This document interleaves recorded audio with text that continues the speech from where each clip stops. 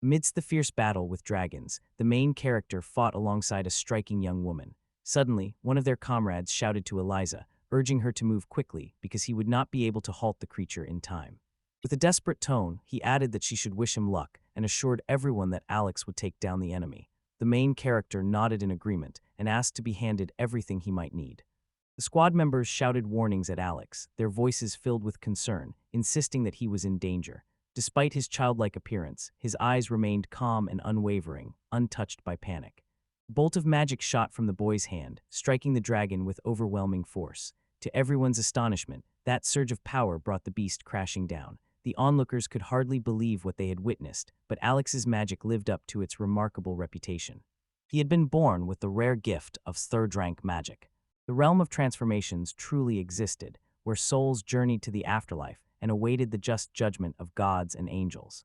The judge of reincarnation decided which life the souls would be reborn into. Nearby, an angelic girl holding a notebook remarked that the situation was rather dismal. The man had been rated as rank F. She suggested he put in more effort in his next life, recommending he take the waterless path. Offended, the man disliked the notion of becoming a flea, though for a true killer like him, it was actually a fitting fate. The angel clarified that his rank was average, just ordinary, and he thanked her. At that moment, an unknown voice warned him not to be so gullible. A restless soul turned to the angel, asking if it was prepared to be reborn as an ordinary human. The angel refused firmly, showing no sign of hesitation. However, the judge had already reached a final decision, and without delay, the other angels commanded the soul to drink the sacred water of purification at once. The angel paused, contemplating the destiny this soul should embrace. Once the soul had ruled as an emperor, flawed yet undeniably a force for positive change. With this in mind, the angel resolved to grant the soul a humble existence as an ordinary D-class citizen, destined for a simple, unassuming life. Assigning a number, the angel watched as the soul accepted this fate with quiet contentment. While carefully studying his map, her gaze landed on the 3S mark, and an overwhelming wave of astonishment swept through the angel. The sight felt almost impossible to believe. Astonishment filled her as she considered the countless good deeds this soul had performed. Among the other angels, conversations buzzed with admiration as they analyzed his horoscope, convinced he was a living angel walking among mortals. Never before had they encountered anything quite like this, struggling to comprehend how such a thing could even be possible. Yet, through it all, the soul remained convinced that his life was nothing out of the ordinary. Two extraordinary choices unfolded before him. Options reserved for a soul of rank 3S1 offered the path to godhood and entry into the exalted ranks of angels, for only angels possessed such a level of power. The other held the promise of becoming a higher being, an existence beyond ordinary life. Because of this, the angel urged him to embrace the path of divinity. Yet, his soul yearned only for the essence of humanity. Thoreau muttered about the afterlife, and as she returned to reality, genuine shock washed over her. The idea that he had truly turned down the chance to become a god seemed impossible to comprehend. Yet his soul remained incapable of grasping the profound depths and true nature of a divine existence. Moreover, living a human life once more offers the possibility of experiencing it with even greater joy than before. The angel smiled warmly, sensing something remarkable within this man. After all, he had already achieved 3S rankings, unlocking a path toward a brilliant future. Moved by his uniqueness, the angel called upon the power of reincarnation and gently informed his soul of its impending rebirth. She then conjured a magical circle of reincarnation and invited him to step into its embrace. The soul moved toward the swirling vortex, while astonishment flickered in the angel's eyes. The soul's voice remained calm as he assured the angel that he had no objections and that everything would be fine. He then expressed his sincere gratitude for all the angel's help. Just as he was about to proceed, the girl stepped forward, stopping him, eager to say a few words before his departure.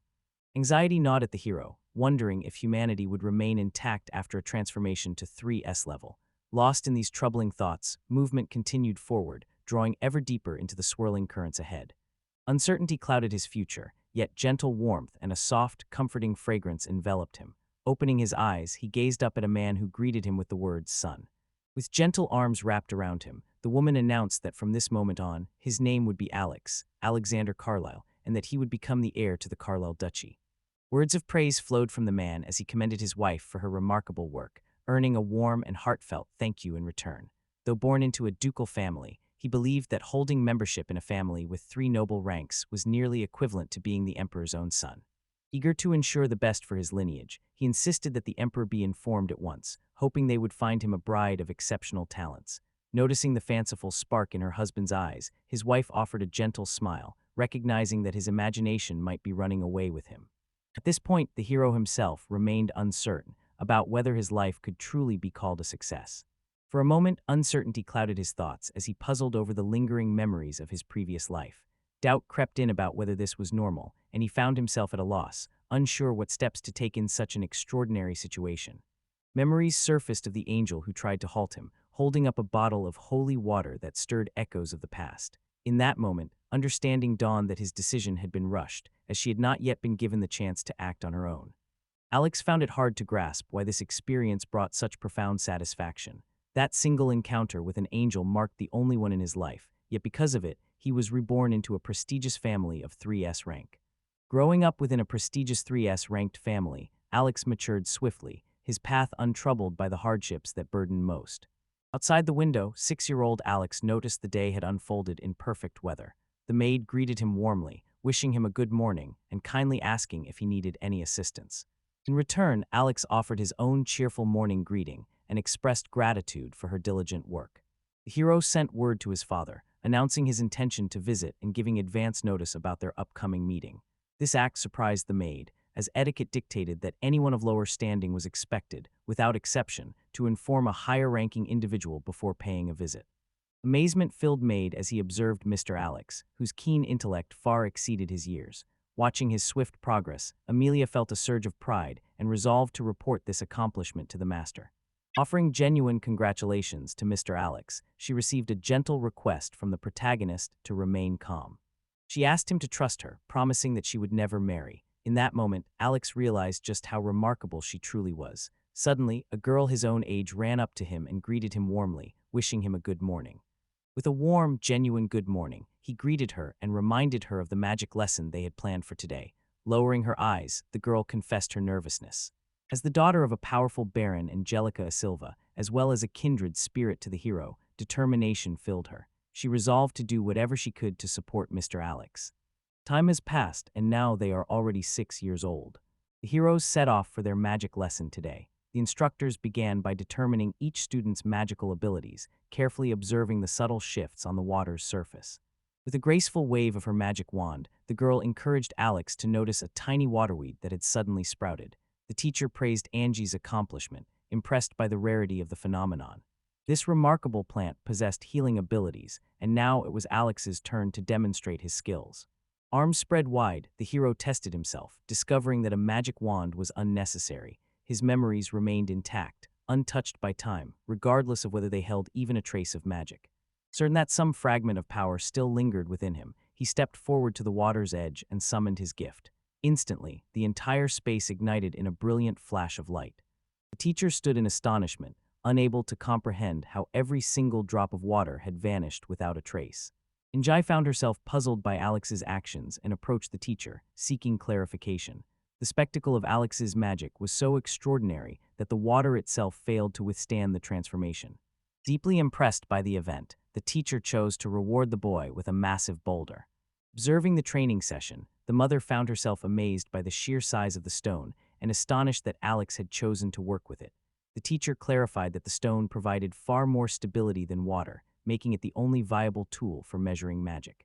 Meanwhile, the hero felt a quiet delight, noticing that his parents had quickened their pace to join the training.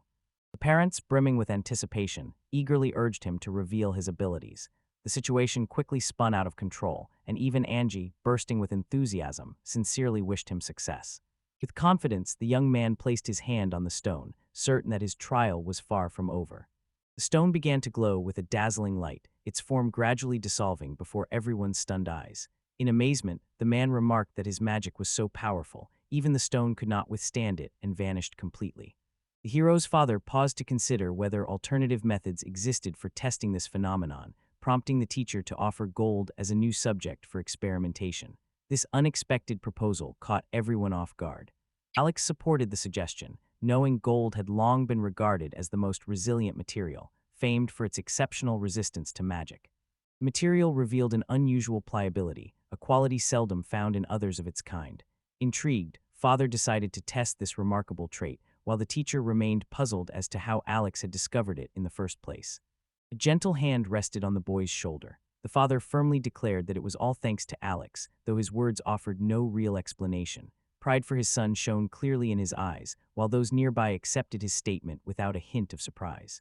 The teacher handed the young hero several gold bars and encouraged him to test his strength once more. True to his noble blood, the boy quickly mastered the challenge of lifting such a burden. Driven by a thirst for treasure, he immediately set to work, gently laying his hands on the gleaming bars. Suddenly, the gold bars shone with such brilliance that their dazzling glow captured the attention of everyone nearby. Concerned about Alex's condition, the teacher quickly asked if everything was all right and inquired what had happened to the gold. Suddenly, the gold vanished without a trace, proving that even immense wealth stood powerless against the might of this supreme hero. Such dominance revealed the true advantage of a 3S rank. Entering Alex's room, Angie's curiosity was piqued by the intriguing items spread across his desk. Alex, quick to notice, pointed out her charming choice of 2 delightful pajamas, and Angie accepted the compliment with genuine gratitude. He then casually mentioned that he had been practicing a bit of magic. Once the ordeal had concluded, his father commanded the men to carefully examine every piece of literature they possessed. Nowhere did they find mention of anyone with the power to destroy gold. Every source recounted only the exploits of the most formidable figures in history. Nevertheless, conviction burned within him. No matter the obstacles, the mission had to be fulfilled. Without hesitation, he revealed the stone to Angie. Channeling his magic into the stone, the hero watched as it shimmered to life and rolled forward. The girl stared in awe as the stone transformed into pure gold before her eyes. At last, Alex had managed to wield his magic without anything vanishing unexpectedly. Determined not to allow his mana to slip out of control, he gripped the gold tightly, declaring the importance of maintaining strict self-discipline. Placing the gold on the table, it instantly reverted to stone. Realizing the peril behind creating gold, Alex insisted that what had happened remain a secret between them. Clenching her fists, she silently vowed to never betray the secret. A gentle smile spread across Alex's face as he thanked her, his hand softly caressing her head. To him, magic offered only a single path, one way to bend its power for his own benefit.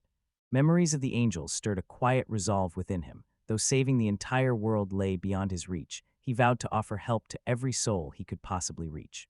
In the past, his limited abilities had always prevented him from offering more help to others, holding him back. Now, though, this newfound power seemed like it could be nothing short of a miracle, perhaps even a sign from above meant to save humanity.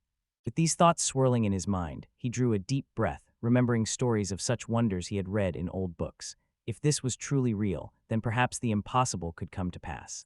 Gripping the stone tightly, he stood beside the girl, who remained unaware of his next move. Clutching the stone tightly in both hands, the hero set off a sharp, high-pitched whine as blinding light filled the room. Andy squeezed her eyes shut, peeking through her lashes as the stone crackled and sparked in his grasp. Warmth pulsed through his hands, demanding unwavering focus. A single slip could twist all that magic into real danger.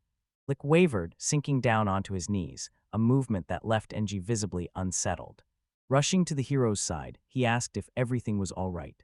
As Alex had anticipated, the hero managed to hold on despite the heavy drain on his magical power, though acting so recklessly had clearly been a mistake. Meanwhile, Engie resolved to figure out exactly what had happened and what importance the stone held, while Alex was left with only an intuitive suspicion. A miracle sent by God to save humanity. Alex held the legendary Philosopher's stone in his hands, a powerful crystal woven into the very fabric of every wizard's dreams. The girl gazed at the stone, captivated by its unique beauty that sparkled like a rare jewel and almost seemed edible. According to Alex, this artifact was highly esteemed among magicians, its value heightened by the formidable challenge of its creation. Despite this, Angie confidently assured everyone that Alex possessed the talent required to master its making. The young man considered the possibility that this object might unlock all the wisdom of the world, even as doubts lingered about its authenticity. The Philosopher's stone glowed brilliantly in his hands, illuminating the answers he had long sought. A sheet of paper rested on the table as the protagonist eagerly began to write. Fascinated, the young woman watched his every move, her curiosity piqued by his sudden determination. Her enthusiasm for healing magic had not gone unnoticed, prompting the protagonist to share the entire history and profound effects of this mystical art. When his account was complete, he handed her the sheet, filled with carefully detailed information. He remarked on the experience as truly astonishing, describing how every thought surfaced in his mind with instant clarity. Lifting his gaze, Alex realized that achieving true mastery required something far more powerful. Shelves before him held advanced books, all kept under vigilant watch at all times. Still, unshaken confidence in his own magic told him he could overcome any challenge that lay ahead. Hero and Angie set out to explore the grounds of Carlisle, strolling down Moloch Street. A shopkeeper, spotting the children, assumed they were out for a leisurely walk. Noticing the display of freshly made sweets, he kindly offered them a taste. Reaching into his pocket, the protagonist produced a bill, thanked the man, and politely asked if it would be enough to cover the treat. He complimented the children, telling them they looked wonderful. Meanwhile, conversations swirled about the gold that had silently vanished into thin air. Its disappearance seemed to reveal magic of the highest order, for the girl overheard Lord Carlisle boasting about it with evident pride. The forces of the rebels and the defenders in Heibai appeared evenly matched, and an uneasy tension hovered in the air. Yet, with Alex present among them, the people found reassurance, believing that nothing could threaten their safety. The previous emperor's reign had been so brutal it ignited uprisings throughout the entire empire, eventually plunging the nation into a civil war. To safeguard the new emperor, officials concealed his true identity with utmost secrecy. Meanwhile, Carlisle's region, governed by Alex's father, enjoyed a rare tranquility amidst the turmoil. When the doorbell chimed, it signaled the arrival of the heroes, and Alex greeted them warmly as they entered her shop. Right away, a bird with unusually long ears caught her eye, startling her unexpectedly. Delighted, she exclaimed how incredibly adorable the bird was. This particular species matched the descriptions the hero had often heard, known for its growing fame among the nobility. With genuine curiosity, the astonished girl inquired about the reasons behind its soaring popularity, prompting the hero to urge her to take a closer look. The enchanting melody of a child's song drifted through the air, compelling passers-by to pause and listen, captivated by the magical voice. After her performance, Angie bowed gracefully, acknowledging the end of her song. A man who had stumbled upon her singing expressed his admiration with enthusiastic applause, remarking warmly on the excellence of her rendition. Although a hint of embarrassment lingered within her, a thought circled in her mind, wondering what had truly motivated the hero to encourage her to sing in the first place. With gentle care, the boy placed the bird onto the girl's hand and encouraged her to closely watch its movements. Extending his finger, he softly invited, "Go on, settle right here." The bird shuddered and launched into the very same song the girl had just sung. Its melody matched Angie's voice perfectly, each note replicated with remarkable skill. Birds of this kind enjoyed great popularity precisely because of such impressive mimicry. Suddenly, the bird began circling around the girl, a gesture Angie immediately recognized. Meanwhile, the unexpected visitor quietly asked the shopkeeper to reserve the bird for him, and in response, the seller bowed his head respectfully to Alex in honest gratitude. Out of nowhere, a boy in a cap slipped stealthily under the hero's cloak, gave him a shove, and snatched something away. Declaring that he would be borrowing the item on credit, the boy warned them to be more careful with their belongings next time. He snatched the certificate, while Angie, worried for their friend, asked if the hero was hurt. Alex assured her he was fine and resolved to track down the thief. Summoning his magical strength, he ordered that the boy in the cap be tied up. The sensation of being unable to move gripped not only the thief. As Alex advanced toward the boy with deliberate steps, he issued a calm warning to stay out of the conflict. In response, the protagonist politely requested the return of the certificate, explaining that only he held the right to use it. The thief found himself baffled by their selfishness. In his eyes, these were pampered pets, sheltered from real hardship, so people of his kind would never experience their torment. He was certain that Alex could never grasp the wave of emotions that crashed over him in this strange land, where survival meant resorting to theft. According to him, the hero simply saw the thief as nothing more than a refugee. Turning away, it became clear that Alex, regardless of what anyone else might think, had come from the south and embraced his identity as a refugee. Although war had forced him to flee, the hero struggled to accept the idea that this young man was truly powerless. Now Alex faced a challenge, to persuade this innocent youth to abandon his life of thievery. Justice still held meaning in this world, and Alex resolved to take action. Clenching his fist, he declared that, in that case, they would take the boy with them. The thief sat with trembling hands during tea, unable to grasp why he had been brought here. Around him, Alex seemed to move people like pieces in a game, coldly manipulating everything to suit personal ambitions. After finishing a favorite cup of coffee, Alex calmly suggested that he unwind and focus on making a better tea. Noticing the trembling in his companion's hands, the hero requested that he warm the kettle and measure out the tea leaves with precision.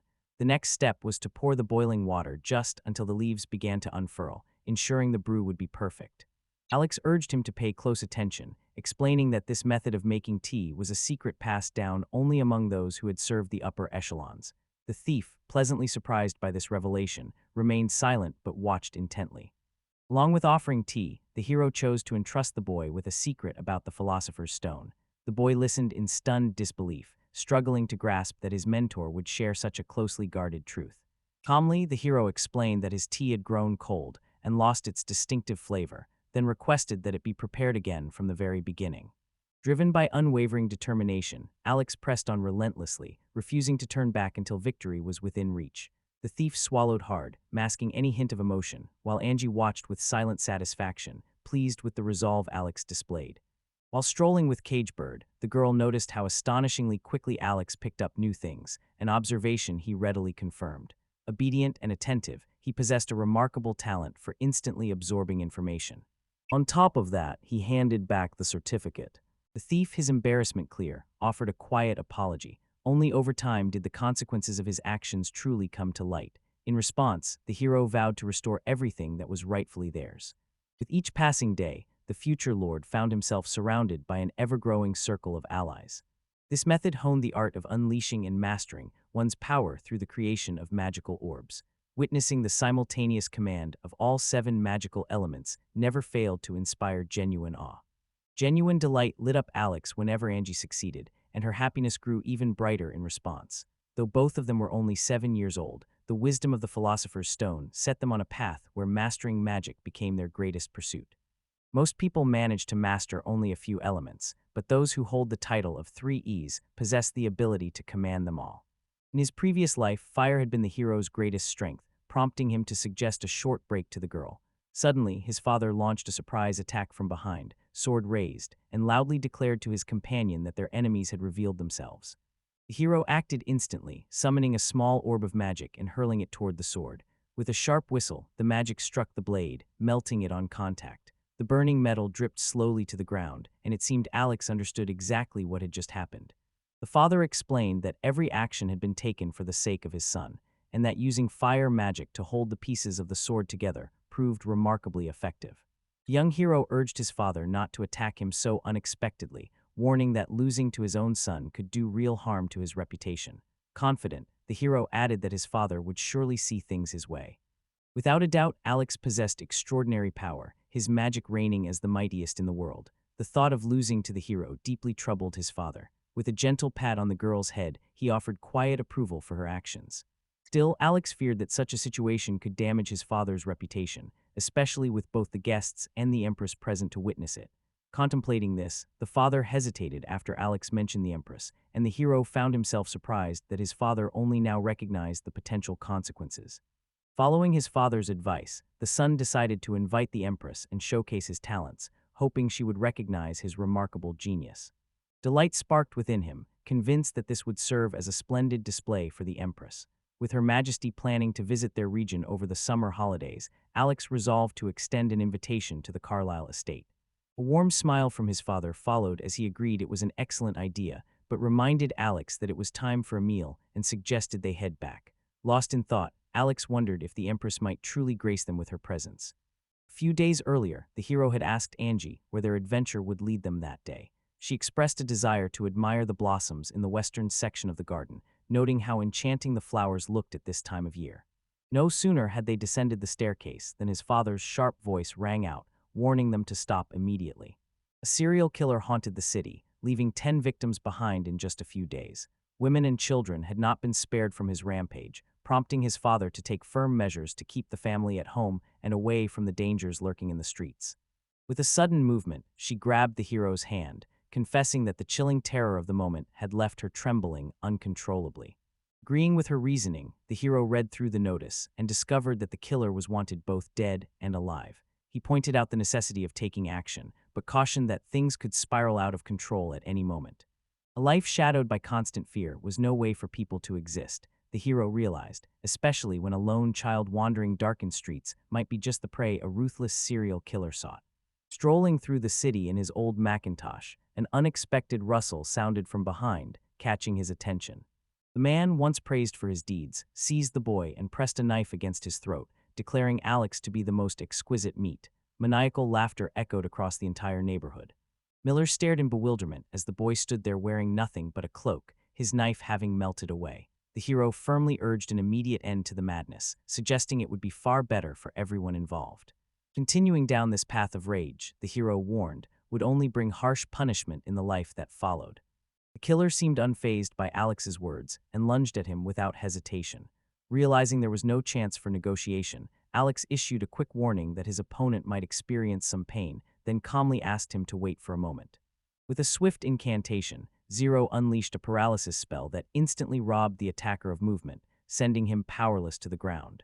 With the assassin now utterly immobilized, Alex wasted no time and cast the binding spell. Weighed down by a lingering sense of defeat, Alex considered that the spell's temporary effect should have kept him safe.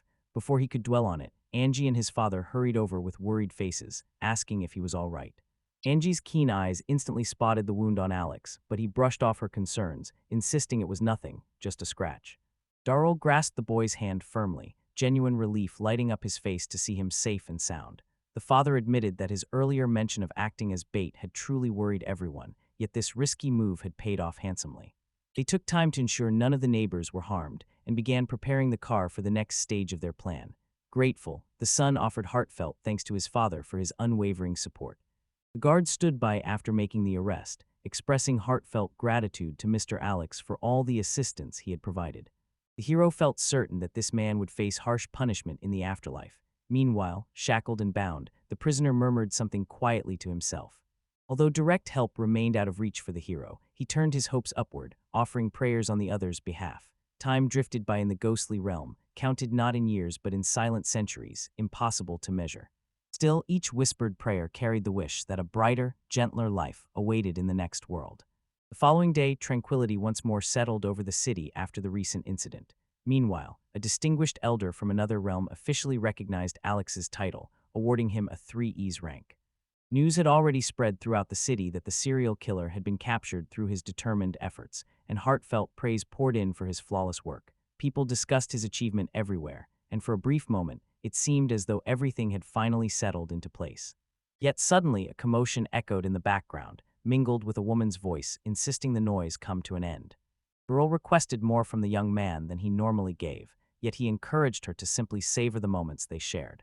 After gently touching her arm, he quickly realized that loneliness had settled around her for quite some time. Offering his companionship, he made his intentions clear. Not wanting to hesitate, Angie reached for his cloak, urging him forward. He agreed, and together they set out to lend her their support.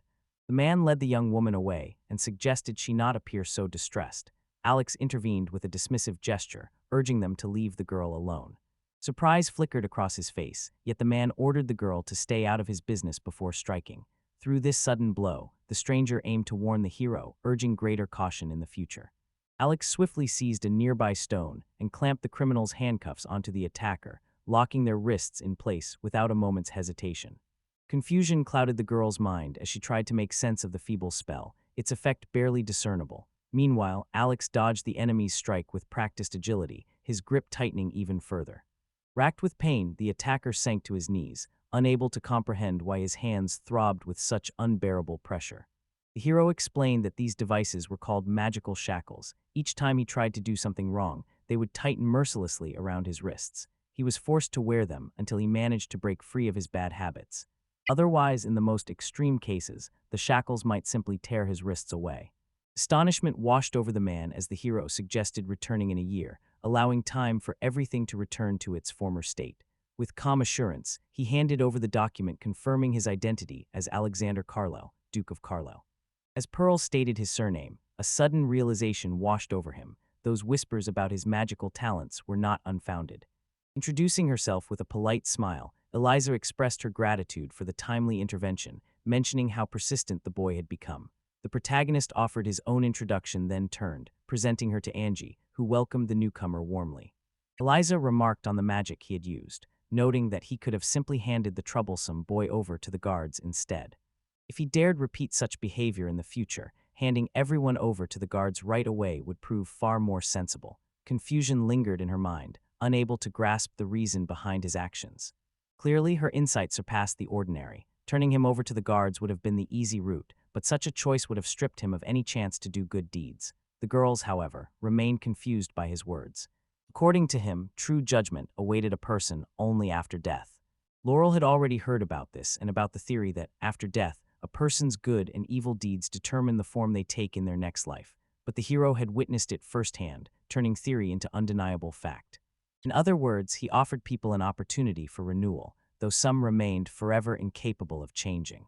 No one could deny that even the faintest glimmer of hope for their transformation remained. This was not about passing judgment, but about gently pointing them toward the right path.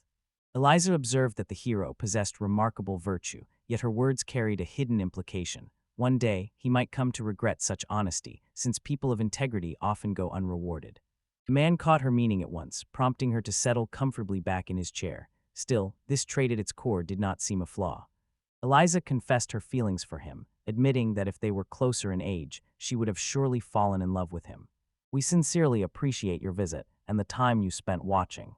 A melancholy sigh escaped her as she remarked on the extraordinary beauty of the girl's eyes, and the protagonist silently agreed. Rarely in this city could such eyes be found, eyes that revealed an inner strength. The girl, only 16, hung on to every word with remarkable focus and showed the thoughtful maturity of someone much older. Angie noticed a hidden weight reflected in her eyes, as if she carried a burden too heavy to bear and one she refused to accept. Angie wondered if she could ever become someone like her, even in some distant future.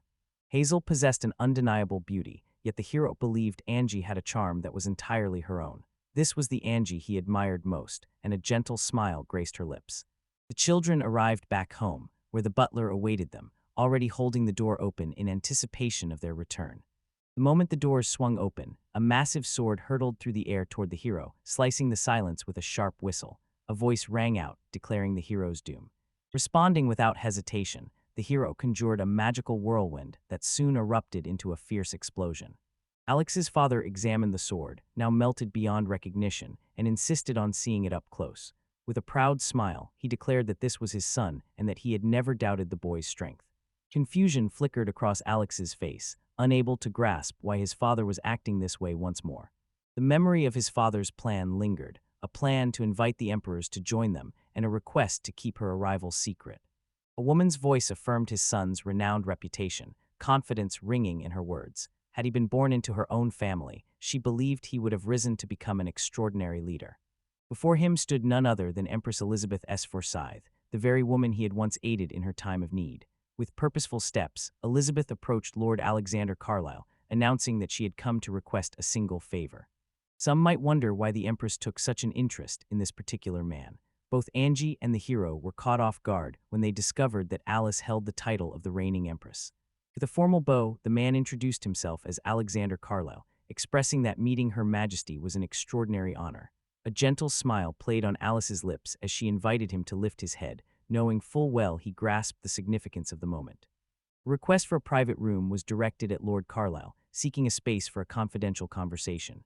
Since the young man's father had already offered his own chambers, precautions were in place. Soundproofing magic had been woven in anticipation of unexpected circumstances, a measure Eliza promptly accepted. Tired of unnecessary pleasantries, she longed to move straight to the heart of the matter and make her position unmistakably clear. Confidence filled me as I realized the heroes were already aware of the uprising that had arisen in response to the cruel reign of the last emperor. The people remained inflamed with outrage after the death of the last emperor. Although his successors had taken the throne, small pockets of resistance continued to erupt across the land. Likely because of this unrest, the future imperial army was preparing to launch a full-scale assault on the rebel fortress. In the midst of these rising tensions, Alice sought to eliminate the leader of the insurrection, hoping to prevent needless bloodshed. At that moment, realization dawned on Alice. She finally understood why she had chosen to approach him directly. Gifted with remarkable abilities, he possessed the power to apprehend the leader of the assault in an instant. Confidence filled the hero as he sensed that overcoming this challenge would require no effort at all. Alexei nodded in understanding, while Eliza remarked that should he succeed in this task, the land would become his. After all, it was his father who had set this condition, wanting to pass the territory down to him. Still, Alexei expressed his disapproval of his father's intentions, replying that the mission given by Her Majesty carried far greater importance. The reward seemed excessively generous for Alex, yet Her Majesty insisted it was fitting for the magnitude of the task. With him in charge, she could rest assured that uprisings in this region would no longer pose a threat. Moreover, a unique fascination drew her towards him, yet the protagonist remained oblivious to her intentions. The day of the attack arrived, and Eliz concluded the assault had likely begun. This was the perfect moment to witness Alex's abilities in action. He agreed, while she admitted to feeling a rush of excitement. The boy's father often spoke highly of him, his praise ever flowing, and she waited with anticipation to see how he would handle the new challenge. An air of confident menace settled around her, a presence conjured by his father, though her actions still carried the restless energy of a 16-year-old. Determined to stay on track, the hero reminded himself that capturing their leader remained his ultimate goal. Liza confirmed it. The likelihood of a death sentence hovered close to certainty. Still, she insisted that if the hero succeeded, Alex must bring him back alive. Thoughts of what cunning plan might unfold occupied her mind, and she hoped he wouldn't charge ahead recklessly, leaving destruction in his wake. A pulse of magical energy formed in Kai's hand as he announced his intention to use it. The color revealed its nature, a basic sphere of earth magic, crafted to interact with the soil below. Dropping to one knee, Kai firmly pressed the orb straight into the ground. Her gaze remained fixed and unblinking, astonishment flooding her features as disbelief took hold. With steady hands, Alex assembled a ladder that descended into the earth below and invited everyone to follow him down. The idea of sneaking past the enemy through underground passages had never crossed Eliza's mind. This uncertainty prompted her to make sure the boy truly knew the way. Alex confidently assured her that he was well acquainted with the area, since such structures tended to follow similar layouts. As they proceeded into the next chamber, a sense of progress grew within him, and Eliza observed with surprise how quickly their hidden route was taking them forward. The leader was likely waiting in the room ahead, and as they drew closer to the door, unfamiliar voices reached Alice's ears. Alex cautioned her to keep some distance, while she quietly admitted she had heard that voice before. Tirelessly, he insisted to Lord Fleming that their moment had arrived. The troops had performed beyond expectation, earning every ounce of trust, yet now there remained the crucial task of issuing the order to retreat. The man quickly grasped the situation and promised to take measures that would allow his troops to pursue the enemy for a while. They could not risk tarnishing their hard-won achievements in case any suspicion of collusion arose. Another voice responded, claiming he already knew, and insisted that his men carry out their duties with unwavering diligence. The second man let out a laugh and agreed, admitting that this time they had truly conspired to kill. Her Majesty struggled to accept that they had actually joined forces for such a purpose. A decision was made to follow the plan, with the man firmly insisting that the responsibility for everything rest on his shoulders. In a hushed tone, he leaned close to Alyssa, telling her they were headed that way, yet disbelief flickered across her face at the thought of a traitor among them. As the doors swung open, the two men stood momentarily stunned, their surprise unmistakable. Lost in thought, he wondered what these children were up to and asked them how they had ended up here. Both of them found it hard to believe that Her Grace had managed to overhear their conversation. Earl turned to Lord Fleming, demanding an explanation for everything that had happened. Alex came to the realization that, after the war, Lord Fleming had managed financial affairs and had wasted funds meant for death benefits by filing false reports of fallen soldiers. Now that the truth had come to light, the man insisted that he had no other choice. Swords drawn from their scabbards, the men surged toward Her Majesty, determination etched in every movement as they aimed to silence her forever. Before launching their attack, they quietly offered their apologies. Alex stepped in without hesitation, positioning himself directly in front of the girl and firmly instructing her to move back, determined to halt any further actions. With a swift sweep of his arm, opponents fell silent as weakness flooded their legs. Their bodies collapsed without warning, leaving them bewildered by their sudden halt. He calmly revealed that he had drained all their strength, ensuring they would remain motionless for the rest of the day. Isa admitted her unfamiliarity with such magic, and after apologizing to Lord Fleming, offered her condolences. On behalf of Empress Elizabeth Forsyth, she declared that because of these actions, they would forfeit all rights to their title. Out on the street, the young woman informed the hero that she had instructed her assistant to handle the remaining matters and asked him to accept her heartfelt gratitude. Some might assume they had ascended to the very top of the imperial army, yet the girl realized their success stemmed from what many saw as her gentle nature, a quality that unexpectedly unlocked unconventional paths for them. Meanwhile, her rule continued to gather strength, and the hero encouraged her to give her all. A gentle smile spread across Jace's face as he agreed, recognizing that the moment had arrived to tend to the soldiers' wounds. On one hand, careful calculations of the true costs of war demanded their attention. On the other, the girl leaned in, drawing closer to the boy's face, her gaze sharp and unwavering as she studied him. A sudden sense of unease crept over the hero, while Eliza's heart pounded wildly in her chest. Turning away quickly and coughing lightly, it became clear that the fire in the hero's eyes was not that of a submissive servant, but instead burned with determination and a strong sense of self. The heroes arrived at the very heart of the empire, the grand capital city, where Gorsenchoha, a renowned general of the imperial army, stood ready to welcome them. Introducing herself as Alex Carlyle, the young woman presented the general to his fiancée, Angelica Silva. She then informed him that their group would be staying with him for a while. Angelica slowly regained consciousness. Upon hearing the hero's voice, she offered a respectful bow, her expression lighting up with genuine delight at meeting someone new. The man reassured them, mentioning he had already heard about their deeds from Carlyle and insisted there was no need for concern. He encouraged the group to make themselves at home. With the traitor captured, the manufactured uprising had come to an end.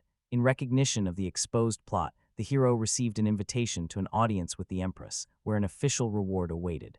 Their stay took place at the residence of Sir Horace, a close friend of Alex's father, who generously offered them a room for their use.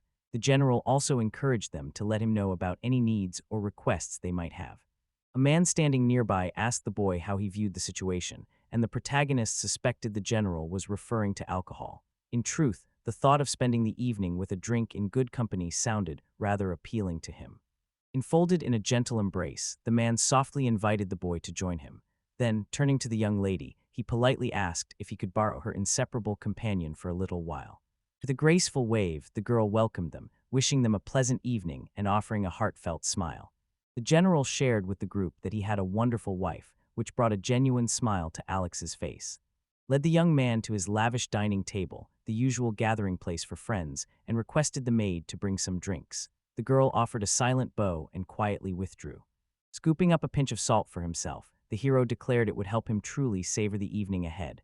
The general seemed startled by this remark, but soon conceded that drinking with salt was a brilliant notion.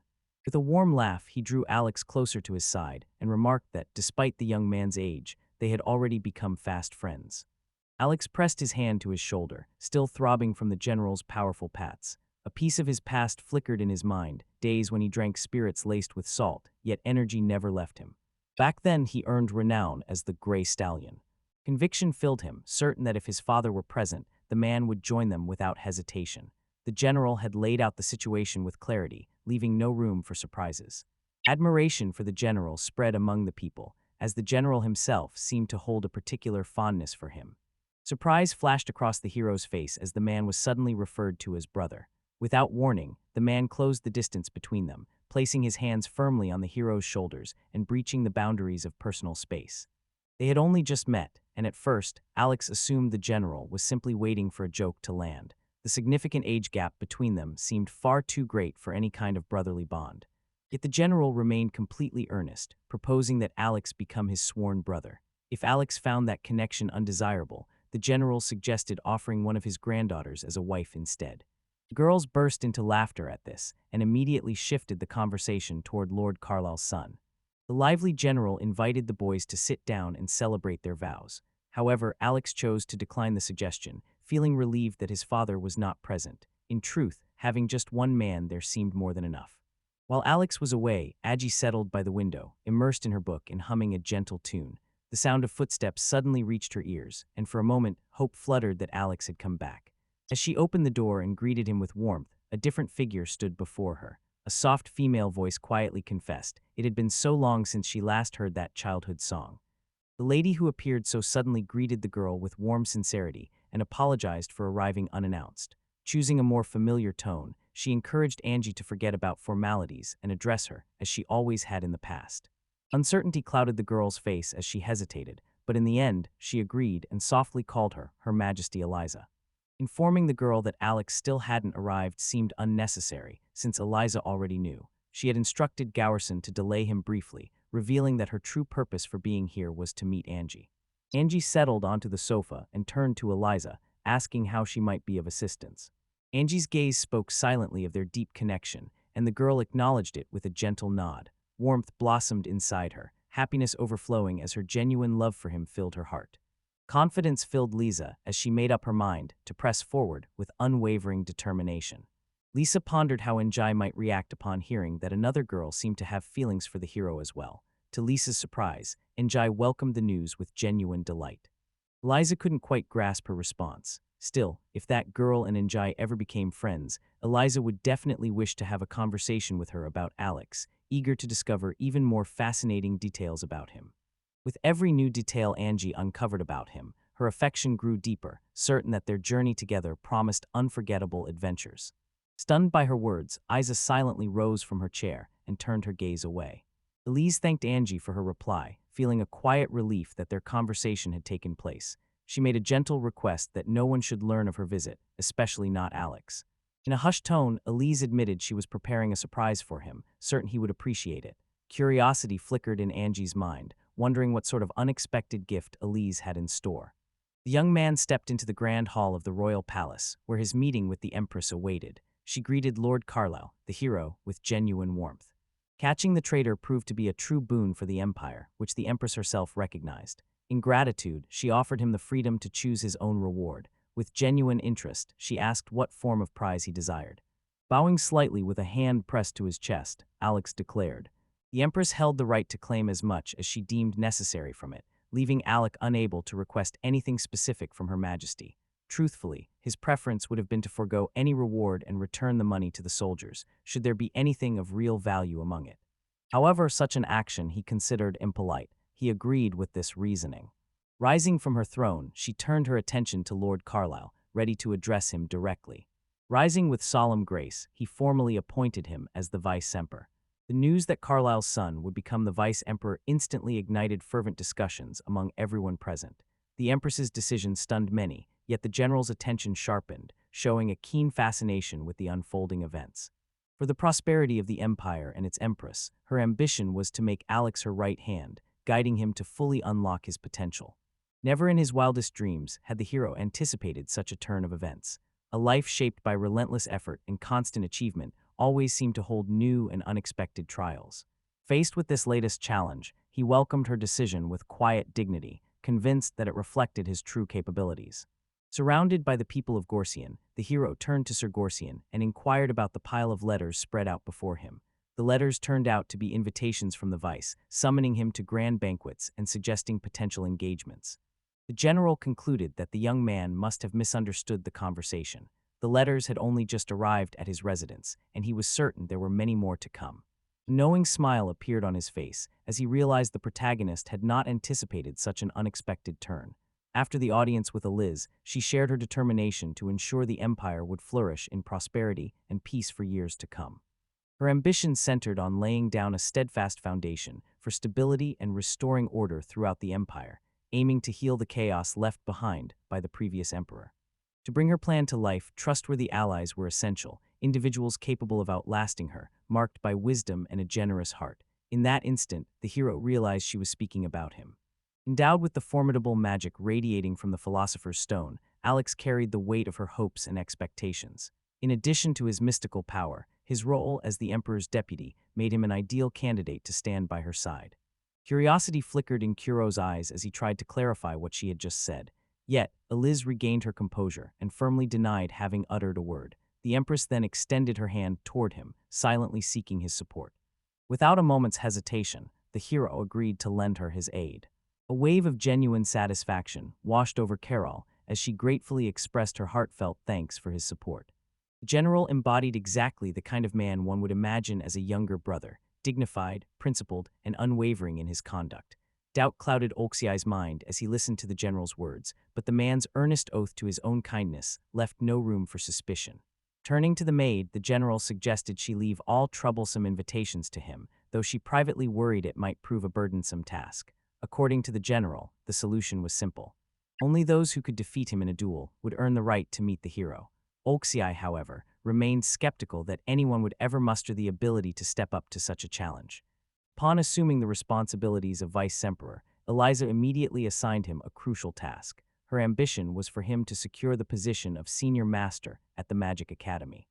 Within these walls, officers and soldiers honed their skills in the art of magic. Stories reached the hero of wandering monsters nearby, drawn in as opponents for real combat training.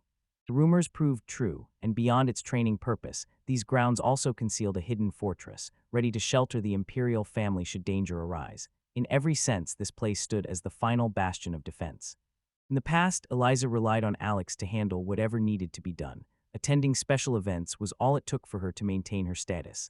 Alex always understood her intentions, and in those moments, she placed her trust entirely in him. Alex set out for the Magic Academy, a place where his arrival had been eagerly anticipated in his capacity as Vice-Emperor. Upon entering, he was greeted by the Academy's headmaster, who introduced himself as Kindred. Introducing himself with quiet confidence, the hero expressed his gratitude for the invitation. The reception brimmed with respect, as he was welcomed as an esteemed elder master and encouraged to explore everything the place had to offer. Alex joined the mentors, but just as he did, an unexpected obstacle brushed against his foot. The hero quickly recognized the magical barrier standing before him, a formidable construct designed to repel any intruders. Its intricate and resilient structure befitted the defenses of an ancient fortress. Yet determined to press on, Alex channeled splitting magic, shattering the barrier into countless fragments that scattered before his path. The school's director stood stunned as the magical barrier shattered into countless fragments before his eyes.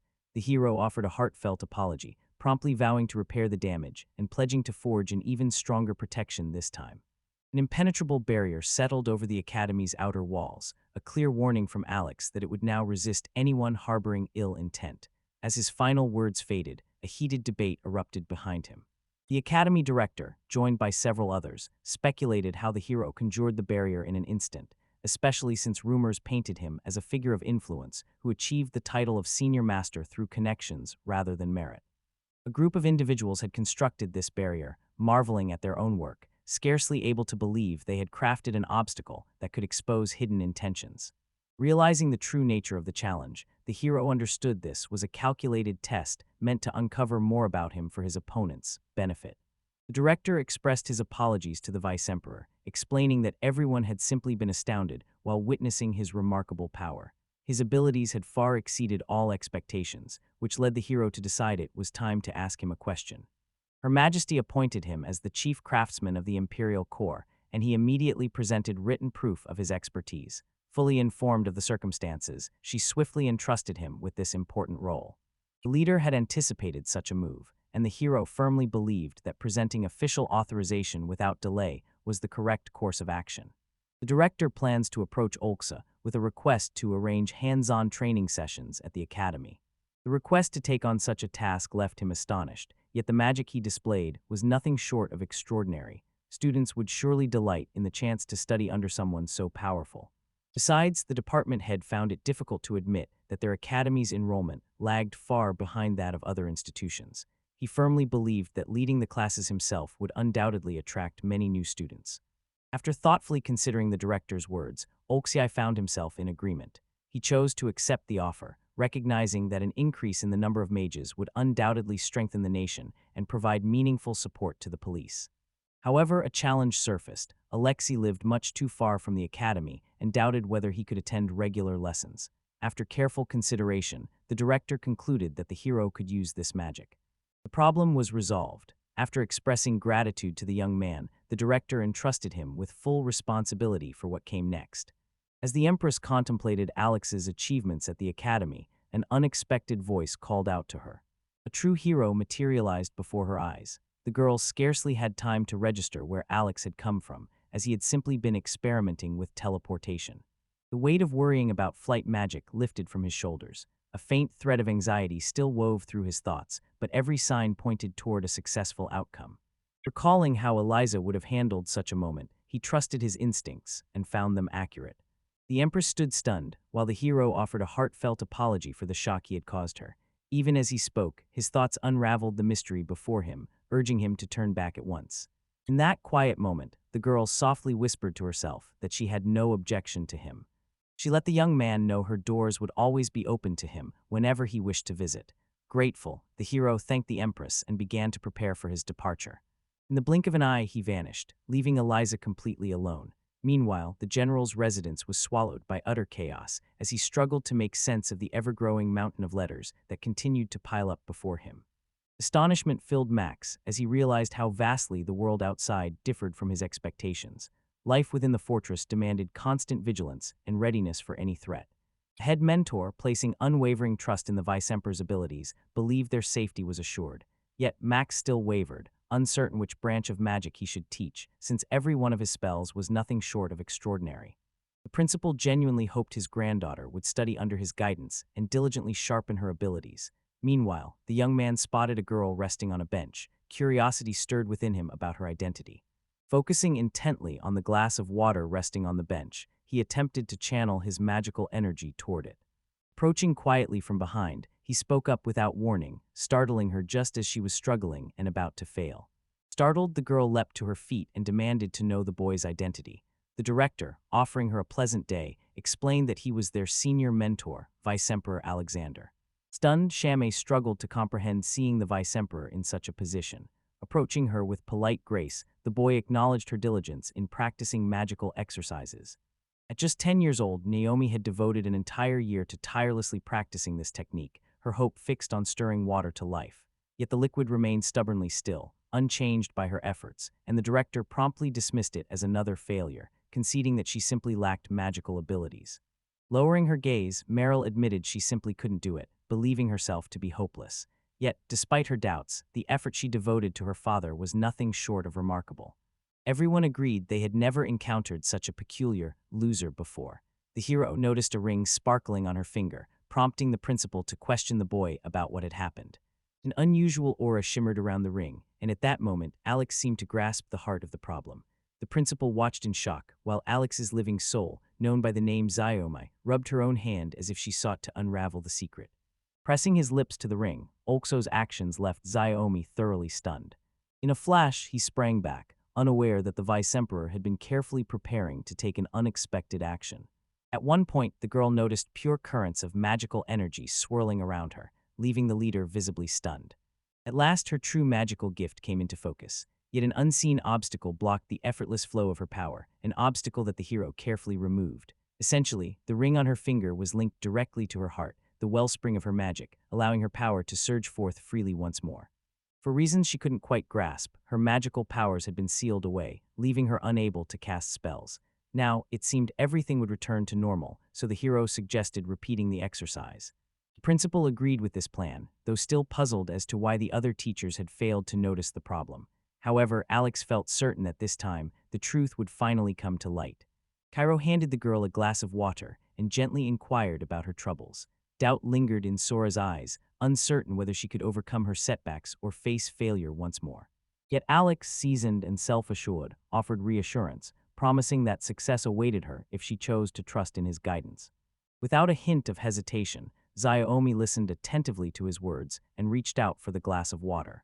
With her eyes closed, she reached out once more to command the water, and it instantly froze at her will. Elation shimmered within the heroine as her victory took hold, while the director instantly recognized the telltale signs of ice magic at play, yet the moment refused to settle. Stepping forward, she requested a careful inspection of the product of her hard work. The influence reached even the river, eventually sealing its surface with a layer of ice. Astonishment washed over her as she realized she had accomplished it.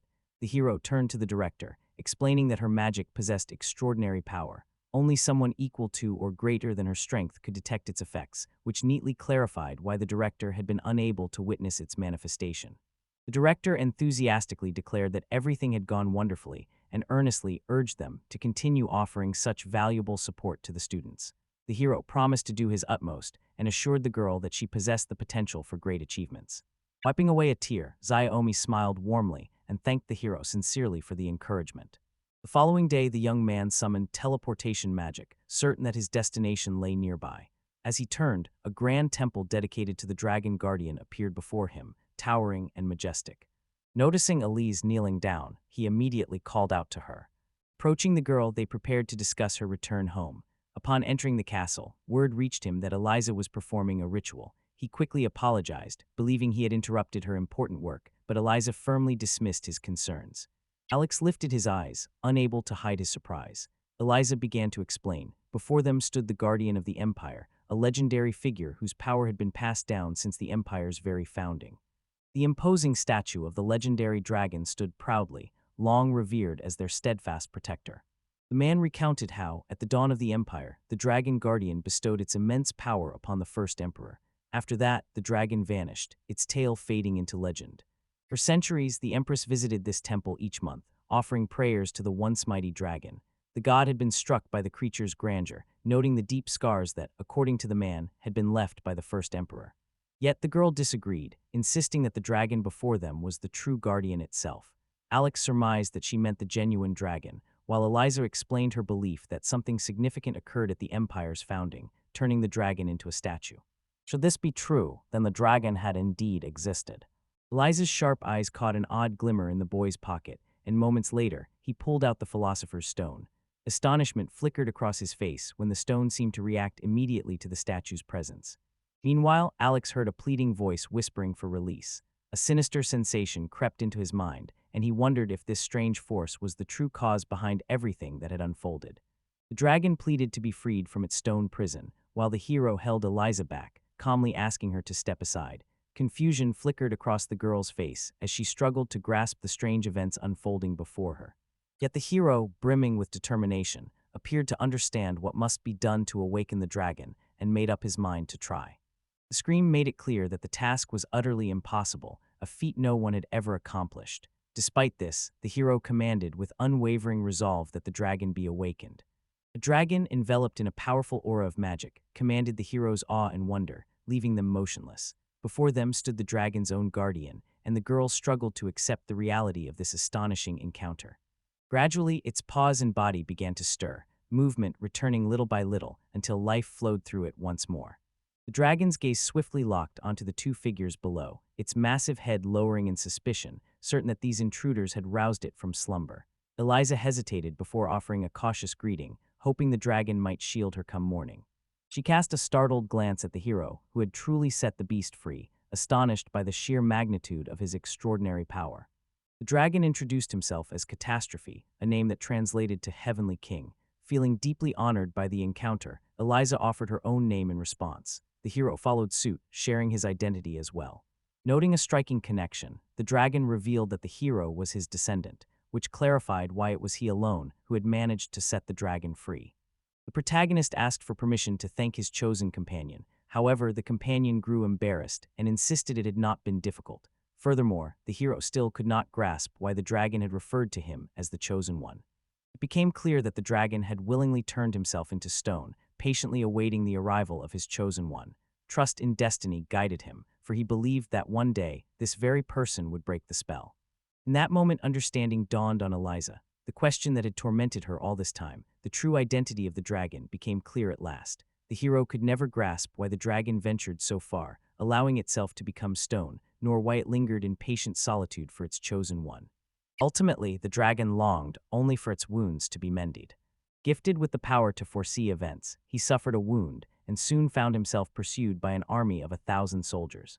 The dragon suffered a blow that nearly cost him his life, prompting Alex to heal his grievous wounds. Deep gratitude welled up in the dragon's heart, and he vowed to repay Alex's kindness without fail. Mastery over the most powerful spell ever to draw upon the Philosopher's Stone now belonged to him, a force capable of striking down even a dragon. An immense resistance pressed against him, yet his unwavering confidence, fueled by powerful magic and a prestigious 3S rank, assured him he could surpass any obstacle in his path. Enveloped in his own magic, the dragon marveled at the newfound lightness of his body. At last, the strain overwhelmed Alex, and he collapsed onto the floor. Concern filled Eliza's eyes as she watched him, but the hero reassured her that nothing was wrong. Perhaps he had only exhausted his magic. Eliza, however, dismissed his doubts, knowing that ordinary spells rarely affected dragons. Yet the dragon himself insisted otherwise, claiming the magic had taken hold, and now he awaited someone even more powerful. While uncertain whether Alex possessed the strength to heal him completely, the dragon told Alexander Carlo that all was well. The young man firmly believed the dragon could heal itself, but soon realized this was beyond its power. All healing abilities slipped away from him, leaving even the simplest restorative spells forever out of reach. A ripple of laughter escaped Jerwell, for the truth was obvious to him. Wielding such formidable magic could only bring harm upon himself. Suddenly, the dragon sought permission to ask the human a question, though curiously, its voice resonated directly within the mind. The dragon chose to speak with him privately, suspecting him to be a god. Healing the man proved to be an exceptionally difficult challenge, and truthfully, doubt lingered in the dragon's mind about the existence of gods at all. The hero explained that although the path of divinity was open to him, he chose to remain an ordinary person. This decision seemed entirely reasonable to the dragon, who now saw Alex as someone destined for greatness. Meanwhile, Eliza tilted her head from side to side, unable to grasp the meaning behind their conversation. In the end, the dragon made a solemn vow to devote his life to the one who had saved him. The dragon presented Alex with an extraordinary offer to become its master, a proposal that left Eliza genuinely astonished. Despair settled over the heroes as they sought guidance from Her Majesty, yet she refused to entertain the matter. Nevertheless, dragon aid still seemed essential. Lisa watched in awe, unable to fathom how a guardian dragon might serve under another's command. Hyro relayed his decision to Calamity, accepting the offer. With such a reliable ally now at their side, Alex's adventures promised to become even grander in scale. While gathering flowers near the general's residence, she suddenly found herself the subject of someone's photograph. Alex returned home, accompanied by a dragon whose sudden presence left the girl astonished. Without understanding who or what this hero truly was, confusion colored his voice as he asked the question. Soon after, a general approached them, his curiosity clearly piqued by the remarkable creature Alex had brought into their midst. The hero introduced the dragon Catastrophe as the Empire's official protector of dragons. Alex then presented the remarkable creature to his fiancée Angie and Sir Horsian, commander-in-chief of the Imperial Army. The duel between dragons became a vibrant display of their warm welcome. Astonishment swept over the general and Andy as they witnessed the impossible. This boy had truly tamed a dragon. For the general, such feats no longer inspired awe. He mused that for his younger brother, this was nothing more than a trivial accomplishment. Meanwhile, Andy's thoughts raced ahead, wondering how the boy would care for the beast, given that the creature would need a home large enough to accommodate its size. Felix suddenly remembered that he still needed to secure his father's approval. Directing Calamity to fly to the Carlisle residence, the dragon immediately obeyed his master's command. The general, observing this, suggested that if Felix's father refused his request, the young hero could find shelter here instead. Calamity was deeply grateful for such a considerate offer. With a single powerful sweep of its wings, the dragon unleashed a storm and soared into the sky, heading straight toward the people of Carlisle. Meanwhile, Alex's father sifted through the documents with a careful eye, only to stumble upon an unexpected issue.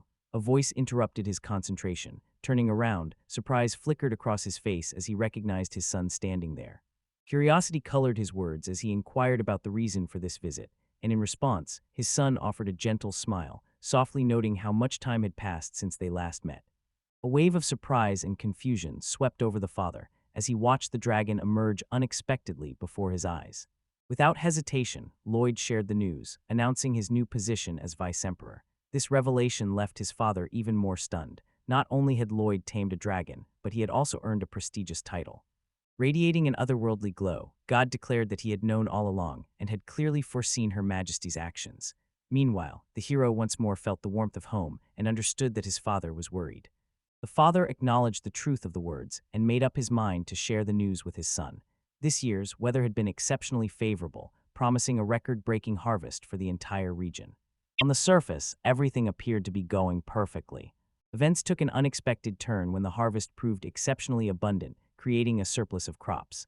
As a result, prices plummeted, leaving farmers struggling to survive. Faced with this crisis and uncertain about his options, Carlold considered a drastic solution, destroying the harvested crops and buying up the excess. Even if he had bought them, the issue of storage would have remained unresolved.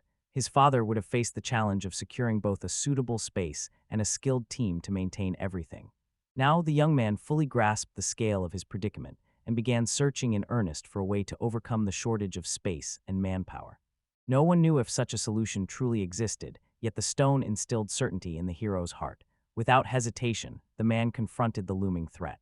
The hero approached the dragon with a request for one of its claws, and without a moment's hesitation, the dragon agreed, snapping off one of its own and handing it over. Dragons possessed extraordinary magical power, with every part of their bodies marked by unique and rare properties. Preparations were complete. The pouch rested in Alex's hands as his father watched with mild curiosity, asking about its contents. Alex explained he simply wished to take a quick look and remove it from the table for a moment. At that exact moment, the table vanished, seamlessly fitting into the pouch the hero held tightly in his hand. Crafted by the hero's magic and the power of a dragon's claw, the enchanted basket stretched deep with elegance, preserving its contents so every morsel remained fresh. Alex offered to purchase all the surplus and keep it stored in his bag, planning to use it later as needed. His father readily agreed to this suggestion. The father requested the return of his son's writing desk, and Alex immediately agreed. In return, Carlyle needed to send a letter confirming the purchase of the harvest. Alex thanked the dragon for the rescue, although to him, the situation had never seemed especially difficult. The letter focused on highlighting Alex's brilliant solution, as well as inviting him to join the discussion and share his thoughts. Eager to make the harvest festival truly special, the father planned to dedicate the celebration in Alex's name, transforming it into a personal tribute for his son. Catching a glimpse of his father, Alex sensed the depth of his intentions. Even Calamity couldn't help but notice. The hero's father radiated an exceptional vitality and cheerfulness. Some time had passed since the two celebrations for Alex took place. Alex settled on a topic for his next lecture, carefully writing it down on a sheet of paper. Impressed by his dedication, Angie glanced outside and remarked on the lovely weather, suggesting they take a break in the garden. Alex welcomed her idea, convinced it was an excellent plan. Besides, both of them had just turned 9. News of the rapidly growing student body at the academy brought genuine joy to all the instructors. With unwavering dedication, the students approached their studies, inspiring Angie to dream of attending Alex's lectures herself. Having dedicated herself to home study, the heroine made remarkable progress. Her achievements owed much to the Philosopher's Stone, which allowed her to bypass the teacher's lectures. Yet lately, Angie had begun to ponder this path. Enjoying the sight of himself in action, he admired how impressive he looked during training, while the hero watched with a gentle smile. With a glimmer of surprise, Angie listened as he invited her to attend his next lecture, hardly daring to trust what she was hearing at first. The dragon believed that Lady Angelica must surely be pleased, yet her expression told a different story. Meanwhile, the hero insisted that they keep this matter hidden from his father, a request that left the young woman perplexed. Alex felt certain that anyone in this situation would want to join him, and Angie agreed without hesitation. Licha the dragon chuckled warmly and eagerly agreed, assuring that he would definitely join. Meanwhile, Kuros' father, absorbed in his work, suddenly sneezed without warning. The hero now oversees his father's estates in the village of Renetra, located in the region of Carlisle. As soon as their hands touched the earth, the heroes marveled at its rich, fertile quality. The farmer, taking pride in his work, explained that both his own efforts and the Count's support had transformed the fields. Many villagers had managed to save money, and now the village buzzed with joyful wedding celebrations. A pleased smile spread across Oxy's face at the news, but the atmosphere shifted when a voice urgently called out that trouble was at their doorstep. Without a moment's hesitation, the farmer rushed over to the man and urgently announced that locusts were on their way. News had already reached him that Silvu had suffered an attack. At once, Cairo remembered that the Engie family lived in Sylvie. The locusts crept forward relentlessly, and the danger grew with each passing moment. The hero wanted to clarify the farmer's words, making sure he meant the grasshoppers that devoured crops. Indeed, that was exactly it. These grasshoppers had become true monsters. Whenever they attacked, entire forests and fields vanished beneath their relentless advance, leaving no way to stop their destruction. Taking in the situation, he gave a firm assurance that he would carefully consider his next steps. Approached by anxious farmers seeking assistance, the hero reassured them there was no cause for alarm. Upon learning the locusts were not drawn to human flesh, he urged the farmers to seek shelter immediately. After traveling some distance, the hero spotted the monster and headed straight for it. At that very moment, the locusts caught sight of Alex and roared. Stone explained to Alex that no magical or physical attack could harm the creature, yet if left unchecked, the swarm would devour all their crops. That was why the hero decided to use the sackcloth from Evil Claw. Pulling out the sack, he aimed it squarely at the monster. The sack instantly began to mercilessly draw the creature into its inner world. At last, the hero succeeded. Locust willingly sealed himself inside the bag, acting just in time to prevent everything from unraveling. As long as the bag remains closed, the creature will be unable to escape. Villagers from every direction hurried towards Alex, eager to uncover what had happened to the monster. Yet the crisis had already been resolved. Alex calmly announced that he had caught it. The farmers stood in disbelief. Their hero had captured the locust without resorting to a single spell. The crowd erupted with admiration, for this was exactly what they had hoped from Lord Alex. Without delay, people launched into joyful celebrations, grateful for the victory that had saved Renetra, even as troubles persisted elsewhere. A month had slipped by since that event. Summoned by his father, the hero made his way to the office. Inside, Angie was already waiting, her smile unwavering and her delight at seeing Alex as bright as ever. Surprise flickered across Alex's face as Angie's father approached him with a warm, heartfelt greeting. It had been a long time since their paths last crossed, and the man had come to express his gratitude. The locust plague had devastated their land, and as a representative of his people, Angie's father sincerely thanked Vice Emperor Alex for sending food and vital supplies. Though touched, Alex replied modestly, saying thanks were unnecessary. His stores were always plentiful, and providing aid had become second nature to him. A true gentleman stood before them, earning the unwavering trust of Angie's father. Confident that decades of peace awaited their family with such a vice emperor by their side, he felt a surge of pride knowing Angie had become his fiancée. The reason behind his lack of land remained a mystery, especially given his noble character. According to his mother, youth rendered him unready for such responsibilities. Every aspect of the situation stemmed from her disapproval, even if he had tried to claim land from his father. In that scenario, Angie's father would have offered him an alliance instead. The rulers of their respective lands would maintain their authority as before, while Alex would be granted the rank of honorary representative of the alliance. From that day forward, the coalition would bear the name Alexander's Alliance, with Alex himself standing at its helm. Alex's father welcomed the idea with enthusiasm, instantly praising it as an excellent plan. The protagonist remarked to his father that the plan seemed overly ambitious, yet admitted it could expand their influence and bring Alex into the spotlight. His father then suggested incorporating the title writer into the name, an idea that Angie's father immediately embraced. Angie herself quickly approved the suggestion, her happiness shining through at the thought of more people learning about the project. Watching Angie's face light up with joy, the protagonist found himself struck by how charming she looked. Turning to Calamity, he announced that a decision had been made to form an alliance between the Carlyles and the Silvas. He then asked the dragon to deliver the official document to Her Majesty for approval. With careful hands, the young man held out the document before Calamity. The moment the hero handed him the document, only a few minutes passed before the dragon returned, announcing the task was done. The god marveled at the dragon's astonishing speed. Isaacs gave her assurance that his suggestion had reached her ears. Confident this was truly the right decision, he believed the union would not breed any trouble. On top of that, this move would further bolster his standing as vice-emperor. In light of these things, the Empress agreed, yet she insisted on a single condition. Monroe reported to her on a regular basis, and at one such meeting, she asked Alex whether they had managed to reach an agreement. Observing the unfolding events, the protagonist agreed. Life as a rank 3Es individual was becoming increasingly thrilling. In this world, the standing in one's next life was determined by their deeds in the previous one, shaping the very structure of society. The angel turned to the spirit of Milling Huang and gently inquired whether she had been content with her latest life. The spirit admitted satisfaction, having left behind a legacy of 100 grandchildren and passing peacefully, untouched by pain. Impressed, the angel decided her rank would remain unchanged in the life to come.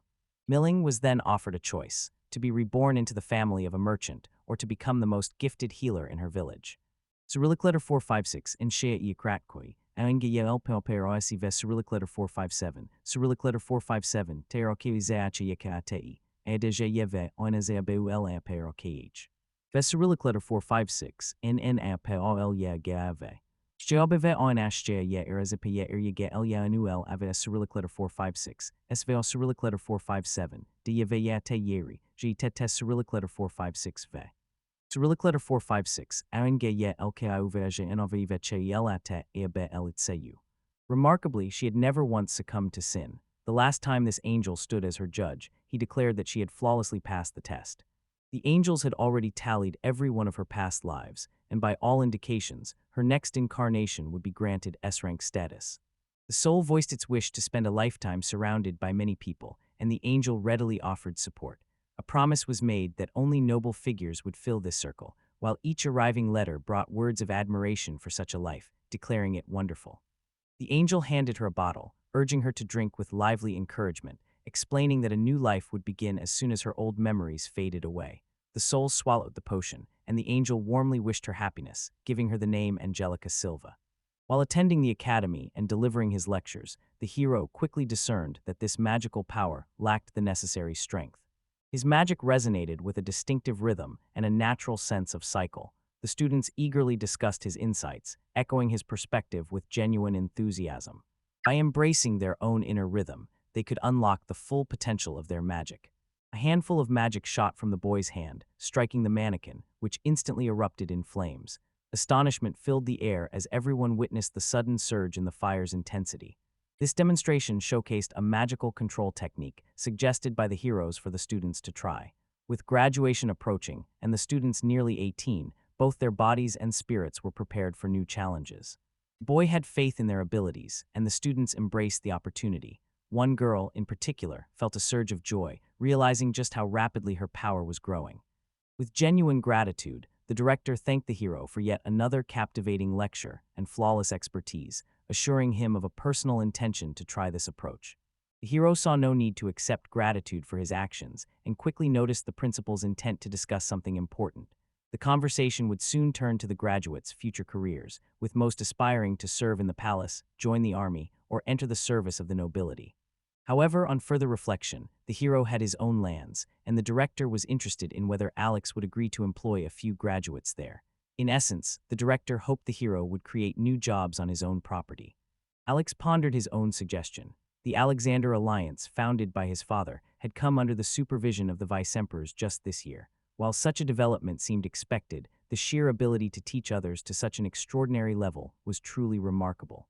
After some thought, he decided to bring one student along, and the principal remarked on Alex's remarkable generosity.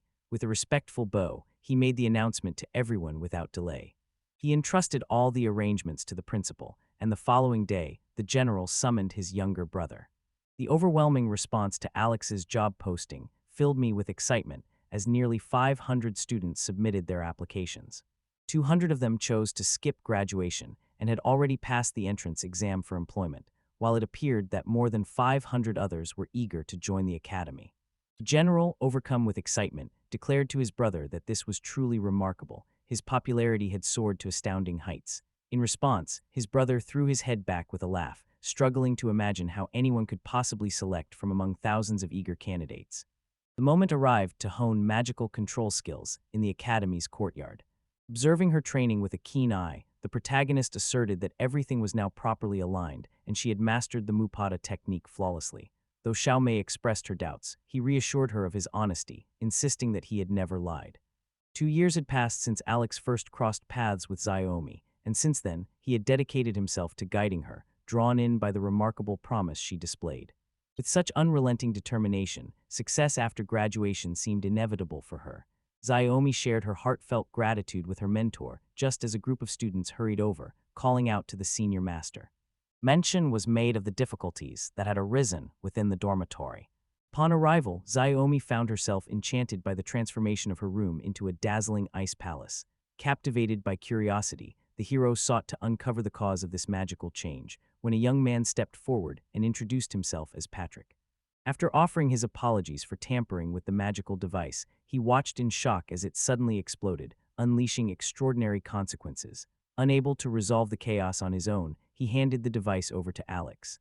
At that moment, the hero realized that conventional magic would not suffice to mend what had transpired.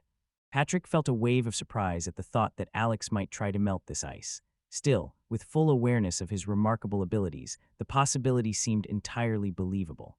Urgency pressed upon the hero, urging him to find a way out as quickly as possible. No one could have anticipated the unpredictable consequences that might result from the misuse of a magical device. Olix made up his mind to seek out pure, non-elemental magic. Aiming the magical device toward the door, he witnessed the eyes shatter instantly into tiny fragments. The sight left Patrick in disbelief, and he whispered that such a phenomenon signaled eternal freezing. I asked a clarifying question about his statement, and the protagonist turned to Patrick, requesting an explanation of what he meant. In other words, Patrick wanted to remind him of his place. Yet this time, the punishment was a week spent pulling weeds. The principal understood that the endless winter would not thaw by nature's hand or with human help. Likely, he simply sought to humiliate Alex. As the conversation with the principal continued, Alex was called upon to respond. Perhaps it was Xiaomi who wanted to know if she could master the eternal freeze, a technique famously used by Patrick. The director immediately clarified that this was no ordinary magic. It could be summoned with even basic abilities, though he doubted anyone except His Majesty could achieve such feats. Despite these doubts, confidence in her abilities remained unshaken, and the hero believed she could succeed. Naomi received his command to follow closely without pause, while the girl entered a state of deep concentration, her focus unbroken. As it turned out, the use of the MAPAPA method was essential, and after witnessing it just once, the heroine realized she could accomplish anything. Motivated by this revelation, Alex resolved to inspire her even further. The magic of rice completely enveloped the doorknob, and a wave of certainty washed over her as she realized she had finally achieved her goal. The hero tested fire on the icy ribbon, yet it stubbornly refused to melt. Naomi's eyes sparkled with pride, thrilled by her own triumph and the strength she had shown. With genuine admiration, the hero praised her, declaring her the most powerful sorceress in the entire school. The students offered heartfelt thanks to their senior teacher, expressing eager anticipation for his next lecture. Waving farewell, he assured them that they would certainly meet again. Casting a glance toward home, the boy sensed a steady improvement in the situation, certain that if this trend continued, the demand for workers would rise sharply. Suddenly, a noise caught his attention, and he noticed a girl focused intently on her task, moving with determined purpose. Sensing a hint of worry in her expression, the boy decided to see if everything was all right with her. Darrell gently informed Her Majesty that her emotions might have gotten the better of her. Standing before him was Carla Fate, an instructor at the Magic Academy. As she gathered the scattered arrows, she offered an apology, only to bow her head and accidentally spill them across the floor once more. As the hero gathered the scattered arrows, a gentle reminder escaped his lips, urging the girl not to push herself too hard. He chose to leave everything else in its place. Despite his calm demeanor, the arrows told another story, worn and battered from an entire lesson's worth of use. Without some care before the day's end, these arrows might fail them when they're needed most. Alex moved to fix them, but the girl frowned and asked him to wait. Word had it that anything he repaired became enchanted with magic, and if that were true, the students would struggle to use those things properly. With a reassuring tone, he insisted there was no need to worry, promising that nothing would change. Grasping the crossbow, he turned to the girl and gently inquired about her well-being. Carla instantly noticed his use of earth magic. Without hesitation, Alex drew his bow, aimed swiftly, and released an arrow that struck the target with remarkable precision. Curiosity flickered in his eyes as he turned to the hero, asking about the object in question. Alex calmly explained that he had crafted an arrow from the earth and revealed his intention to create an endless series of such arrows. Glancing at the girl, he wondered aloud if the idea appealed to her. The idea suited her, though she suspected these things might eventually lose their purpose, following his plan. In response, the man assured her he would proceed with greater caution. Thanks to Alex, the students' combat abilities advanced remarkably. During their skill demonstration, the protagonist turned to Her Majesty and inquired about her thoughts on their progress. Everything matched the report, leaving her without a single complaint. His preparations had been carried out swiftly and efficiently.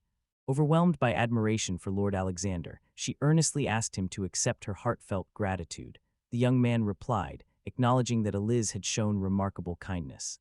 Genuine admiration for his efforts shone in her voice, becoming the true reward he had secretly hoped for. Her surprise at his unexpected response flickered across her face, while a gentle smile played on his lips.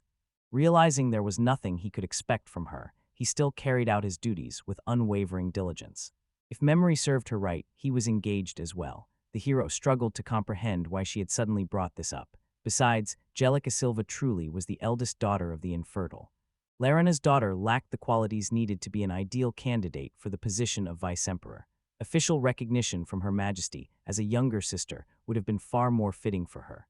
The meaning of those words escaped her at first, so Her Majesty took a moment to clarify that soon she would become part of the imperial family.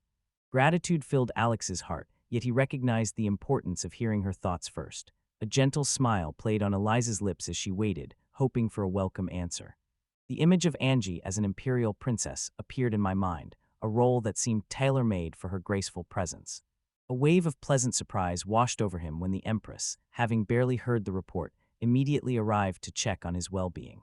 The director sent her an exceptionally well-prepared report, compelling her to personally verify every detail. His dispatch there turned out to be fully justified. Moreover, an unexpected resolve took hold of her, and she decided to retrain the adult soldiers as well.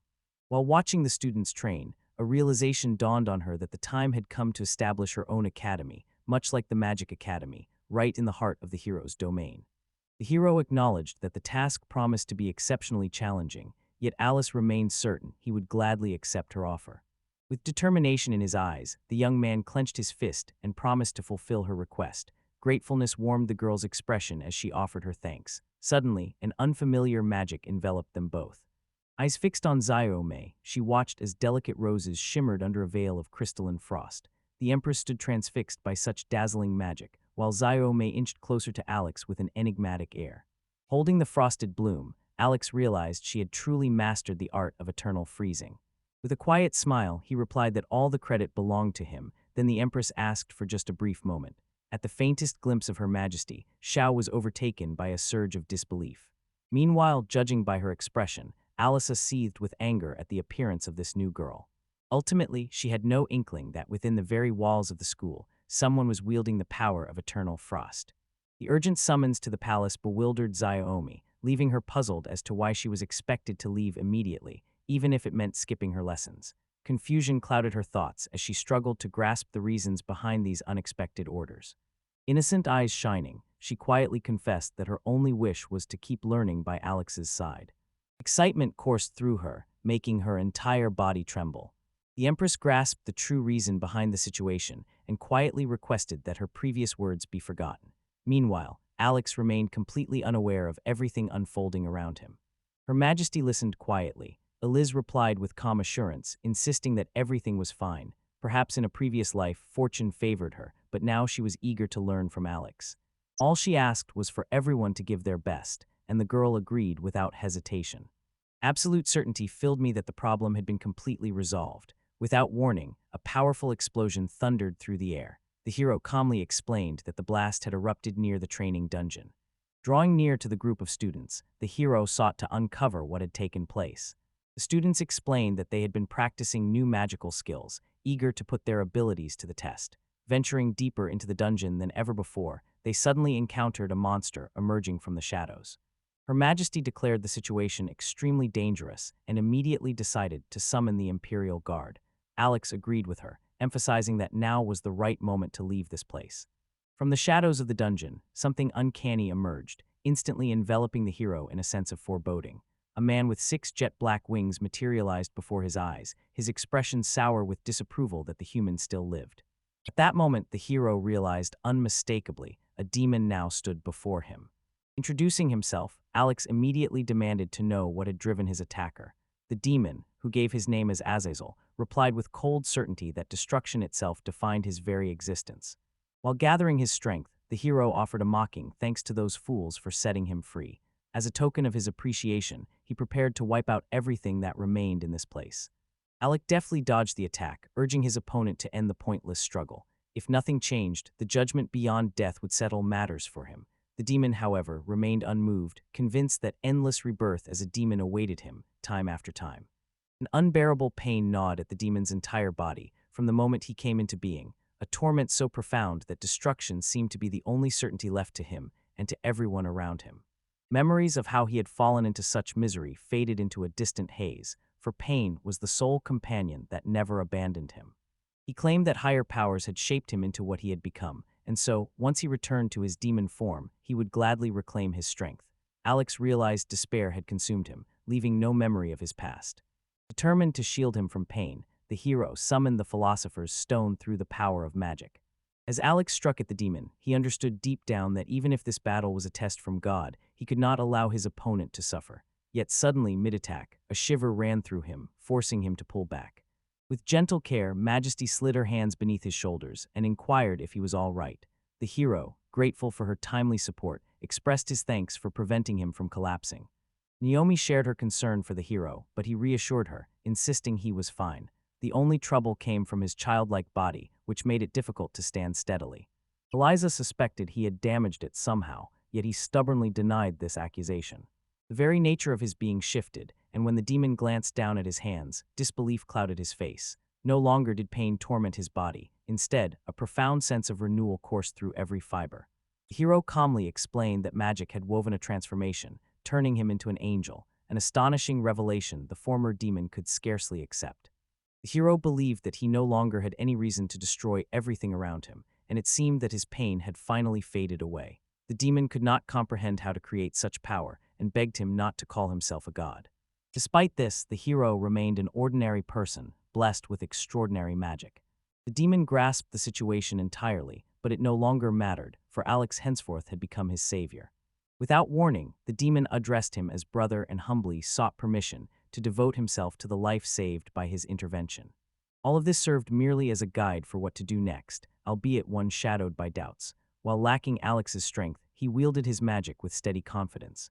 The person he approached stood utterly bewildered, lost for words and unsure how to respond. This scene brought to Alex's mind familiar characteristics from certain personalities he'd known, yet such a chance could not be abandoned. In that moment, a brilliant idea ignited within his thoughts. Introducing himself to Azazel as the esteemed senior master of the academy, he was met with the demon's sharp observation that this was just the sort of attitude one would expect from his brother.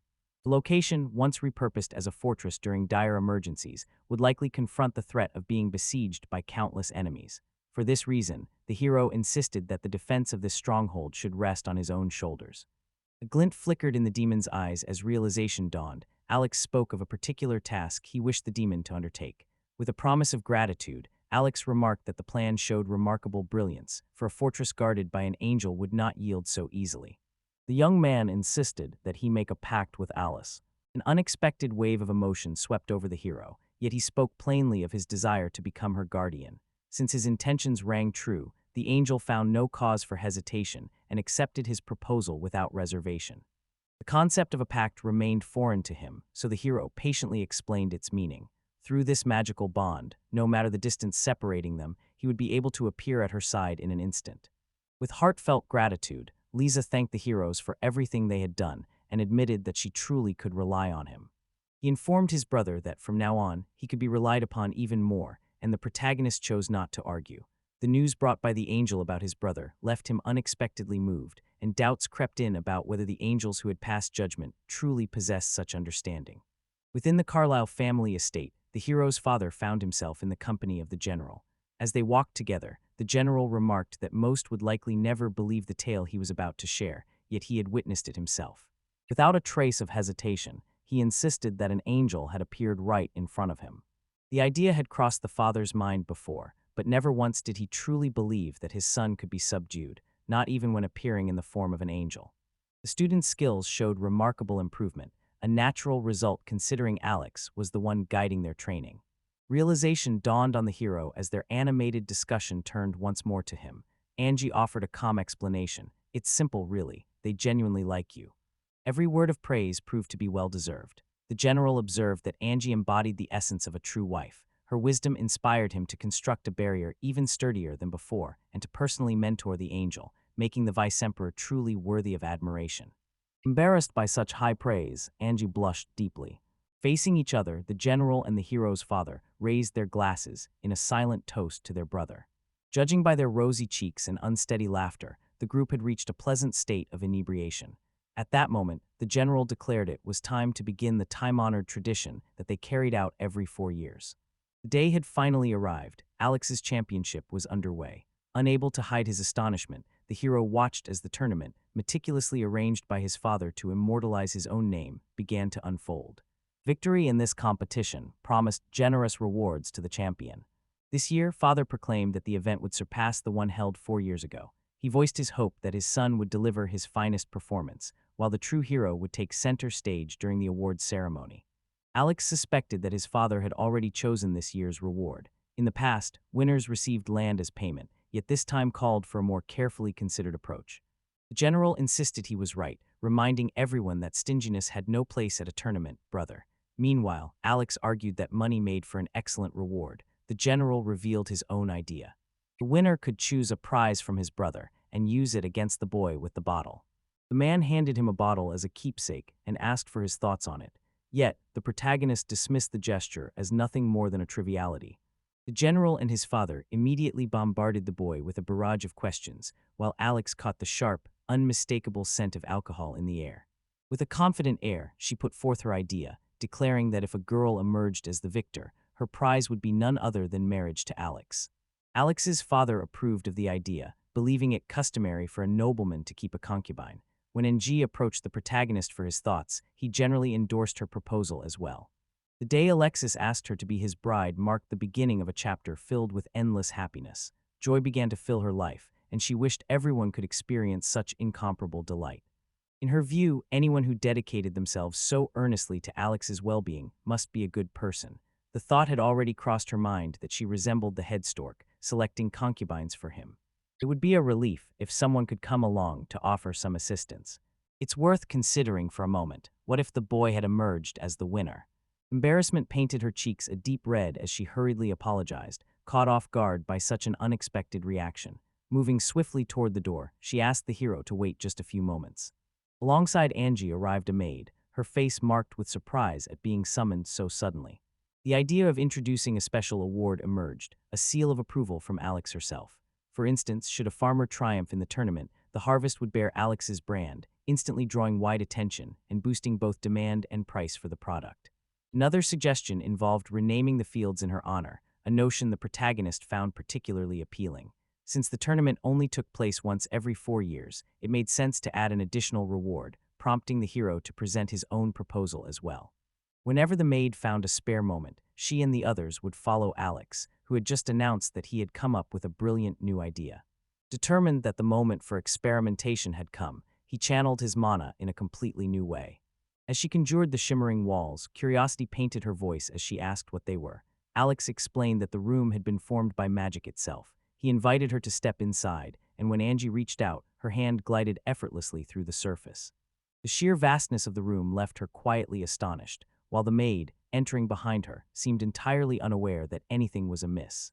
A unique kind of spatial magic filled the area, granting freedom to act as one pleased, untouched by any outside interference.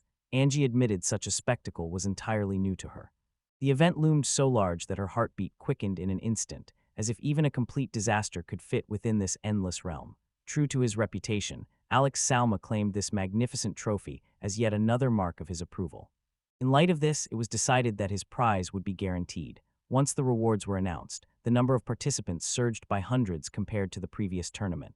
The Lord remained constantly occupied. Within the village of Kaysen, nestled on the border of the Carlisle Duchy, word had spread to the hero about tax payments being delayed due to harsh weather. Determined to uncover the truth for himself, he traveled to the village. After gaining the villagers' approval, he prepared to use his magic directly on the fields. Crouching close to the ground, he immediately set to work on the earth. Her hands settled gently on his shoulders as she assured him with quiet confidence that the greenhouse was operating flawlessly. Spatial magic proved to be remarkably effective in its workings. Angie tended her own greenhouse in the garden, and the hero was certain that this was where she cultivated her treasured roses. The hero's assistance filled the villagers with deep gratitude. The cold snap this year had forced them to abandon their plans for building greenhouses, as a lack of funds stood in their way. The townsfolk bowed before their hero, asking how they could repay his kindness. In response, Alex gently requested that the farmer remain standing. Once all misunderstandings had been resolved, Alex requested to be guided to the other crops, eager to address their pressing needs without delay. Fulmer gladly guided him to the other greenhouses, his steps quickening with anticipation. Only when someone offered an apology to the hero did Alex finally turn around. Standing before him were men from Miller's territory. The village, once bordering their lands, had now fallen under the control of Count Miller, a man renowned for his fiery temper. Dropping to their knees, the people fervently begged Alex to let them serve as the personal soldiers of Alexander himself. The heroes had no idea what they were getting themselves into, while countless tales spread among the villagers about him and his marvels. People whispered that he could work real miracles, summoning bountiful harvests, wielding a magical bag, and sharing secrets from his magnificent greenhouse. When disaster loomed over the village, desperate residents pleaded with the Count for aid, but he remained cold and unmoved. Their lands suffered devastating ruin, so the villagers chose to join the territory of Carlisle. She inquired about his next move, and the young man realized that merging the new territory would be a true test. Despite this, after enduring so much hardship, the people had placed all their hope in him. Alex assured everyone that he would speak with his lord to request a brief postponement of their tasks.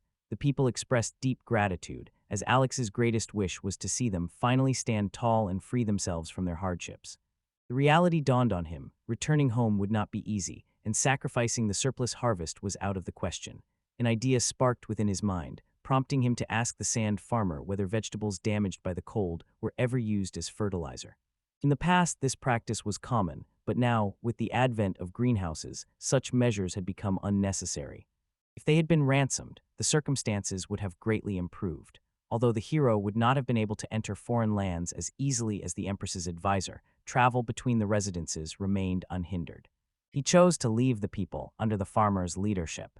The villagers placed their trust in the hero, believing that with his presence, both settlements will remain safe. Wade stepped into Olix's office and announced the arrival of a visitor. Expecting his father, Olix offered a polite apology for the wait as he entered the room. In one corner sat an older man bearing a chilling scar, quietly certain that the child before him served as Her Majesty's viceroy. Alex introduced himself with genuine pleasure, considering it an honor to meet Count Miller. The Count acknowledged the young man's courtesy, yet pointed out that despite his polite manner, Alex seemed to be encroaching on his domain. With calm words, Alex tried to clarify the misunderstanding, but the Count simply urged him not to waste valuable time on explanations. Albert Miller earned his reputation as a formidable warrior, with rumors painting him as a merciless force who dispatched both foes and comrades without hesitation. With a single, powerful swing of his arm, he aimed to make the hero pay for his actions. Yet something felt off, an unfamiliar aura pulsed in the air, hinting at hidden intentions.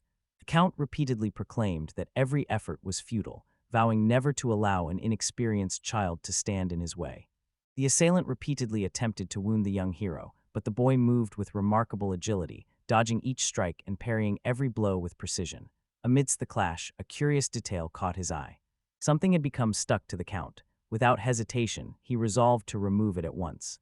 With a swift motion, he struck the Count with a burst of magic, sending him crashing to the floor. As the action settled, the hero pondered the sudden emptiness that surrounded him. Rising to his feet while scratching the back of his head, the Count acknowledged with a hint of admiration just how skillful the boy truly was. Alex quickly inquired whether he was all right and if he felt any pain. The Count paused, lost in thought, and was astonished to realize that even the persistent headache that had plagued him for 50 years had vanished completely, something no doctor had ever been able to cure. The physicist also observed that the Count's thirst for blood had completely vanished. The Count struggled to comprehend how the hero had uncovered the truth, while a dawning realization settled over Alex: he had been cursed. The Count, unsure of the situation, decided to seek clarification. The young man, convinced that this was the source of his headache, stood out with an aura distinctly unlike any other, further highlighting his unusual nature. Uncertainty held the Count back, but the protagonist reassured him not to dwell on it. With a light pat on the boy's back, the Count offered his thanks for the timely help. In just a few moments, the Count had grasped the heart of the matter and found a solution to his troubles. A remark about his unique qualities followed, the Count subtly implying that this trait revealed his true nature, a meaning the boy understood at once. The Count smiled, admitting that the hero had piqued his interest, and suggested they discuss the terms of exchanging territories. Events unfolded exactly as the hero had suspected. The old man placed his hands on the hero's shoulders and said this was excellent. Once the young man had thoroughly conveyed every detail to Her Majesty and informed her of the hero's desire to join the alliance, Eliza could hardly contain her excitement. Everything unfolded exactly as Alex had hoped, bringing him another loyal comrade at his side. The hero arrived at the miller's estate and was struck by its decline. Observing this, the Count inquired whether such conditions posed any danger. The hero replied that under these circumstances, the crops would never yield a good harvest. The surrounding field seemed destined for neglect for a long time to come. Puzzled, the hero wondered what preoccupied the Count beyond the borders of his own land. The Count viewed it as perfectly natural, deliberately stirring up quarrels and sparking fights over the spoils. When the young man called his actions outright banditry, the Count simply smiled and replied he could call it whatever he liked. The Miller territories had been annexed, and soon requests for aid poured in from every corner of the land, including this very village. Yet, if the required taxes went unpaid, they would be forced to seek an alternative solution. Forcing the unyielding is a futile endeavor, much like wringing a dry rag hoping for one final drop. Yet the hero witnessed everything firsthand. Despite appearances, power here remained untouched by the blight of tyranny. A deep curiosity stirred within me to learn what task the child had in mind. Alexei replied with quiet confidence that cleaning up posed no challenge for him, provided that was all the job required. Yet, one of the villagers interjected, stressing that the work was far more complicated than simply tending to the earth. After the recent storm, people confessed that their water supply had dwindled, and the old well no longer worked as it should. According to their calculations, not a single truly livable place remained in the city. If this rumor proved true, the Lord would need to act at once. However, the Count urged him to be gentle with the mischievous old man, and so the hero chose to address the water supply first. Harnessing magic, he began the careful restoration of the well. Only they became aware of a strange, mysterious rumbling that echoed up from the depths of the well. An onlooker reached out, curious to touch the strange, bubbling liquid. The boy quickly protested, his voice firm as he warned that it might be poisonous. Moments later, a few bones broke the water's surface, followed by the ghastly emergence of a demonic girl. As she watched her own head, a wild scream tore from her, and her body became shrouded in a shadowy aura. The Count recognized this unsettling transformation. If memory served, it was called astro-decomposition. A similar phenomenon had confronted Miller when their paths crossed in that old house. Memories of their encounter returned, bringing with them the realization that the frequent headaches had only intensified afterward. This alone pointed clearly to the true culprit behind the curse, the Philosopher's Stone. Yet the mystery surrounding Astaroth's identity remained unsolved for the boy. In the face of the demonic creature, a sudden spark of inspiration struck the hero. Convinced that all was well, he requested the creature to cast its spell upon him. The hero directed a magical column straight at the girl's abdomen, and it passed through her body. Racked with pain, the girl's form tightened as a dark presence was expelled, and she collapsed onto the ground. The mysterious presence vanished, allowing the boy to approach the unconscious girl with measured caution. As expected, the young man effortlessly dispelled what had angered the Count. Calmly, the hero clarified that he hadn't killed her, and the girl subtly moved her fingers, barely noticeable to anyone watching. As her eyes fluttered open, the young woman slowly rose. Alex inquired gently if she was all right, suspecting that pain still lingered within her, yet she seemed completely unaware of her own true identity. The Count watched with surprise as she spoke fluently and interacted with such ease. Alex calmly explained that she was not an enemy, but the true goddess who governed fertility. Upon hearing the tale of the goddess, the Count realized this far surpassed anything he had ever hoped for. The story strengthened the hero's belief that the young woman lived untouched by suffering. She explained how the hero had freed her from the destructive grip of dark curses, offering him her heartfelt gratitude. Once trapped by wicked enchantments, she had believed no one could ever break their hold. What's more, her suffering seemed destined to be the final ordeal she would endure for many long ages. Memories of the demon surged through Alexa's mind, and she quickly realized that his condition might mirror the fate of the Azazels, endlessly trapped in cycles of suffering, pain following them even through rebirth. Catching his interest, the young woman asked for his name, prompting Alex to introduce himself. Before long, she approached Alexander with a heartfelt request, asking him to become her mentor. The Count watched in amazement as the goddess Sumbit addressed the hero, finding the moment incredibly intriguing. Bowing her head, she explained her desire to show gratitude to the young man. Oxy grasped her intention, and sensing that this was what the astral wished, he agreed without hesitation. Once their handshake sealed the pact, he asked her to offer him her love, while she addressed him as her lord.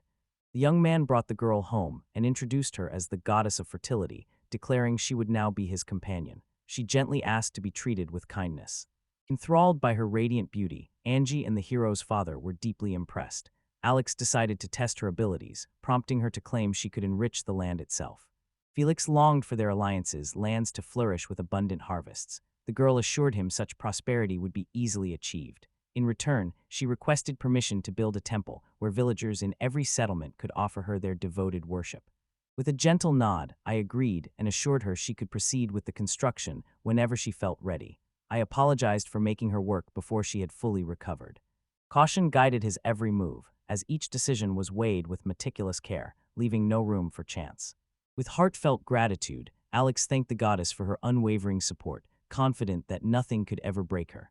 Determined to seek permission for the construction of temples, Oxy approached his father with the request. Finding no reason to refuse, his father granted immediate approval. Without delay, a messenger was dispatched to the master and to Miller.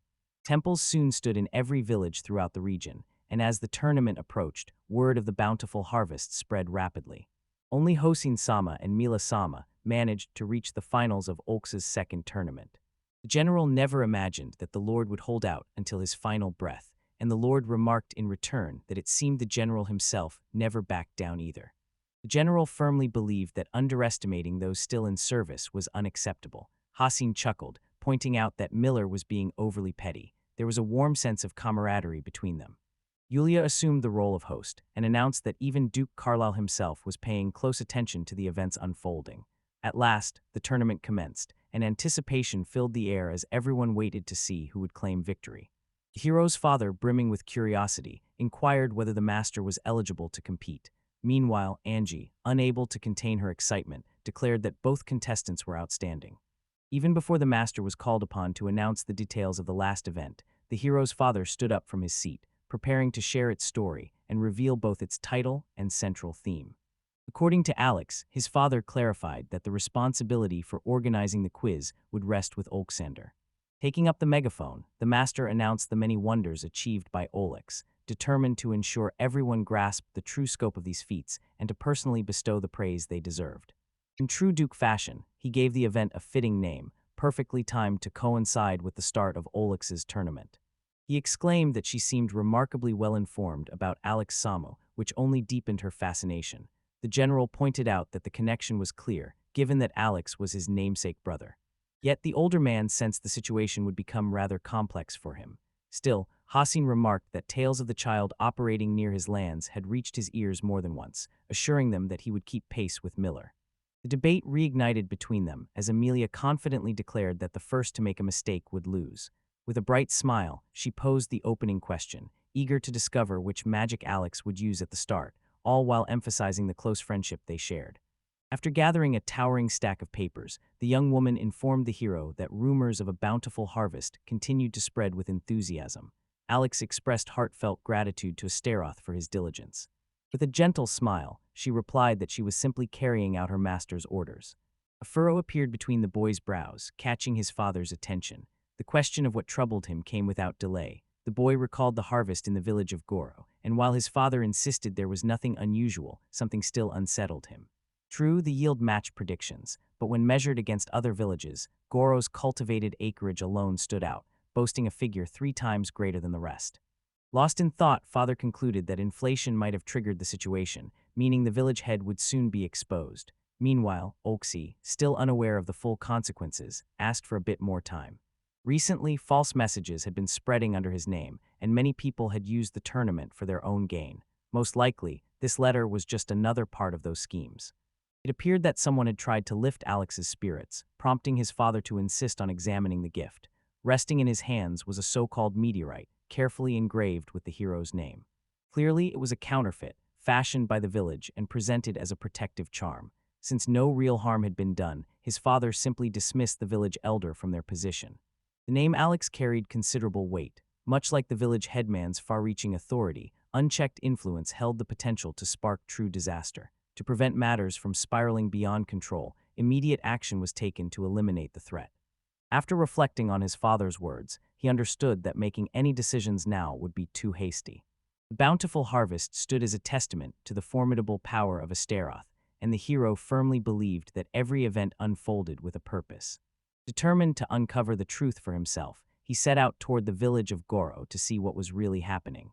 Through the power of teleportation magic, he and Astaroth found themselves in a village that instantly captivated their senses. The bountiful harvest on display spoke volumes. There was not a hint of complaint among the residents, and the numbers alone painted a picture of success. Although Alex hoped for Astaroth's insight, her complete agreement revealed that nothing seemed suspicious to her either. An urge to speak flickered across her face, and Alex sensed she held a secret. According to her, the only shelter in the entire area had once stood here. She recalled that its construction had been unlike any of the others. A little further along, they stumbled upon a statue depicting Alex side by side with Astaroth. The sight unsettled the hero, who had no desire to be revered in such a way. The intricate portrayal of the relationship between her and the master left him deeply impressed, though he felt it ventured slightly into exaggeration. Even the man himself observed that their creative fervor had produced a harvest 3 times larger than originally intended. The villagers, upon spotting the unstoppable emperor and the majestic goddess, rushed over at once. Bowing deeply, as if paying homage to sacred relics, their reverence left the hero feeling somewhat embarrassed. The hero arrived just as the harvest ended and preparations for new sowing began, appearing at Her Majesty's palace as soon as he received her summons. Eliza briefed Alex on the urgent mission and handed him the document for review. Instantly, the hero grasped that a rebellion was unfolding, while Eliza remarked on his remarkable talents. He could already sense the message she intended to convey. A sense of responsibility settled over Alex, mirroring the concern that consumed Eliza's thoughts. Their minds aligned on the need to prevent what was coming. In the hero's mind, the strongest warrior of the empire, Hosencho, stood as a far more convincing candidate than he could ever be. There was a grain of truth in this belief. though not without its flaws. Under Her Majesty's reign, this revolt had grown into the largest she had ever witnessed. Resolving it meant the empire needed to assert its power with a decisive blow that would bring lasting order to the land. Alex turned out to be their unexpected trump card, prompting her to see if he could truly handle the challenge ahead. The hero stepped forward, volunteering to shoulder the entire responsibility. He gave his word to Her Highness that he would do everything within his power and managed to smile, even if only a little. Surrounded by soldiers, the hero strode confidently toward the rebel headquarters. It turned out this man was the fort's 7th alcalde. Yet something else lingered on the hero's mind. Curiosity prompted him to ask Eliza why she had chosen to dress as a maid. The rulers were strictly forbidden from intervening before the onset of battle, yet determination drove her to witness everything firsthand. In her heart, she longed to stay close to Alex, even though he remained oblivious to her feelings. When he asked her a question, she simply replied that she hadn't said anything. Alex began exploring strategies to quell the uprising, though this task held little urgency since a mystical barrier already guarded the territory. Meanwhile, Eliza prepared to use her magic and reveal a map to him. Persistent in his demands, he insisted that the numbers be reviewed, declaring that his downfall would occur according to a precisely determined numerical sequence. Yet this kind of magic proved to be especially troublesome. Weiser wholeheartedly supported this approach. After all, magic performed only once every century still lingered in mystery. The hero wondered if the information from the Philosopher's Stone could be trusted, as it seemed people remained unharmed, even when attacked from all directions. There appeared to be a trace of knowledge in his eyes, at least enough to suggest taking a detour around the area. Still, Alex insisted stubbornly on stopping. With a sudden motion, he flung the door open and sprang out of the carriage. Channeling battle magic into the fortress unleashed a powerful explosion. Stepping out of the carriage, confusion clouded the minds of Alisa and the soldiers. Although Alisa had believed the fort was shielded by a barrier, the heroes contradicted her, explaining that the barrier served only to protect people, leaving the fortress itself exposed and defenseless. The barrier appeared to exist solely for the protection of humans, leaving everything else untouched. So, in the event of the fort's destruction, only the people would survive. The actress stared in disbelief, quickly dismissing the idea as utter nonsense. The hero, caught off guard by her persistent skepticism, pointed out how incredibly bizarre the whole situation seemed. Even if the fortress had been abandoned, destroying it with magic was by no means simple. Lost in thought, she wondered about the young man's reaction, when suddenly Alex drew her attention to something important. A group of men gathered around the outskirts of the fort, completely oblivious to the situation unfolding, and with no idea where their equipment had disappeared. A startled cry escaped her lips as a vivid blush bloomed across her cheeks, prompting her to cover her eyes with both hands. In that moment, understanding dawned. This was what the hero meant when he said that magic worked only within the boundaries of the fort. Now his words rang true beyond any doubt. Dry pointed out the path ahead and suggested they move on, confident his approach would work for others as well.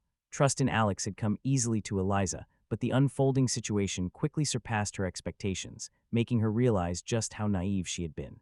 Amid the noise and shouts, the fortress fell with unexpected ease. Warriors bowed before their majesties, reporting that every stronghold had been toppled and the supreme commander captured. The entire operation had taken only half a day, prompting the hero to thank them for their dedication and inquire if they had suffered any casualties. To Eliza's astonishment, not a single loss was reported. Though the hero remained unfazed, Her Majesty found herself deeply impressed. After all, it was war, and the clash with the rebels had proven to be a true ordeal. The heroine collapsed to the ground as if all strength had left her, pressing a hand to her head. The shock of what had happened sent the world spinning around her. Concern coloring his voice, the hero quickly asked if she was all right and urged her to head home and get some rest, insisting she shouldn't push herself any further. The aftermath of recent events pressed heavily upon the group, prompting Alice to place her faith in Alex. Entrusting him with the critical mission of neutralizing the enemy general, her noble gesture left the hero quietly moved by such profound trust from Her Majesty. Behind them echoed not only the thunder of vengeful cries, but also the undeniable traces of a carefully orchestrated plan. The police managed to turn around just in time to see the hero, magic at his fingertips, deflect every blow and bring his enemies to the ground. Before long, the crowd regained their senses and offered heartfelt apologies. The hero calmly assured them that he was no longer their enemy and that the conflict was now in the past. One of the men issued a sharp command, ordering the boy to carry out the instructions handed to him, reminding everyone that a century ago the emperor had exiled their people northward, all the way to the border. The tribe approached with a heartfelt plea to lift the curse that had settled over their land, barring them from returning to the sacred city of Zalin. Memories of Zalin surfaced for Alyssa, reminding her of a people deeply entwined with the rhythms of nature. She recalled a legend, one speaking of a curse that heightened a person's sensitivity to heat, forcing them to remain exiled in the colder northern regions. Alex assured them that everything was under control and that it was safe for them to head back. The curse was lifted, bringing the city of Zaland under Alex's rule. With Nezuko's curse broken, Alex could now wield his magic without restraint. Eliza began to understand why they remained in this place, though it was hard for her to believe the curse had truly vanished. The men muttered quietly among themselves, remarking that the boy looked like a fool. Determined to prove them wrong, Alex let his flames flow straight toward their group, offering a sharp demonstration of his abilities. A surge of hot flames coursed through them, awakening their senses and revealing that their emotions had been rekindled. The heroes stood confident, their warm smiles radiating reassurance that the problem had finally been resolved. The stunned men expressed genuine joy and deep gratitude to the Empire's emissaries, bowing low in a display of respect. In their reverence, they went so far as to proclaim Alex their god. The eyes declared with stern certainty that events might have unfolded exactly this way. Alex suggested setting out for Zillan, but Eliza would have agreed with him if she didn't need to return to the castle to deliver her report. The hero set out towards Zillan, a place located within the borders of the Alexandrian Alliance. Accompanied by the others, Alex walked alongside them to confirm whether this was truly the location they had been seeking. The old man nodded in affirmation, though he noted that the area had changed significantly since his last visit. The land beneath their feet was the very same soil where they had once lived a century ago. Gazing into the distance, a flicker of surprise crossed his face as he remarked that an altar devoted to their god once stood right there. At last they had returned to their homeland, the place that had been wiped out long ago, leaving not a trace behind. The resting place of their ancestors held immeasurable significance for them. In response, the hero gave a gentle clap and suggested returning them to where they truly belonged. The people gazed in disbelief as news spread that the hero was truly planning to restore the altar, doubting that its reconstruction could retrieve their forgotten past. Calmly, Alex encouraged them to simply watch and assured everyone that he would return everything exactly as it once was. In just 2 seconds, a massive altar emerged from the depths of the earth, rising directly before his eyes. Astonishment filled the crowd as an exact replica of their altar appeared before them, leaving everyone questioning their senses. Alex informed the audience that the object was genuine, having retrieved it through a display of spatial temporal magic. Despite his explanation, those watching remained uncertain about what they had actually witnessed. The man asserted he had brought it from the past, not recreated it anew. In response, the elder suggested they perform a ritual to confirm its authenticity. Producing a knife, the elder calmly pierced his own hand and let the blood flow carefully onto a slab of stone. Walter Gloud and the old man expressed their astonishment, acknowledging that he was indeed real. From behind the elder, Bella quietly approached. The old man turned to her and inquired if she was prepared. With a firm and unwavering voice, Mia confirmed her readiness and stepped up to the same stone slab where the blood had once been. With a touch of her magic, the blood mingled together. The astonishing beauty of this place captivated the hero, while the elder revealed to Mia that she was the one they had long been searching for.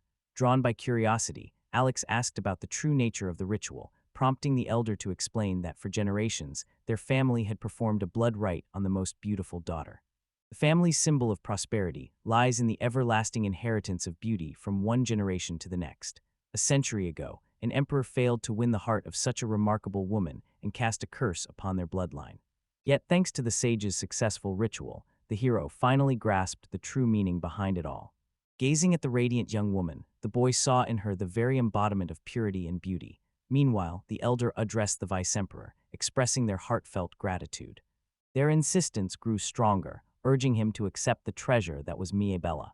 Realization washed over the boy, leaving his mouth hanging open in genuine astonishment. Upon escorting the girl safely home, the hero sends word to Angie, letting her know he has arrived. Awe fluttered in her chest as she gazed upon the girl's extraordinary beauty, certain that a true princess stood before her. With a gentle smile, she introduced herself and announced that she would be staying with them for the day. Meeting Angelica, the greatest treasure of this nature-bound tribe, truly delighted her. The hero almost refused the offer, but realized that such a decision would cause irreparable harm to their dignity. Alex agreed to take her in, and the girl requested that he let her family know she was safe. Even though she kept calling him God, he insisted that she use his real name instead. Offended, the girl declared that such a form of address was unacceptable and considered it an act of blasphemy. The hero insisted, making it clear that Bella was much older than him. After a moment's hesitation, the girl agreed and quietly spoke his name. Unbeknownst to Angie, Alex was none other than Mia's deity, the very one responsible for saving her tribe. Though it remained a mystery how she realized it, a quiet certainty grew within Angie that he was indeed her true hero.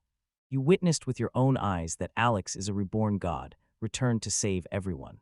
The name people used for him hardly came as a surprise to her. Guy noticed that this engine was beginning to remind him more and more of her father. Similar things had been said to him time and again, yet doubt lingered in his mind about their truth. Receiving support brought genuine relief, and Angie promised she would return soon. The girl hurried away, while the boy, gently taking her hand, beckoned me to follow him with a gesture as light as a chime. Settling comfortably on the sofa, the heroes savored their tea alongside a delicious cake. Angela mentioned that the heroes' parents were not present at the moment, so meeting them would have to wait. Angie gazed at her reflection, captivated by her own appearance. Even the simple act of holding a cup radiated an extraordinary elegance. Kate entered to greet them, moving with effortless grace as she picked up a fork and neatly served a slice of cake onto a plate, then handed it to Mage. The very sight of the dessert left the girls unable to hide their eager anticipation. Smile realized that Mia truly enjoyed cakes, even though she kept insisting otherwise. Her expression, however, betrayed her real feelings, and in that instant, the hero understood she wasn't telling the truth. Attempting to brush off the situation with reassurance, she accidentally stained her dress. An awkward feeling settled over Bella as she remarked that she looked like a complete mess. Realization dawned on Alex as she finally understood her true appearance, yet the other girl refused to accept it, insisting that Alex was mistaken. Because the table was awkwardly positioned, she accidentally dropped her plate of cake, leaving stains across her chest and clothes. With sadness flickering in her eyes, she gazed at the cake that nearly brought her to tears. Yet the maid noticed nothing unusual, reassured by the ample supply still remaining. Requesting another serving, she explained it was needed to help clean her dress. The sorrowful girl offered her apologies, her awkwardness plain for all to see, though every member of the tribe was expected to act with flawless grace. Hustling to wipe the floor clean, the young court attendant spoke quickly of the urgent need to wash the dress at once. From an early age, reminders to keep everything spotless echoed in her mind, yet now it seemed her grip on order had utterly slipped away. Gently taking Mia's hands in hers, she confessed that she completely understood her excitement. After all, the cake looked irresistibly delicious. Mia hesitated, uncertain about what to do with her dress since it was incredibly precious to her. The hero smiled and offered to gift her a new outfit, but she firmly declined the suggestion. In the end, she entrusted him with the most treasured gift she could possibly give. Alex selected the most enchanting dress for her, a choice that deeply moved the young woman. After a while, Bella apologized for keeping them waiting and stepped into the room. Angie found herself utterly captivated by Bella's striking appearance. Draped in a stunning gown, he sought the opinions of the others. Angelique praised the outfit, insisting that true beauty was embodied in its exquisite elegance, a sentiment Alex readily agreed with. Mia, moved by the moment, promised to take special care of the dress and vowed never to let anything similar happen again, confident it was now safe in her possession. Without warning, the hero seized the cup and poured tea directly onto her dress, already singed by the heat of the flames. Bewilderment clouded her thoughts, unable to grasp what he intended. Suddenly, every decoration adorning the dress vanished, leaving it radiant in its untouched purity once more. What remained was truly a magical gown. The moment felt absolutely perfect. The villagers welcomed the hero with warm smiles, grateful for the chance to showcase the stunning scenery of their homeland, a gesture they firmly insisted upon. It wasn't long before Bella's gaze fell upon a majestic statue honoring the hero. Approaching Alex with curiosity, he inquired about the sudden appearance of statues in his likeness, while the hero himself could hardly hide his astonishment as he watched their rapid multiplication across the city. Rumors have spread that the goddess of fertility, Astoroth, has shown him her favor. In many villages, statues have been erected to honor him. Given the circumstances, a thought crossed her mind. Perhaps something like this had already taken shape in her imagination. Still, the hero doubted whether such a plan would lead to a bountiful harvest. On top of that, Astoroth would hardly welcome the idea with any enthusiasm. He pictured her face lighting up with satisfaction the moment he took that step. The thought alone made him willing to do the same. Their group suggested stopping for something sweet before heading home, feeling proud after exploring every corner of the neighborhood. as soon as the girl caught wind of this plan. His true goal had always been to enter the extravagant apartment, yet the other boy simply chuckled. With a swift motion, he conjured a portal using magic and instructed her. The moment the magical circle halted before beginning to move again, she must step directly into it without hesitation. A sudden shout rang out behind them, urging them to wait. The confident assertions of the young men, who claimed such an act could be done without consequences, immediately caught Alex's attention. Their demeanor and words revealed they were far from ordinary villagers. The surviving rebels struggled to comprehend that someone so brazen could be responsible for the deaths of their comrades, prompting them to throw him to the pigs. Believing himself unlucky for ending up alone with the girl, he worked hard to show everyone else she was just near him, barely acknowledging her presence. Yet, among the group, one of the boys realized the truth: she possessed an undeniable charm. With swords drawn, the boys lunged at the heroine, vowing they would deal with her later. Calm and resolute, the girl asked Alex to crouch down and positioned herself in front of him, declaring that she would protect him. The young man reassured her, insisting there was nothing to worry about and no action needed. Suddenly, the enemy came to a halt, clearly bewildered by the unfolding situation.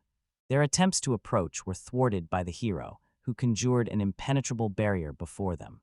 Since breaching the barrier required a methodical approach, he set up two obstacles. Until both were destroyed, no one could reach Mia. The conclusion soon became clear. This was no ordinary power at work, and in that instant, the enemies recognized the sharp intelligence that set Alex apart. The second attacker took careful aim at the hero with his arrow, declaring that the hero was mistaken. They agreed that their first move would be to neutralize him. The moment the arrow was released, Alex swiftly snapped the handcuffs on. He explained that these handcuffs snapped shut at the exact moment a reckless and criminal act was committed. Their effect would last for 3 years, but if all foolishness came to an end, the locks would release on their own. Faced with this dilemma, the group concluded it would be best for the hero to end their lives. However, the young man stood his ground, insisting they must be spared. The rebels urged everyone to keep the incident secret. For them, it seemed absurd. This was the only way they knew to make a living. Absolute certainty filled them. The aristocrats who looked down on them would never be able to comprehend such a thing. Wordlessly, she summoned the power of the wind, lifting her away without a trace in front of the assembled crowd. Without warning, they vanished, only to reappear moments later in a completely different place. The group turned to Alex, eager to uncover the secrets of this unfamiliar land. Alex explained that they stood on the Carlisle territories, a region seldom touched by human presence. His decision to offer this quiet expanse as a haven for the rebels left everyone speechless. Alex pointed out that they could cultivate this land to meet their own needs. He promised to provide all the necessary equipment and cover the funding for their first year. Suddenly, people realized that their enemies had never intended to kill them, but to entangle them in a web of debt. Simply owning the land was not enough for their adversaries. Alex took in the trials they had endured and appeared to grasp the reasons behind his own rebellion. The girl wondered quietly what steps he might choose next. Alex granted them 3 years, making it clear that as long as they avoided arrest and stayed free from chains during that time, the land would remain theirs. However, at the first sign of wrongdoing, he would not hesitate to seize everything they owned. Then he would ask, "How do you find these terms?" Naturally, doubts lingered about the truth of Alex's words, yet his sole purpose remained clear. He wished only to secure a worthy life for them. Sensing that such an opportunity would never come again, they made up their minds. It was time to claim land of their own. At the hero's request, Astoroth suddenly emerged from the ground. Bella, lying in her hospital bed, watched in astonishment as the girl appeared out of nowhere, leaving her genuinely awestruck.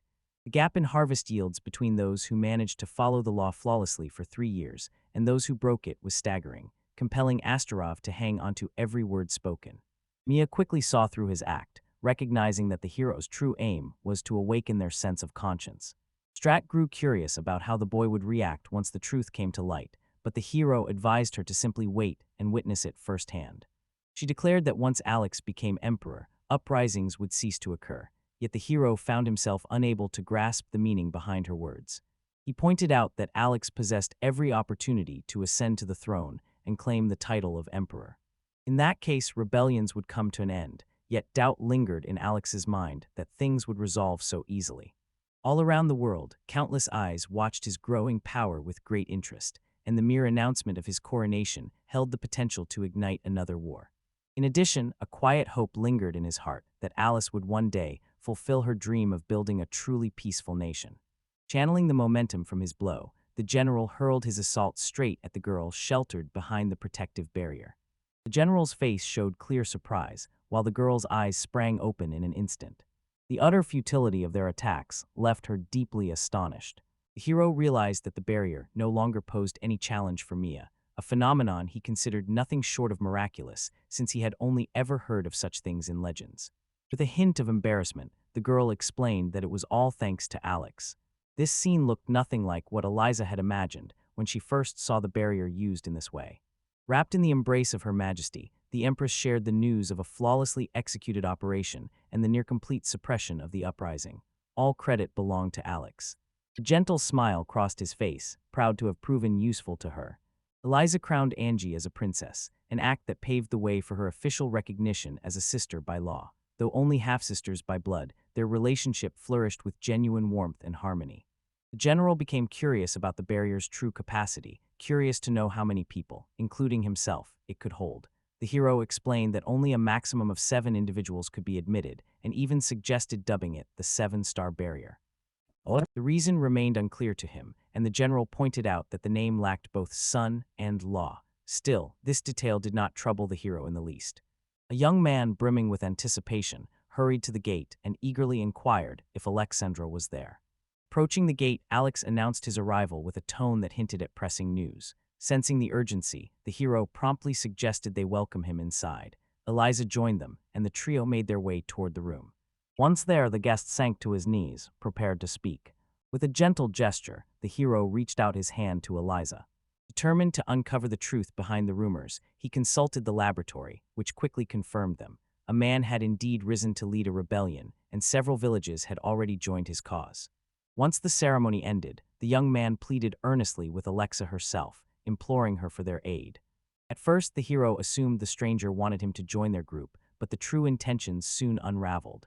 The man insisted that the hero put a stop to their actions, explaining that many rumors surrounded him. Their pleas grew even more desperate, each word carrying the hope that Alex would be the one to come to their rescue. At the mention of orders to suppress the rebellion, a deep furrow appeared across the general's brow. The Lord declared such a directive to be utterly unprecedented. Embarrassment tinted the Empress's cheeks as she abruptly withdrew her hand from the hero's grasp. The general and the Lord watched intently, curiosity flickering in their eyes at what this young man might attempt next. Standing apart during the uprising was simply not an option for this young man. With calm assurance, he promised to handle everything, gently urging others not to worry. By that time, the group had managed to rally a significant number of allies and amass all the supplies they needed. Sensing the moment was right to take action, they prepared to move forward. Using the magic of teleportation, Alex appeared among them in an instant, not allowing them any chance to hesitate or lose momentum. The men failed to realize who the boy truly was and loudly declared that he would not escape justice. Intent on capturing him, they moved in, but Alex acted swiftly, calling upon his magic just in time. A swift strike sent the attackers flying backward, forcing them to crash to the ground. Introducing himself as the Vice-Emperor, he calmly stated his name and offered to listen to any grievances about the current leadership. The rebels stood in stunned silence, struggling to grasp what had just unfolded. Life, when filled with inspiration, proved far wiser than being trapped in a hopeless struggle, especially after the rebellion had been crushed. In this world, each person shaped their own destiny, for every action in life determined what awaited them beyond. The afterlife was given that very name. An angel reached out to the souls she had been waiting for all this time. Such was the fate that awaited Sarah Borden. In this place, they carefully examined every accomplishment from her former life to determine the path of her next existence. Shortly before her death, she traded all her resources for medicine to send to the front lines, an act that saved at least 10,000 lives. Apparently, the soul paid little attention to this matter. With everything finally concluded, frustration simmered within Sarah as she realized this was all she managed to accomplish. If only the power had been hers, she would have torn the tyrant's head off herself. The angel announced that this was the end, and her deeds would grant her an ease rank in the next life. Still, Sarah had one more request to make.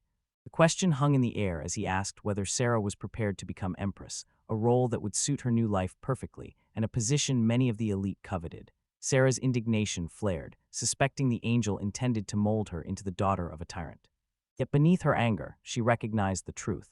The fate of the future rested on a single decision she alone could make. Huron's fate persisted until the arrival of his successor, for destiny decreed that his rule would end at her hands. the angel extended her an offer to become Empress, granting her the chance to claim the power she had long desired. Sarah set to work, heeding the angel's warning that several steps needed to be taken first. She addressed the soul directly, inviting it to embrace this new existence as Elizabeth, the very fate foretold by Sem. Setting out for a leisurely stroll through the city, a wonderful mood fills his heart with lightness. Meanwhile, Bella and the hero arrived to taste the cake. The girl offered a quiet apology for her earlier behavior, deeply impressed by the dessert's delightful flavor. Alex quickly grasped the situation and offered Bella a taste of his own slice. Caught off guard, she hesitated, knowing how personal that piece of cake was for him. Alex, noticing her embarrassment, gently pointed out the glimmer of sweetness lingering on her lips. The hero remained entranced by the magic weaving through the garden, unable to hide his fascination. Meanwhile, Mia explained in a calm tone that it was nothing more than a training exercise. Just as Alex prepared to share the secrets behind mastering this power, an unfamiliar voice abruptly interrupted their conversation. At the very least, these were the people who noticed them on the street and took a genuine interest in how they were doing. Noticing her new dress, the hero brought a faint blush to the Empress's cheeks. Flustered, she tried to explain that she had nothing else to wear, but Alexei gently remarked that this outfit suited her far more than the previous ones. Inviting her to sit beside him, he waited while she hesitated. Embarrassment lingered in her eyes, yet she accepted his invitation. Alex reached out to slide the chair over for her comfort, yet just then, the girl lost her balance and tumbled to the floor, inadvertently revealing her undergarments.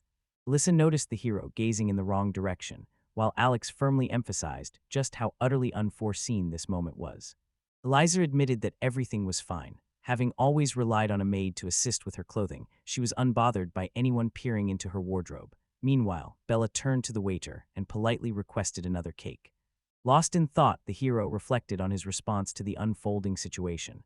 Despite gaining a new life, the core of his being remained untouched, and nerves sent his heart racing with excitement. Isa made up her mind to find out what the others were discussing, having caught a mention of control. Acquiring that particular power was their goal, though the task proved to be immensely difficult. India recounted how recently Alex had constructed a stone slide in the garden, rising to an impressive height of 9 meters. The feat was astonishing, even though no one quite managed to figure out which slide he was talking about. The reason Alex chose not to rely on brute strength or martial arts remained a mystery, especially since magic in his eyes typically offered far greater advantages.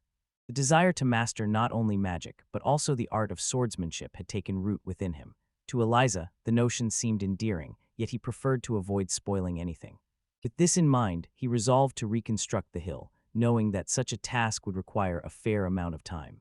A gentle smile crossed his face as he assured her that Olxi would accomplish this task in no time. Though still a child, he gained strength and grew with each passing day, soon to be capable of protecting even her. Casting a glance at Eliz, the young man turned to Lee with a question. Lee quickly warned him not to overthink matters, her words carrying a note of caution to protect her empire. The hero responded with a calm smile, promising he would see the task through without fail. Water splashed around him, immediately drawing her curiosity to this unusual descent. With newfound interest, they chose to head in that direction. As their conversation unfolded, passers-by found themselves pausing, captivated by the grace of the elegant ladies encircling the hero. With a long journey still ahead, he asked them to stay by his side. The girls agreed and nestled close to him. A gentle softness caressed Felix's cheeks from both sides as the girls wrapped him in a warm embrace. Guided by a surge of emotion, Eliza drew even closer. The hero, without a moment's hesitation, nestled his head against her soft bosom. No impropriety stained the moment. Instead, he quietly savored a fleeting sense of innocent comfort, reminiscent of childhood. In Oaksender's garden stood a towering mountain, its surface entirely locked in stone. Curious to test his sword, he brought it down upon the rock, but to his surprise, the blade suddenly broke off. Overwhelmed by sorrow, he collapsed onto the filthy ground, the sting of his weapon's failure heavy in his chest. Attempting to move with the poise of the fabled philosopher's stone, he instead let his energy drain away with every futile effort. The sword turned out to be disappointingly fragile as he tested its edge against the armor, prompting the realization that a sturdy weapon was essential before anything else. Aura Kalaini sprang to mind as a potential option. Just then, voices called out to him, addressing him as their son-in-law. General Rosen arrived, accompanied by a strikingly handsome young man. The general introduced the hero to his new assistant, Koro, whose legendary feats alongside Alexander had already become the talk of the town. Alexander's poise and masterful swordsmanship left a deep impression on him.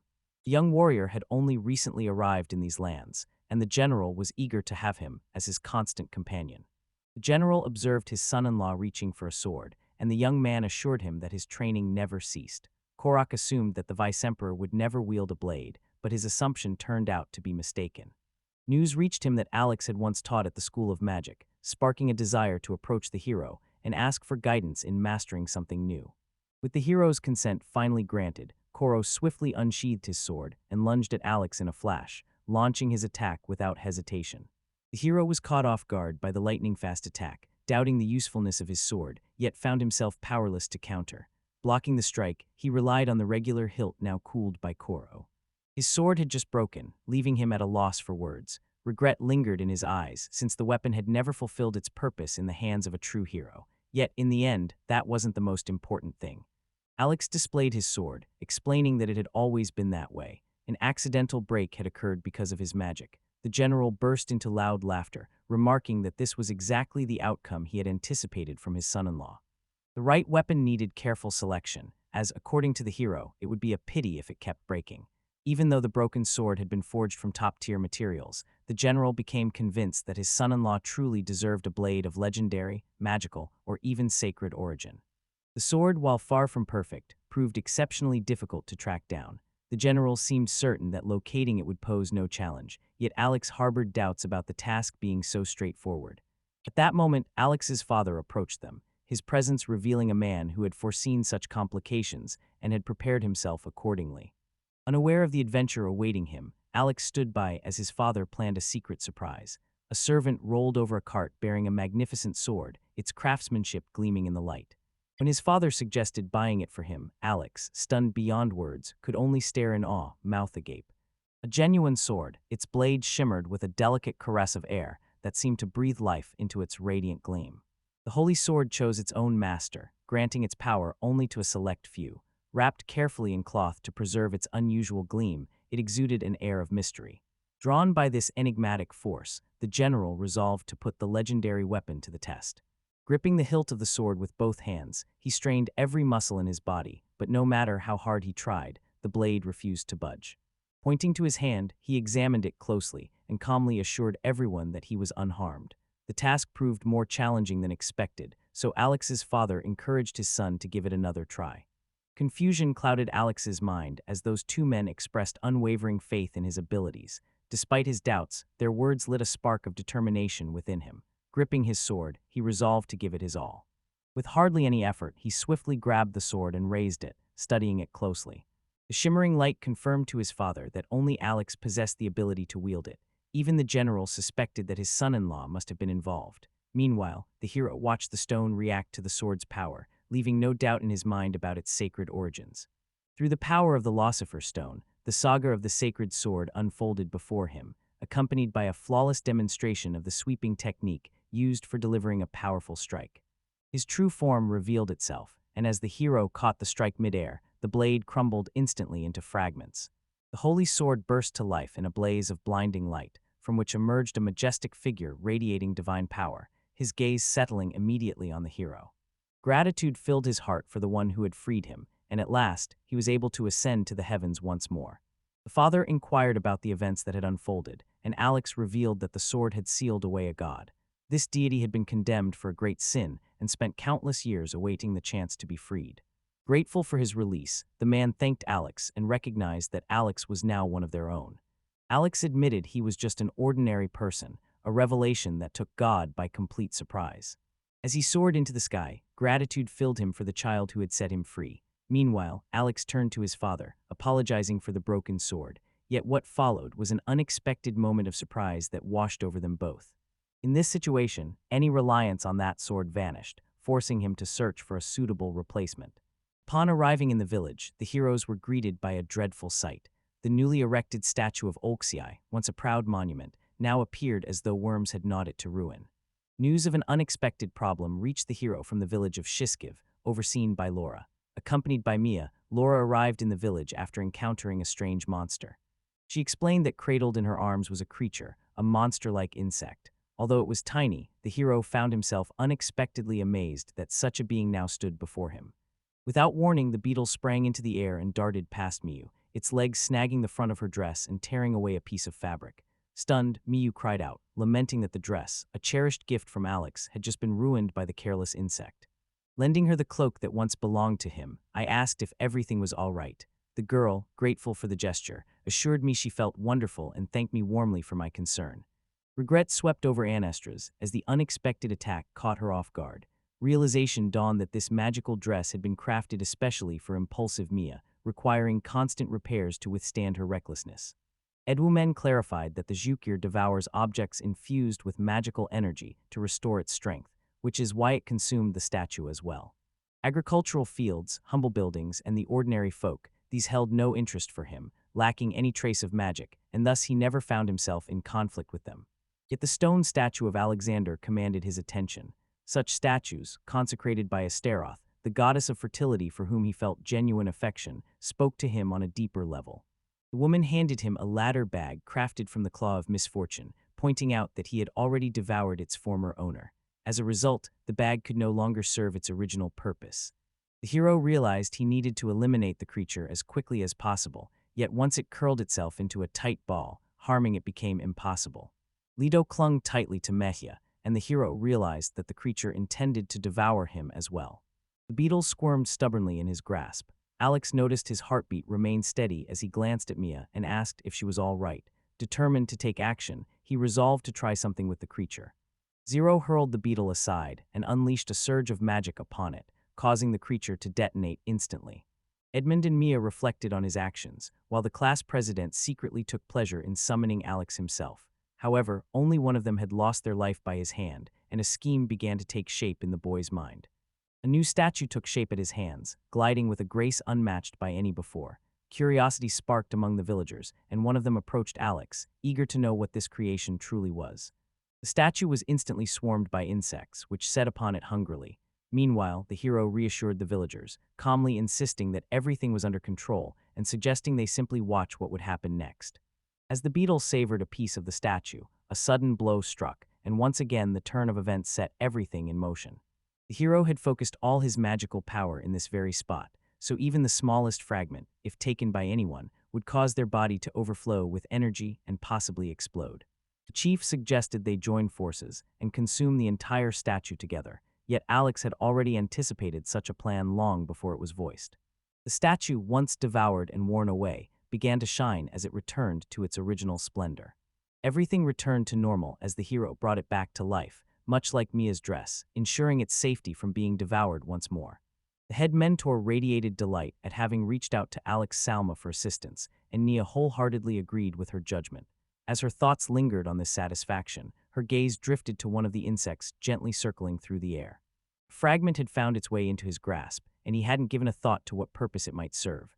The realization slowly dawned that some unseen force had likely drawn him back to his own nest. Apparently, he had brought it here to share with his companions. However, the fragment came from a newly crafted statue, leaving Mia unable to imagine what might have happened to it. Without warning, they will all detonate at once, bringing destruction to everyone nearby. Just as Mage had predicted, events unfolded accordingly. The chieftain, brimming with delight, offered heartfelt thanks to the hero for the assistance and pledged to craft a new bag as soon as he received the claw. Later, reports confirmed the complete eradication of the beetle population.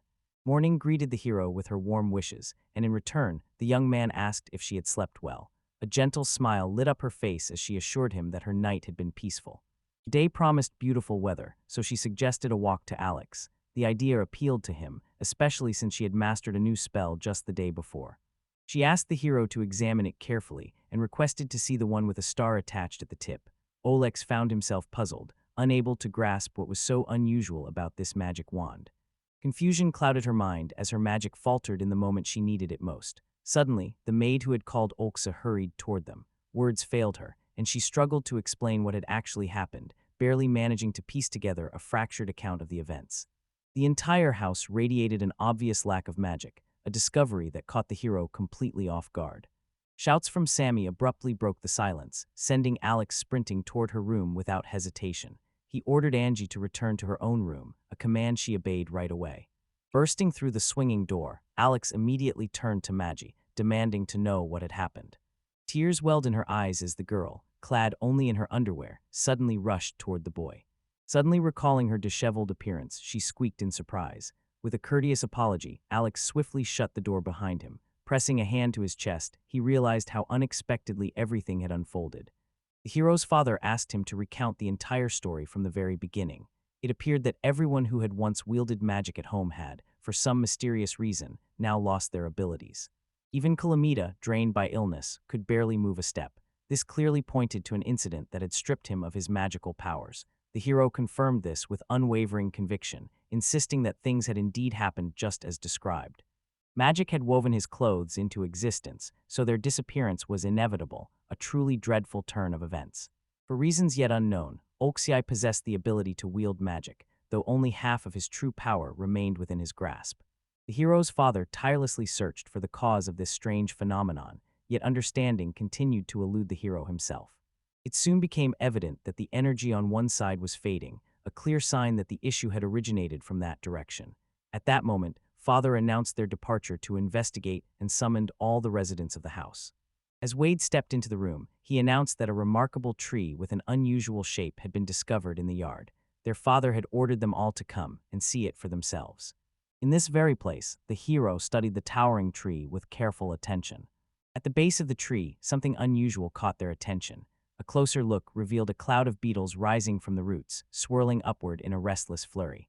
It made sense to Alex. He explained that the beetles fed on their power, which meant using it was impossible. The father suggested that it might be possible to destroy them, and the hero, lost in thought, acknowledged that this was entirely within reach. Before the hero stood a mysterious creature, strikingly human in appearance. A girl with deep black eyes declared that they would never manage this challenge, making clear her desire for revenge on behalf of her family. Alex realized she was the queen of their swarm and promised to face her himself. Offended by his words, the queen dismissed his abilities and sent a horde of insects hurtling toward the heroes. Alex drew upon half of his magical power to fend off the assault from the beetles group, catching the queen off guard. Confusion swept over her as the strategy that had brought her victory before now failed unexpectedly. With a light laugh, the hero remarked that a trick might work once, but never twice, especially since his team was far cleverer than she assumed. From that moment, their attacks lost all effectiveness. The queen, certain that their magic had failed and made them invulnerable, wasted no time. With a sharp command, she urged the hero to strike them. Consumed by despair, the hero unleashed a surge of fire magic, launching it forcefully at the queen. Flames sweep across the entire swarm of insects, shaping a striking tornado of fire. Confusion and anger stirred within Lihun as he struggled to understand why his magic still flowed. Though its power had been halved, it remained obedient to his will. The thought of it acting on its own unsettled him deeply. With focused attention, she examined the placard, immediately struck by its peculiarity. So much time had passed since anyone with an E's rank had appeared here. Convinced of his potential, she concluded that in his next life, remarkable achievements surely awaited him. Opening his eyes and rubbing them, a strange sense of déjà vu swept over him, as if this dream had played out before. After a while, he finally managed to catch the egg that had suddenly fallen from the tree above where he was sitting. With practiced agility, the hero caught the object and examined it closely. It turned out to be a beetle egg. Several kilometers from the Carlisle estate, mountains rise against the sky, marking the very place where Carlisle arrived in search of beetle eggs. Not long ago, the colony's monarch narrowly survived extinction, ushering in a wave of significant evolutionary changes for the entire group. Left unattended, the situation would inevitably spiral beyond control and force the hero to take action. In the farthest corner of the nest rested an enormous egg, which appeared to be exactly what Alex had been searching for. Typically, insects lay many eggs, but here there was only one, hinting at a special significance. Gazing at the Philosopher's Stone, resting serenely in his palm, a quiet certainty settled within him. His conviction had been right all along. The Philosopher's Stone revealed that every thorn is linked by an invisible magical web. When one of them falls, the next generation emerges, immune to the cause that claimed their predecessor. This individual will rise as the new queen. Gently setting the egg on the ground, the boy resolved to bring an end to their lineage. However, the egg unexpectedly voiced its objection. From the egg emerged a tiny insect, its delicate presence instantly captivating all who beheld it.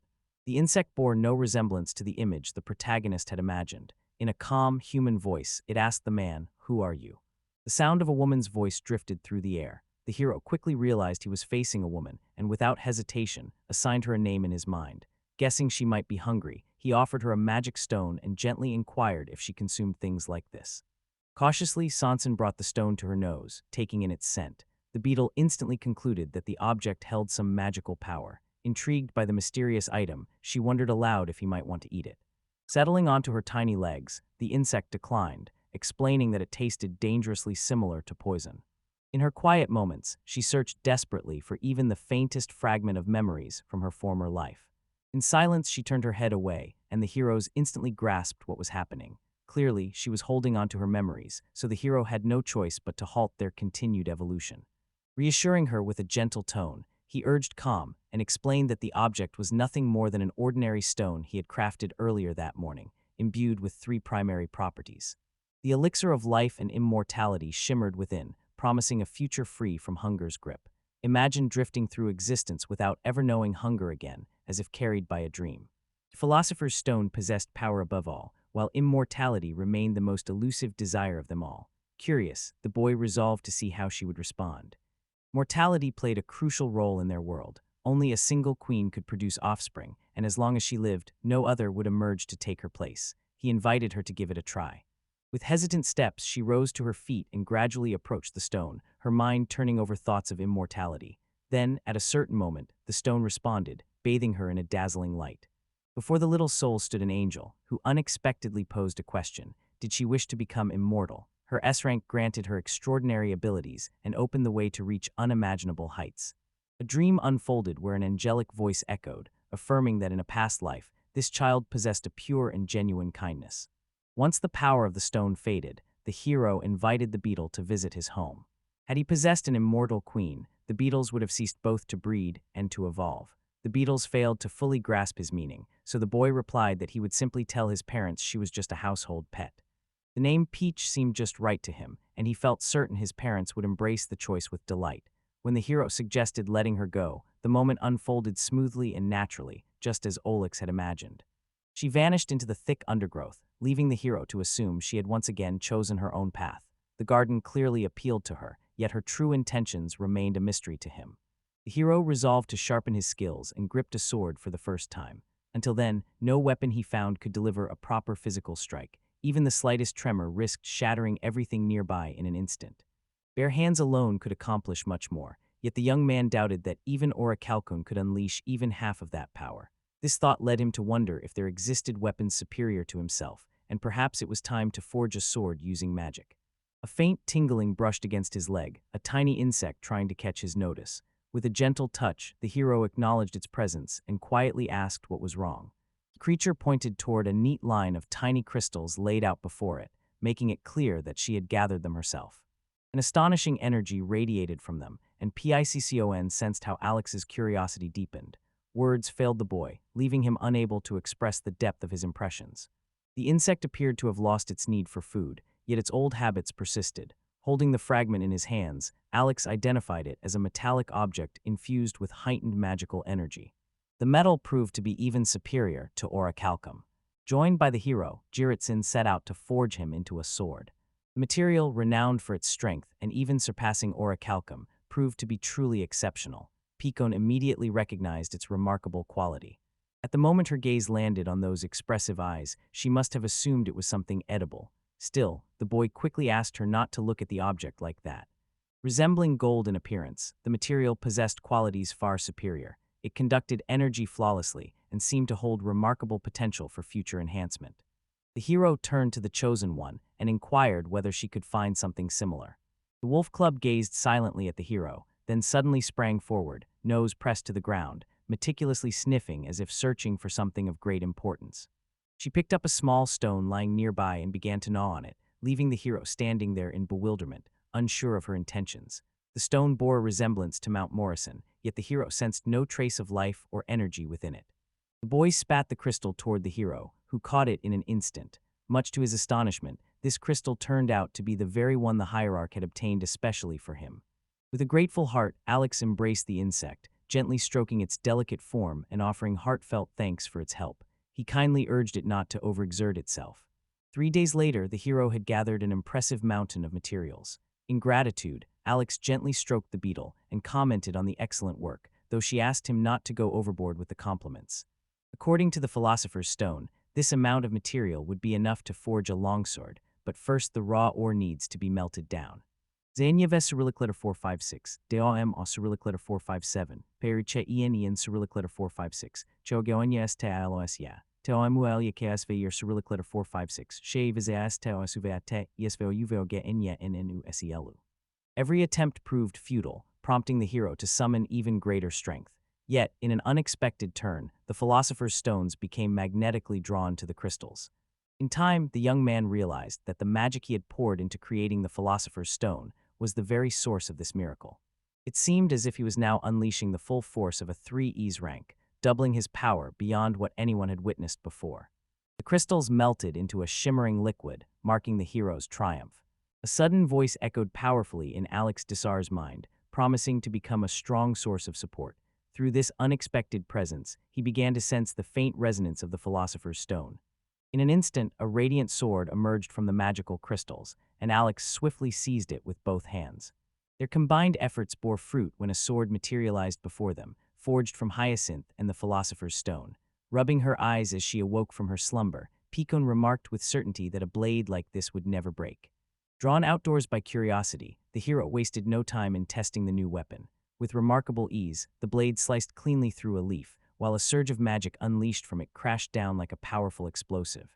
Astonishment filled Lisa as she watched Alex forge a sword that fit him perfectly, allowing him to unleash his full strength in battle. Everything unfolded just as it should, and genuine satisfaction welled up within Alex, knowing he had at last discovered the Jiriken. The Empress pondered how the hero had managed to obtain such an extraordinary material. In her estimation, the young man had yet to fully master the true power of that sword. Alex struggled to grasp the meaning of her words, prompting Eliz to hand him 2 letters he was unable to tell apart. However, it soon became clear that she had made a mistake, so Alex asked her to check everything once more. In an instant, Leif split cleanly in 2, while the hero declared with chilling calm that he could just as easily cut her in half if he wished. Relentless training drove him to seek absolute mastery over his strength, skillfully swinging his sword at blinding speed, every movement precisely controlled to prevent any misstep. A flush of surprise colored Eliza's cheeks as realization of his true nature dawned on her. Noticing her reaction, the hero sensed an underlying tension in the air. Lost in thought, Alice barely acknowledged the situation and calmly assured everyone that everything was fine. Meanwhile, the hero acquired a new strength, a sword forged from the legendary Philosopher's Stone. Time marched on and the main characters had reached the age of 12. While out for a walk, Angie caught sight of an opening in the rocks that piqued her curiosity. It looked to her like the entrance to a cave, so she turned to Alex and asked about it. Alex, sure of himself, agreed that it was most likely a cave. After receiving a request from local residents, they set out for the town of Zhorse, where various belongings had mysteriously vanished. Following a faint magical trail, their pursuit eventually led them to a cave, a place that seemed to hold all the answers they sought. A look of concern crossed Angela's face as she gently reached for the hero's hand, while Alex, wearing a warm smile, turned his attention to her. He offered her a choice and gently handed her a delicate hair wreath.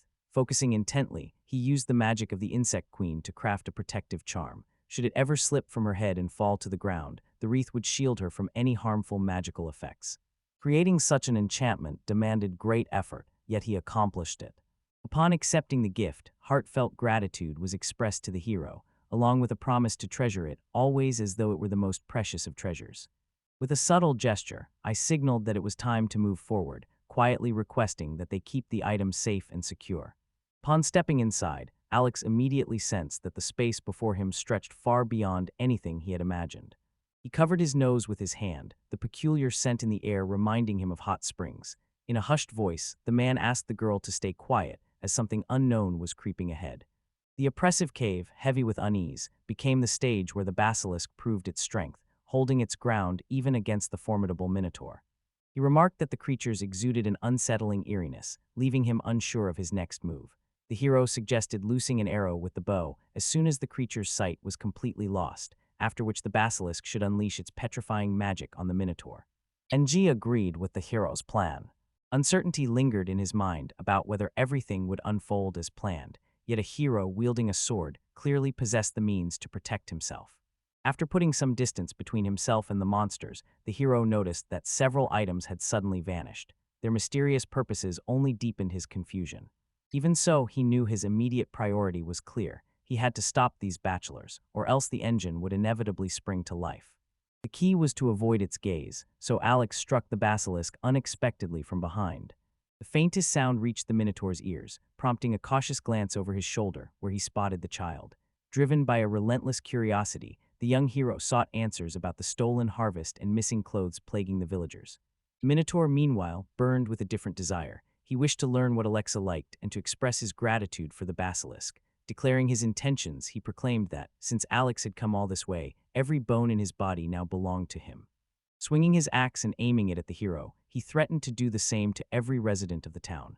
However, before the weight of his words could settle in, his head was already severed, and his body collapsed lifelessly to the ground. Alex replied that if someone was making plans involving people, mercy was likely out of the question. Still, the hero couldn't grasp why he would go through the trouble of luring people in only to devour them later, when it would be far simpler for the Minotaur to attack outright. A strange feeling unsettled the hero, prompting him to gently ask Angie to let go. Relief brightened her face as she realized he was unharmed. However, when Alex mentioned wanting to look around a bit more, fear flashed across the girl's expression. The ground suddenly gave way beneath Angie's feet, but Alex reacted swiftly, catching her and guiding them both to a gentle landing. Advancing deeper into the shadows, the hero soon realized he had entered a dungeon shaped not by nature, but by deliberate hands. Deciding to wait a moment, he soon realized that the wall radiated warmth, and G nervously exclaimed, remarking that something was ahead. Unfamiliar creatures appeared before them, while a distant voice remarked that it seemed as if the group had summoned it, a notion that struck him as rather amusing.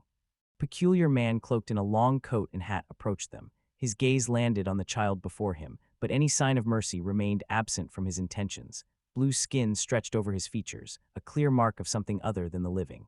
Introducing himself, the being spoke of time as a river, each wave mercilessly engulfing the one before. Angie trembled with fear, unable to grasp the true meaning behind the stranger's cryptic words. Lost in thought over those words, he finally realized that the previous warning had been meant for him. Sensing his confusion, the creature gently inquired about the cause, emphasizing that the hero never intended to kill it. If that had been the plan, his companions would have attacked the city outright. Alex realized that this man was a true master of acting, quietly noting that his only goal was to stall for time.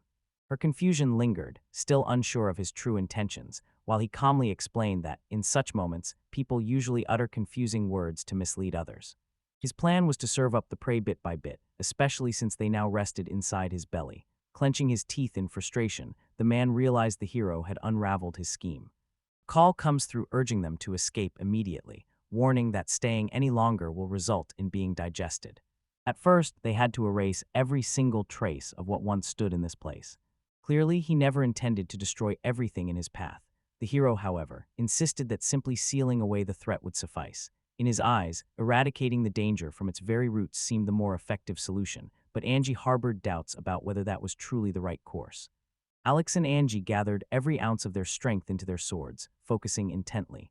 The hero cautioned Angie to stay alert, and she responded by gripping the sword's life force tightly, agreeing with his advice without hesitation. Alex called upon the vitality of the Philosopher's Stone, beseeching it to erase the cave from existence as brilliant light swept over everything.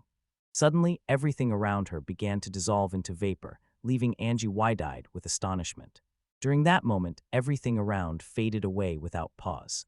Scanning his surroundings, Alex at first believed he had stumbled upon an ordinary cave, yet it soon became clear that the entire mountain was, in fact, a colossal beast. Determined to warn the town at once, he set out swiftly, while Angie suggested that once all urgent matters were settled, they might visit the hot springs together. The heroes arrived in the picturesque resort town of Seahorse, where their first stop was a shop selling magical items. Waiting for them at the entrance stood a woman, who invited them to touch a mysterious enchanted orb. As they reached out, a red thread shimmered into view, weaving itself into a heart and binding their destinies together. A gentle smile spread across the woman's face as she remarked how perfectly they complemented each other, marveling at the rare harmony she witnessed for the first time. A rosy blush colored her cheeks, evidence of her shyness, yet genuine happiness filled her heart at the deep understanding blossoming between her and Alex. The hero believed that everything stemmed from the fact that Angie was his wife. The young woman suggested that Alex join them along with the other girls, and the hero immediately embraced her idea. Strolling down the street, they noticed two young women who instantly caught Angie's attention. genuine happiness radiated from their faces, lighting them up with a joyful glow. The hot springs appeared to work their magic, leaving the young man thoroughly amazed. On the day the heroes shattered part of the mountain, she accused Alex of leaving the rest untouched. The death of one of the heroes, however, shook everyone to the core. Alex reassured her that, for now, everything would remain under control. Gripping the girl's hands tightly, he urged her to hold on and immediately began soaring just above the ground. From above, they witnessed the mountains stirring back to life. Alex explained to Angie that what she saw was nothing more than a mirage, then summoned a barrier that briefly took on the appearance of that very mountain. As magic took form, its power deepened by vulnerability, the hero reached down and claimed the sword.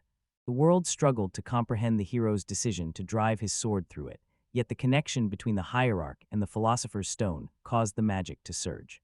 Harnessing this immense power, he chose to transform the swelling reservoir of energy into a majestic mountain.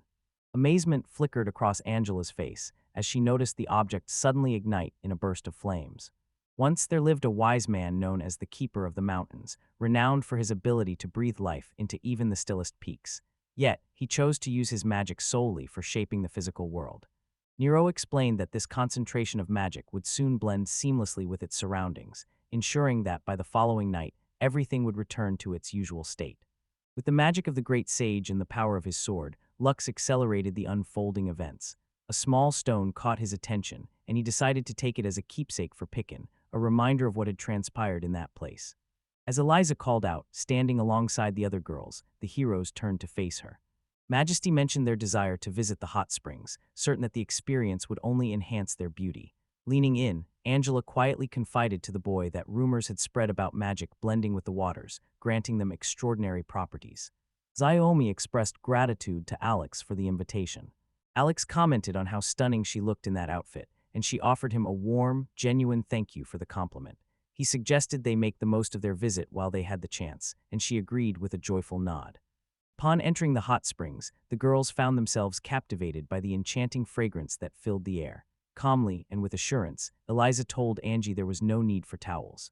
The enchanted steam from the magical spring would take care of everything, whisking away any worries.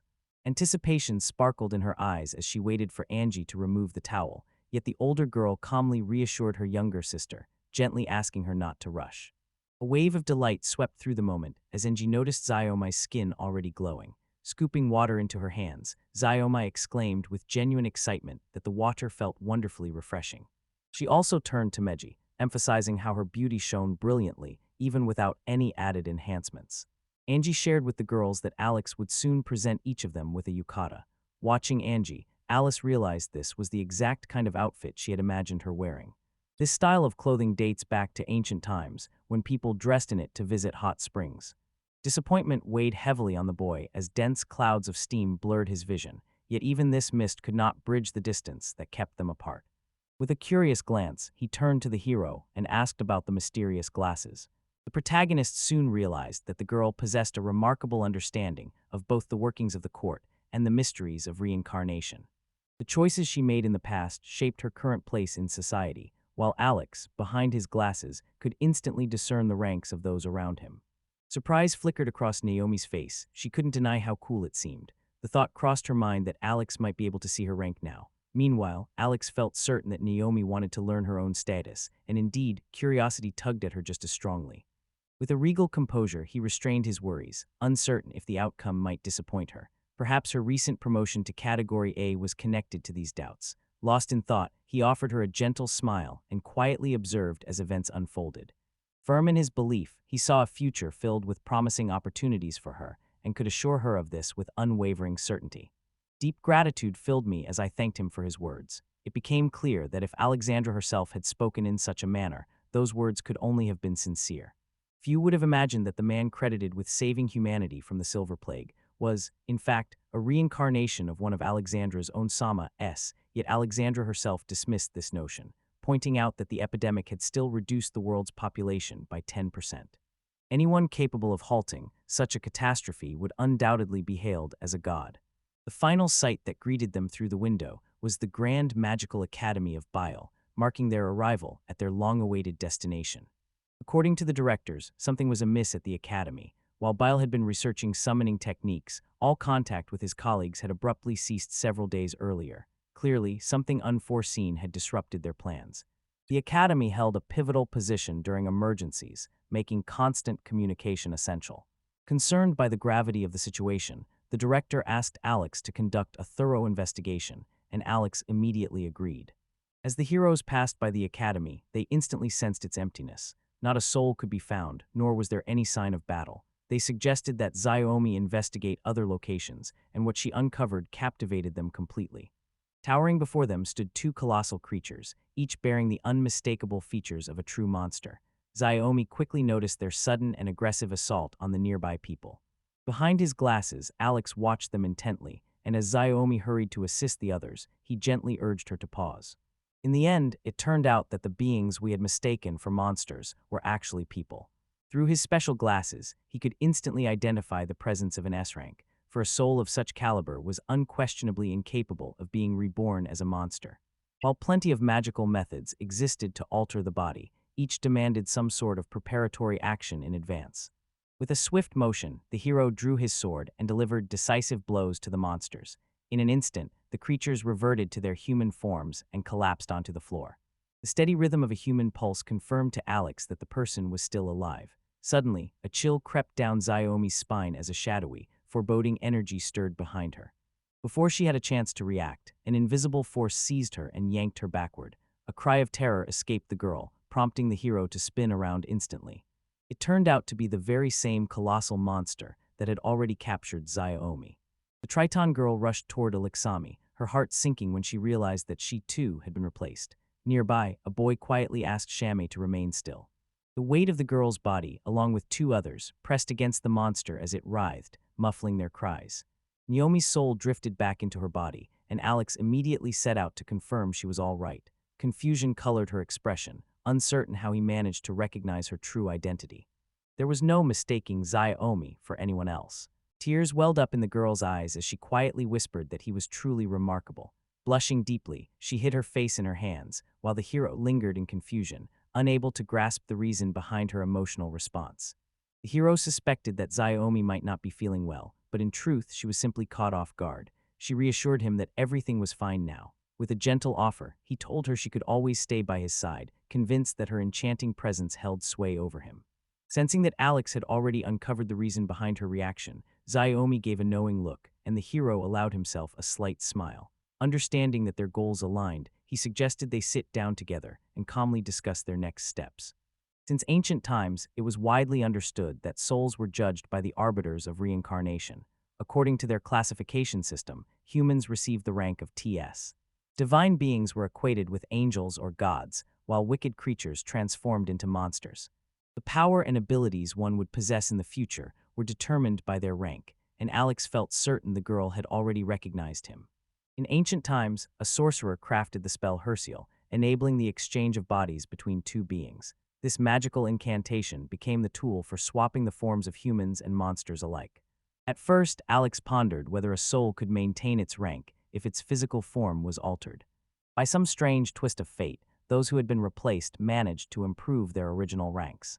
After about a month, their individuality began to fade away, leaving them as mere puppets under the control of whoever wielded Herschel. Fascinated by its astonishing power, the sorcerer made a decision to use Herschel to forge an unstoppable army. That was his blueprint for world domination, yet the catastrophe swept away up to 10% of the global population. Lost in thought, the girl pondered the magic currently practiced at the Academy.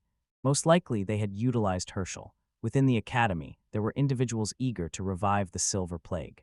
Every student possessed magical abilities, and many had already achieved high ranks, making them ideal candidates for military service. Should help arrive too late, the students would soon find themselves in serious trouble. Sensing that the boy was up to something, Naomi's intuition proved correct when an intense gaze from behind made her suddenly alert. A mysterious elder, cloaked in a flowing mantle, sat restrained by ominous chains.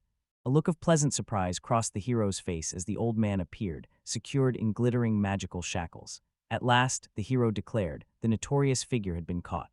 Disbelief clouded the elder's features, staggered by how expertly his secrets had been uncovered. Yet for Alex, the outcome had seemed inevitable from the morning, when he first sensed trouble stirring on the horizon. The hero orchestrated events so that any attempt to use magic resulted in him being instantly captured, making resistance utterly futile. Around this time, he realized that his grandfather was the mastermind behind everything, gently advising him not to dwell too deeply on the knowledge he had gained. The space surrounding them suddenly began to warp and twist. Immersed in darkness, a mysterious voice offered praise to Marcosius, commending his guidance of the heroes into this mystical shadow realm. A figure appeared before them, bearing the semblance of a human, yet adorned with outstretched, angelic wings upon its back. The hero realized in that moment that this being no longer belonged to the world of mortals. The old man declared in a booming voice that this was where Herschel's true nature lay, then, without hesitation, seized the angel and replaced it with the body of the student. In this situation, he remained the same teacher, though no one could quite grasp how such a thing was possible. The academy served as the perfect ground for experimentation, its vast student body offering endless opportunities for research. Moreover, after integrating her shell, his power had noticeably increased. The being surpassed even the angels in greatness, and the elder observed that unless this man was God himself, he would never be able to defeat it. The hero's glasses reflected an inner light that burned with an angelic purity. Yet, unaware of when the change had taken place, he grew quietly fascinated by a sudden curiosity about the whereabouts of his true human soul. Casting a reassuring glance at Alex, he promised her that everything would be fine and there was no need to worry. Meanwhile, the old man called out to Marcosio, warning that it was already too late. An order was given to spill their blood right here, without delay. A powerful magical beam pierced through the hero as the angel attacked, sending Alex's glasses flying when he rushed to block the strike. The old man declared loudly that they would not escape this place until one of them fell. In his view, Angel's remarkable aim made her perfectly suited to take down weaker opponents. The heroes believed they were safe from harm, convinced nothing could touch them as events spun forward at breakneck speed. Meanwhile, he formulated his own designs, plotting to seize control of the nation using that very power in a single decisive stroke. For the first time in his life, Alex experienced a power unlike anything else, a strength even Azul or the goddess Astaroth could never command. Against all odds, the hero swung his sword, unleashing a surge of magic that rendered the angel's body utterly immobile.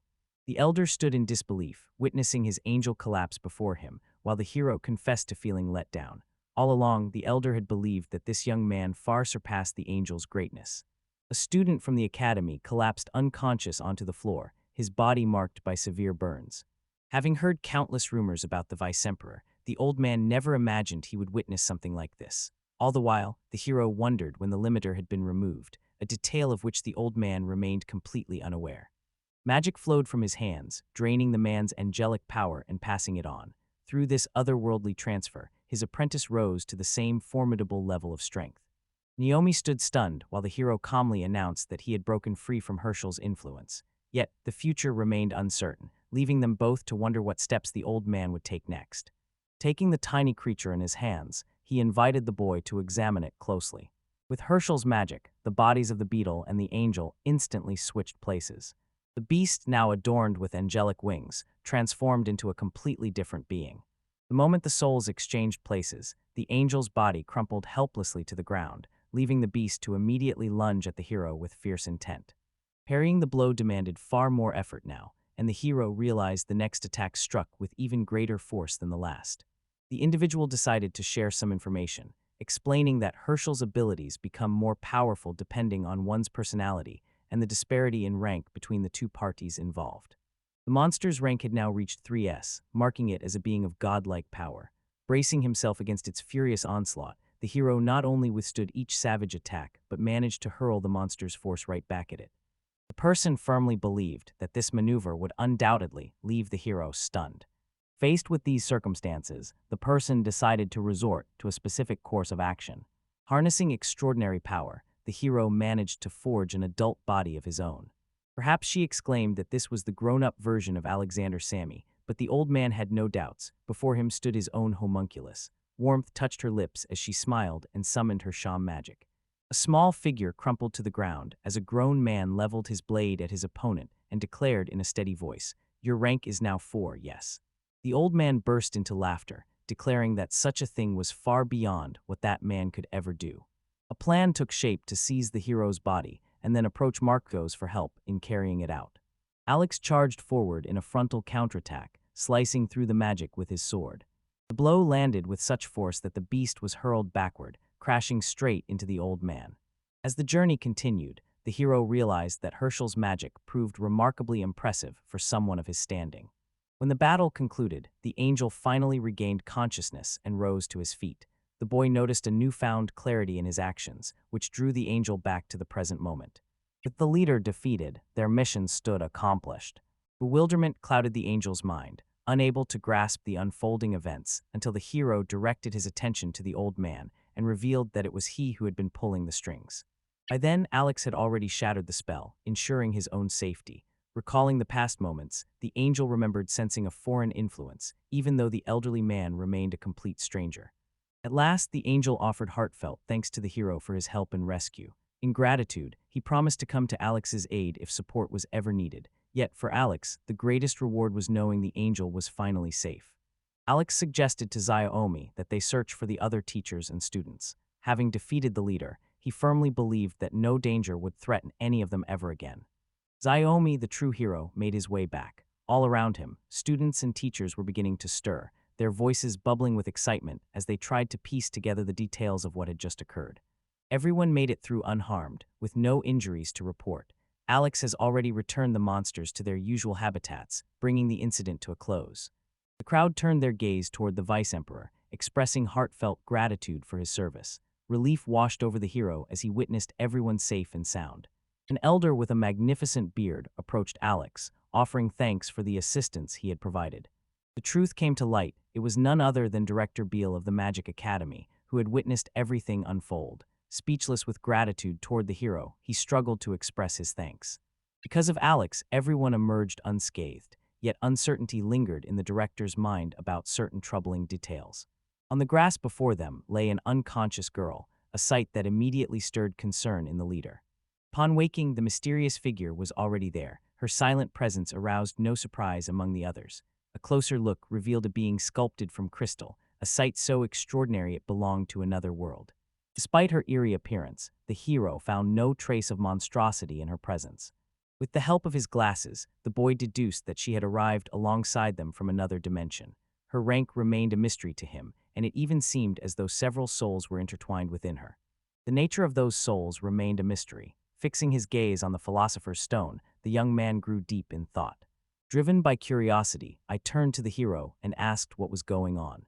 Alex pointed his sword toward his body and unleashed liberation magic, filling the entire area with a dazzling radiance.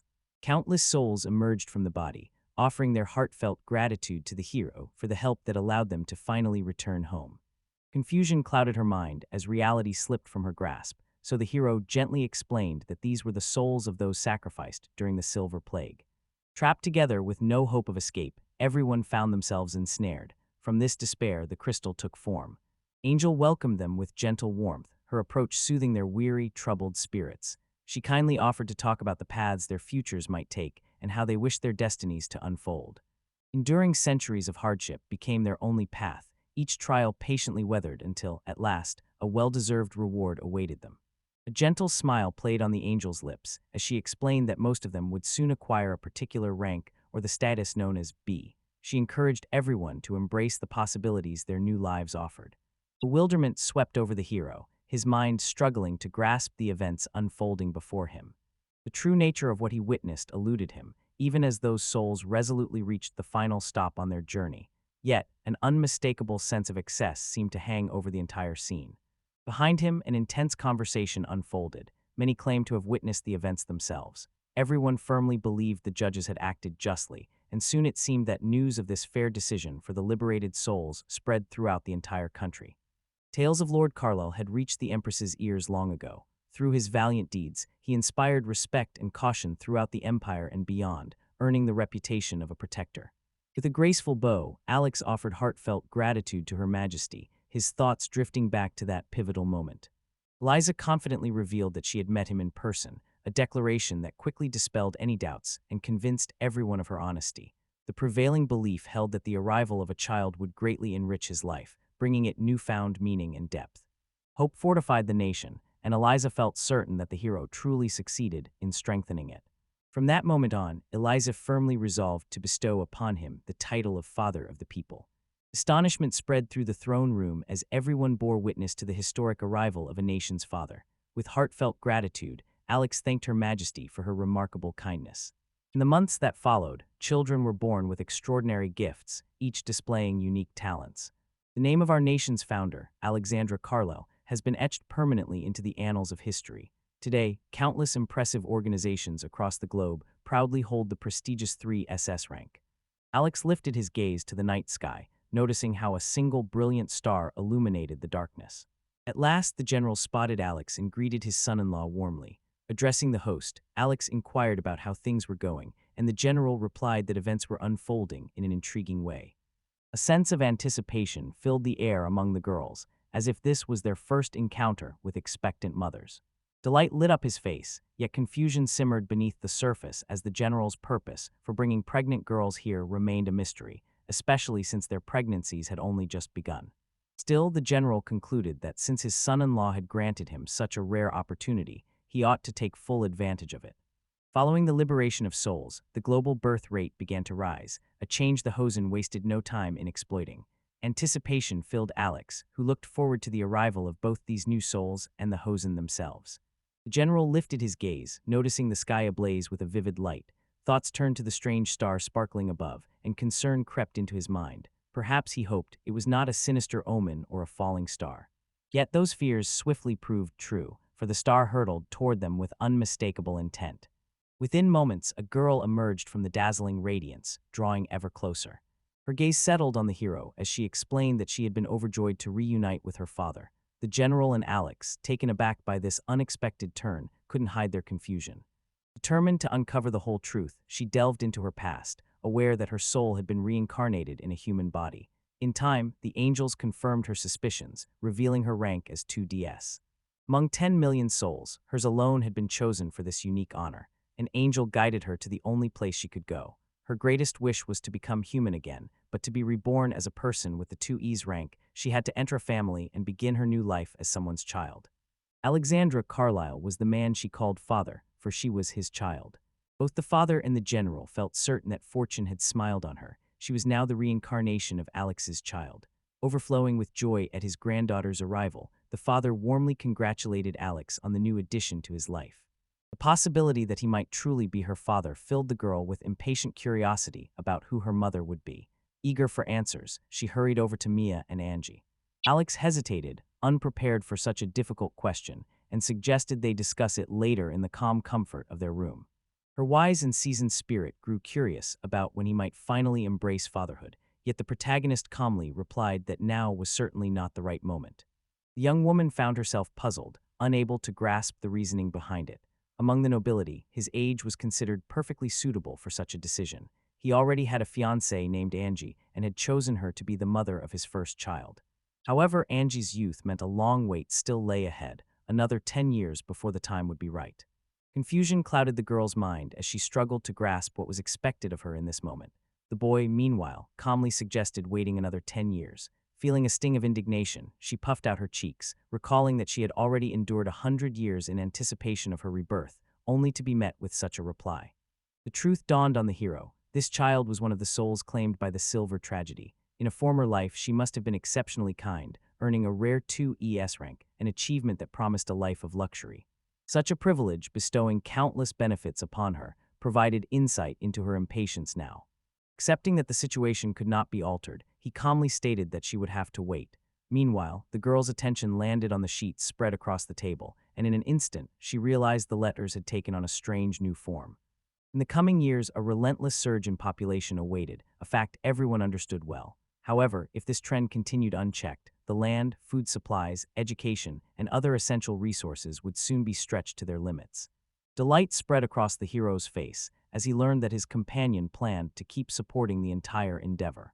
Curiosity stirred within him about the true identity of this young man, whose remarkable talents had already begun to emerge at such a tender age. Yet Alex held a firm belief that the angels themselves whispered legends of his extraordinary prowess. Apparently, the girl had paid them no mind at all. The instant she learned she was his child, she appeared as if out of thin air. Yet in her heart, one conviction remained. He was an extraordinary person, and the hero offered her his heartfelt gratitude for believing so. Spreading his thoughts across the page, Alex impressed her with the elegance of his handwriting. Lost in thought, she wondered if the fresh start might finally help her refine her handwriting. Alex resolved to find out if she truly desired this, especially considering how harrowing her past life had been. Gazing thoughtfully at his sword, he pondered ways to refine and perfect his technique, envisioning how each stroke could become more elegant. Reaching out with an inviting hand, he offered her a chance to experience something new and beckoned her to join him at the table. After examining her handwriting, the hero noted with surprise her genuine gift for writing, and her rapid progress left no room for doubt. However, the girl failed to fully grasp what he meant. The hero resolved to grant her a new name, one to be bestowed upon her rebirth, and its meaning would embody wisdom and immeasurable worth. Alex suggested that the honor of choosing this name should belong to the girl herself, recognizing the profound significance of this moment. Lost in thought, the girl grew flustered, her cheeks flushing red. Abruptly, she took off into the air, leaving the hero unmoved by everything that had just happened. Without hesitating, he hurried after her, determined to stop her before she could get away. Extending his arms, the boy realized this was the point where their paths must stop. He lifted his gaze to the girl, lost in her own melancholy, and softly called out to her. He made a promise to craft a new body for her. Carol struggled to grasp his intentions. Although Alex was unable to father a child at the moment, there was no doubt he possessed the power to grant her a new body. Producing a small pouch, he explained that this bag of calamities held a collection of items essential for emergencies. Through the use of magic, these materials could be combined in various ways. Drawing on the power within this pouch, the hero managed to craft an exact replica. Fingers brushed against the body, and the girl's breath caught in astonishment as she realized it was hers. Alex calmly revealed that this was her homunculus and gently assured her she could inhabit it whenever she wished. With a quiet promise, he vowed to watch over her until the time of her rebirth arrived. After giving her his blessing, the hero realized his words might have been out of place. Doubt crept in as he wondered if the girl could truly handle the situation, especially since she had spent so long without a real body. At last, a resolution stirred within him to take action, while the heroine, wielding her dazzling magic, transferred her soul to a new vessel. Now inhabiting a human body, the girl examined her new hands with a mix of fascination and disbelief. After 100 years, standing on solid ground felt unreal. Her entire form quivered, unsteady legs barely supporting her, and Alex suspected she must be in pain. Filled with happiness, the girl bounced up and down, her joyful shouts ringing through the air. Shock swept over Lux as she struggled to comprehend the source of such overwhelming power. The blow had been so forceful that it shattered the ceiling, leaving the hero standing in bewilderment, utterly unable to grasp what had just occurred. Filled with wonder, the girl turned to her father and quietly asked, "What was that?" Alex believed that when a soul of Ease 2 rank entered the body of a homunculus, power would surge and twist in chaotic patterns. Over the centuries, that strength had likely slipped further and further from her control. Yet simply moving around in this body posed real danger. As she uttered these words, an unconscious sneeze slipped out, and the floor beneath her rippled and heaved as if the entire building was about to retch. Astonishment washed over Alex and the girl as an overwhelming power revealed itself, challenging everything they knew. The girl trembled with fear, and in a timid voice she apologized softly to the hero, addressing him as Dad.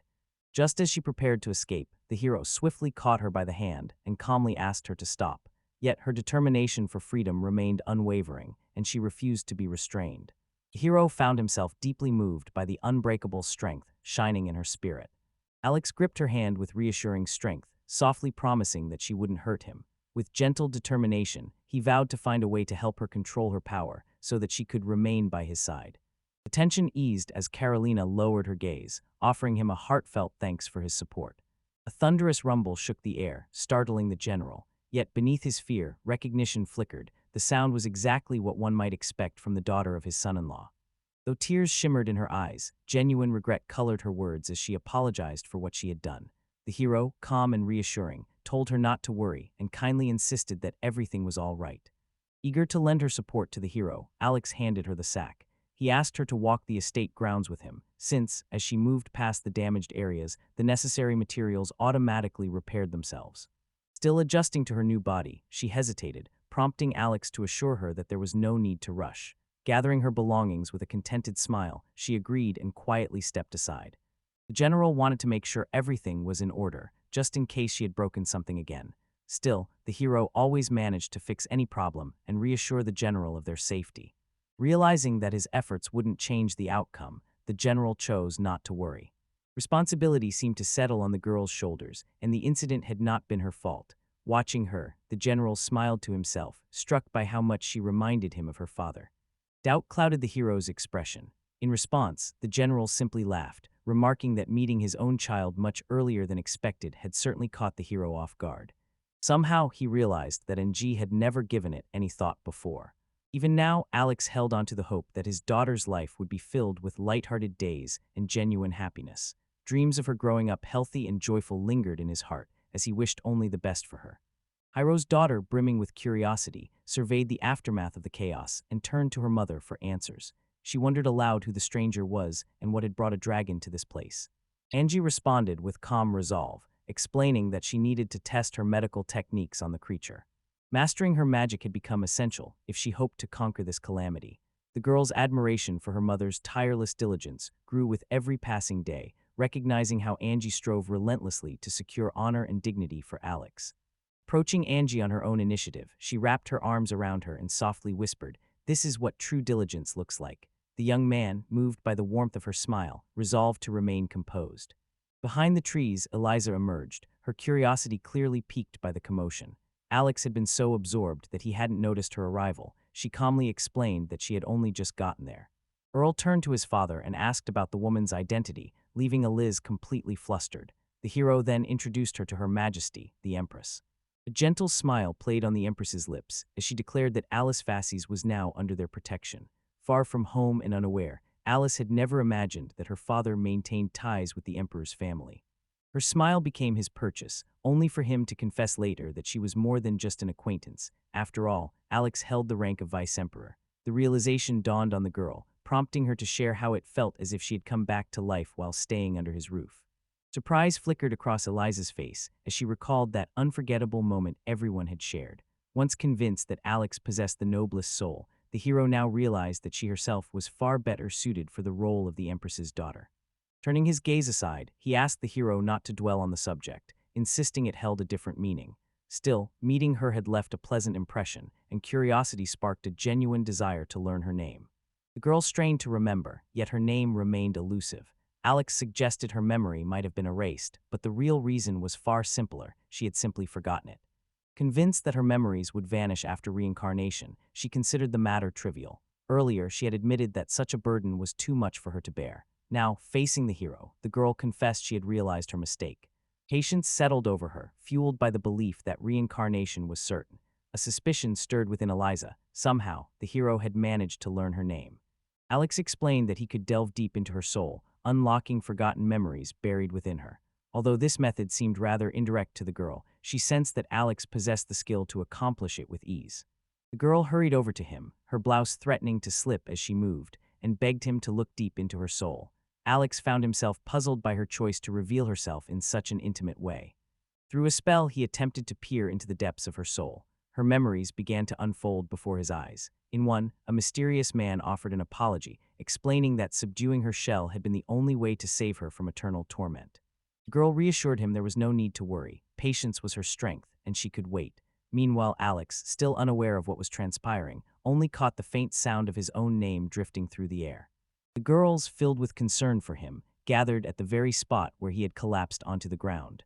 The hero assured everyone that everything was fine, explaining that only the surprise had caught him off guard. In the midst of it, he managed to learn her name, Sans Sacrifice.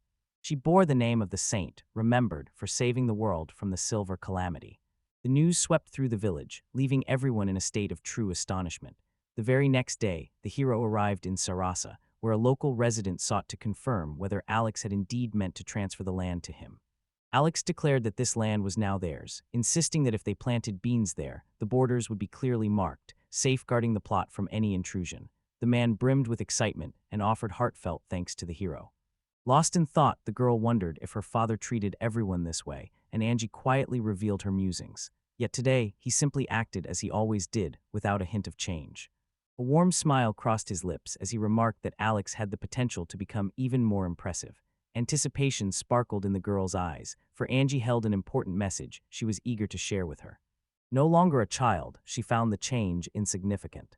Observing the girl's cheerful spirit, she asked if they could wait together for a while. Concern for the girl's well-being lingered in her thoughts, yet the girl simply offered her thanks, determined to remain polite. Suddenly, the ground beneath their feet began to crumble, and in that instant, San completely forgot about her own strength. Pearl felt certain she could endure whatever came her way, her artificial body specifically engineered to withstand pain. Alex arrived just in time, rescuing her and gently asking if she was all right. He encouraged her to call him without hesitation if she ever found herself in danger again, rather than enduring the situation alone. As the girl descended to the edge of the cliff, concern flickered in Angie's eyes, fearful she might get hurt. Yet the girl calmly assured her that everything was fine. Drawing closer to Angie, she gently asked her mother not to rush, though Angie struggled to fully grasp what she meant. Confusion clouded Alex's mind until the girl gently revealed her wish to continue living this way for a little longer, giving Angie the freedom to move at her own pace. With comforting assurance, Angie softly clasped her daughter's hand, promising that everything would unfold as they had agreed. Alex's daughter truly loved him. Bursting into the room where Alexa waited, the girl hurried in, eager for the moment she would finally learn her name. While studying a multitude of spells, the hero stumbled upon one that was surprisingly simple, yet remarkably effective. He explained that the sooner it was performed, the better the results. However, the ritual required the blood of a maiden, and he expressed hope that she would not object. With her DNA, the true name could be revealed, and as realization dawned, she understood the necessity behind it all. Uncertainty lingered in her mind about whether any changes could be made to her body, since Alex had once created it using magic. Yet Alex reassured her, calmly explaining that her form had been fashioned entirely from solar magic. Remarkably, she had preserved the exact appearance she once had in her previous life. Thanks to solar magic's restorative power, her original features had been perfectly recreated, guided by the DNA flowing through her veins. With any doubts eased, she smiled and nodded in agreement. Fully prepared for the moment, she waited, but the hero gently asked her to give him just a minute. With genuine concern, he wished to warn her about a single, crucial detail: her real name. A name forever etched into her soul brought a hush to her spirit whenever it was recognized. Its presence carried a powerful influence, quietly shaping her nature and revealing itself as a true blessing in her life. The hero firmly believed that once she learned her true name, genuine happiness would finally shine upon her, coloring her life with a newfound and vibrant brilliance. Overflowing with excitement, the girl declared that she would become even more obedient in that case. Meanwhile, Alex remained puzzled, unable to grasp the reason behind the vivid blush coloring her cheeks. There was no need for her to bend over backwards to please him. Remaining true to herself was far better. Clenching her fists, the girl firmly voiced her disagreement 3 times in a row. Defying her father was something she would never dare attempt. Then she offered the parchment. The girl cast her spell, prompting Alex to wonder in quiet amazement whether she could sense anything genuine. Radiant with joy, she seemed to shine with a unique inner light. The hero advised her to treasure this remarkable feeling and to be cautious, never revealing her real name in public or around others. After a heartfelt embrace with the hero, the girl expressed her gratitude to her father for his support. She promised never to reveal her true name. As she began to speak, Alex gently covered her mouth with his hand, and she seemed to quietly confess that happiness filled her heart. The hero silently hoped that her future would be safe and bright. A few days later, the hero realized that he needed to finish writing and publish his report before Astarov's return. An angel appeared not only to Alex, declaring, "The time has long passed," addressing him as Alexander Carlo, esteemed bearer of a 3Es rank virtue.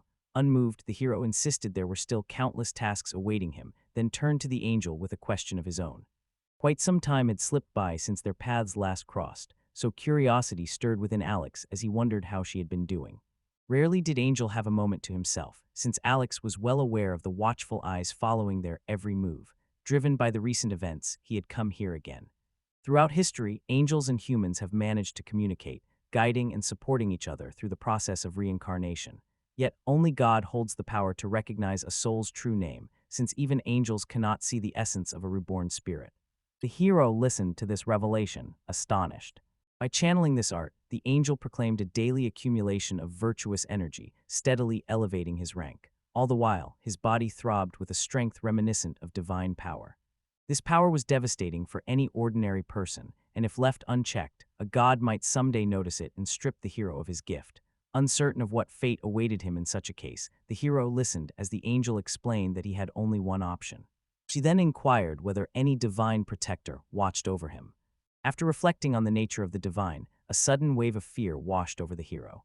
the angel revealed that an overwhelming surge of divine energy now surged through his body, bringing with it unexpected complications.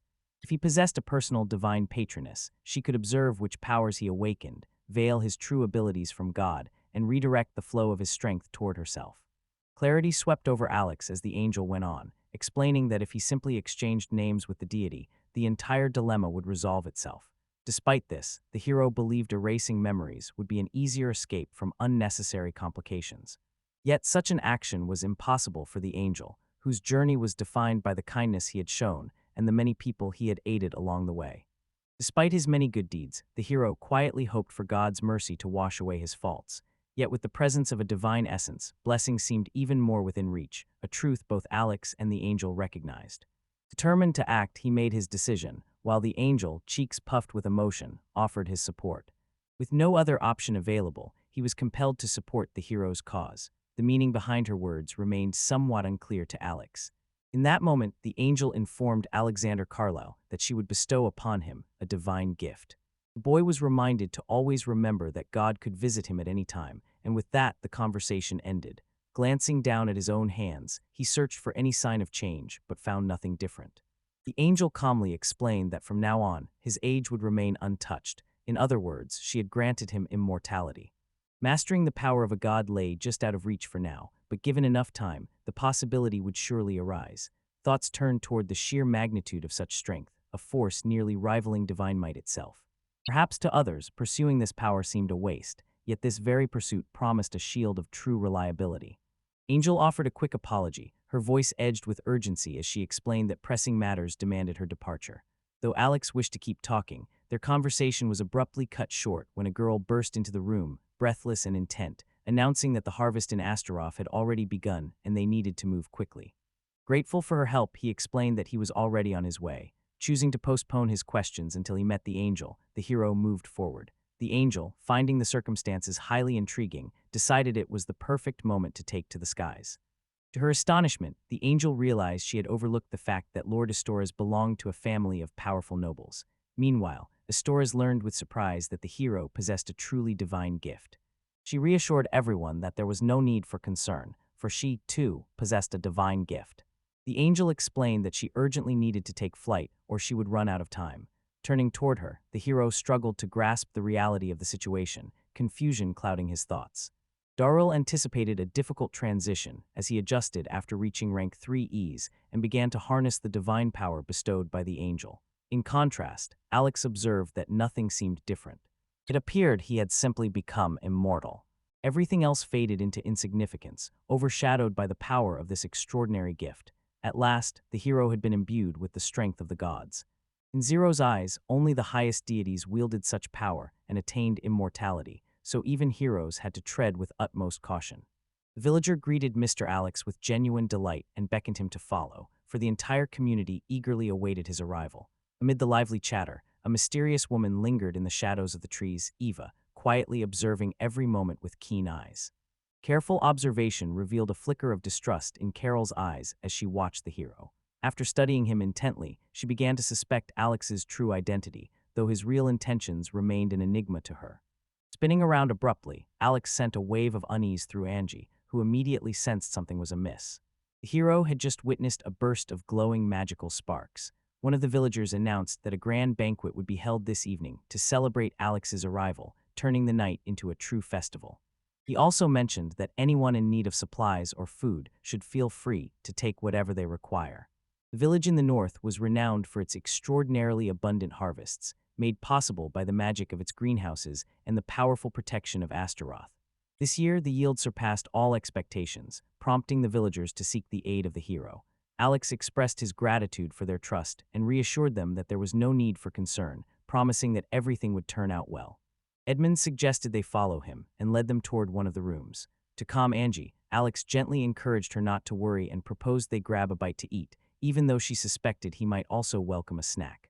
Yet knowing his body thrived on divine magic and could easily go without food for over a week, she saw no reason to be concerned. It became clear to Angie that Alex could easily last 7 days or even longer without eating, and she felt completely confident in that fact. The divine angel once revealed that, after awakening his celestial power, his body underwent remarkable changes. Despite this transformation, he never had the opportunity to fully acquaint himself with this newfound energy, as neither the right time nor the proper place ever presented itself. The hours crept by in the depths of the night as the hero lay restless, his eyes fixed on the ceiling, unable to surrender to sleep.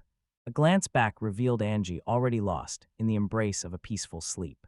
She slept peacefully, undisturbed, while the hero chose not to wake her. The promise of sweet, deep sleep tempted him as well. Although tasks still awaited his attention, he resolved to postpone them until morning. With his eyes closed, a surge of unfamiliar magic brushed over him, compelling his hand to instinctively reach for the sword resting near the bed. Parrying the sudden assault, he caught sight for the first time of a mysterious girl who had materialized before him. Despite knowing her true identity, silence lingered between them. Angie jolted upright in bed, awakened by a sudden commotion. Confusion clouded his mind as he speculated that she might be a hired assassin. She coldly announced that Carlisle must die, and in that instant, it became clear to him just how young she really was. Determination burned within him as he fended off her strikes, all while searching for any clue about the mastermind who had sent her. The master had warned her that if he remained, their crops would rot and food supplies would run out. Insisting on his surrender, she was determined to destroy him at once. Believing her business was finished, Alex turned to Angie and quietly asked her to stand by his side. Brushing aside a lock of hair from her other eye, a striking contrast to her left, the girl fixed Alex with a frosty gaze and declared that his time had come. Alex struggled to believe what was unfolding before him as the magic of the Philosopher's stone lit up the air. Leaning closer, the girl declared with unwavering resolve that this time, his end was inevitable. Swords clashed in a head-on assault, and confusion clouded the girl's mind as her magic failed to respond. The hero calmly revealed that his spell had neutralized the energy within her eye, stripping it of power.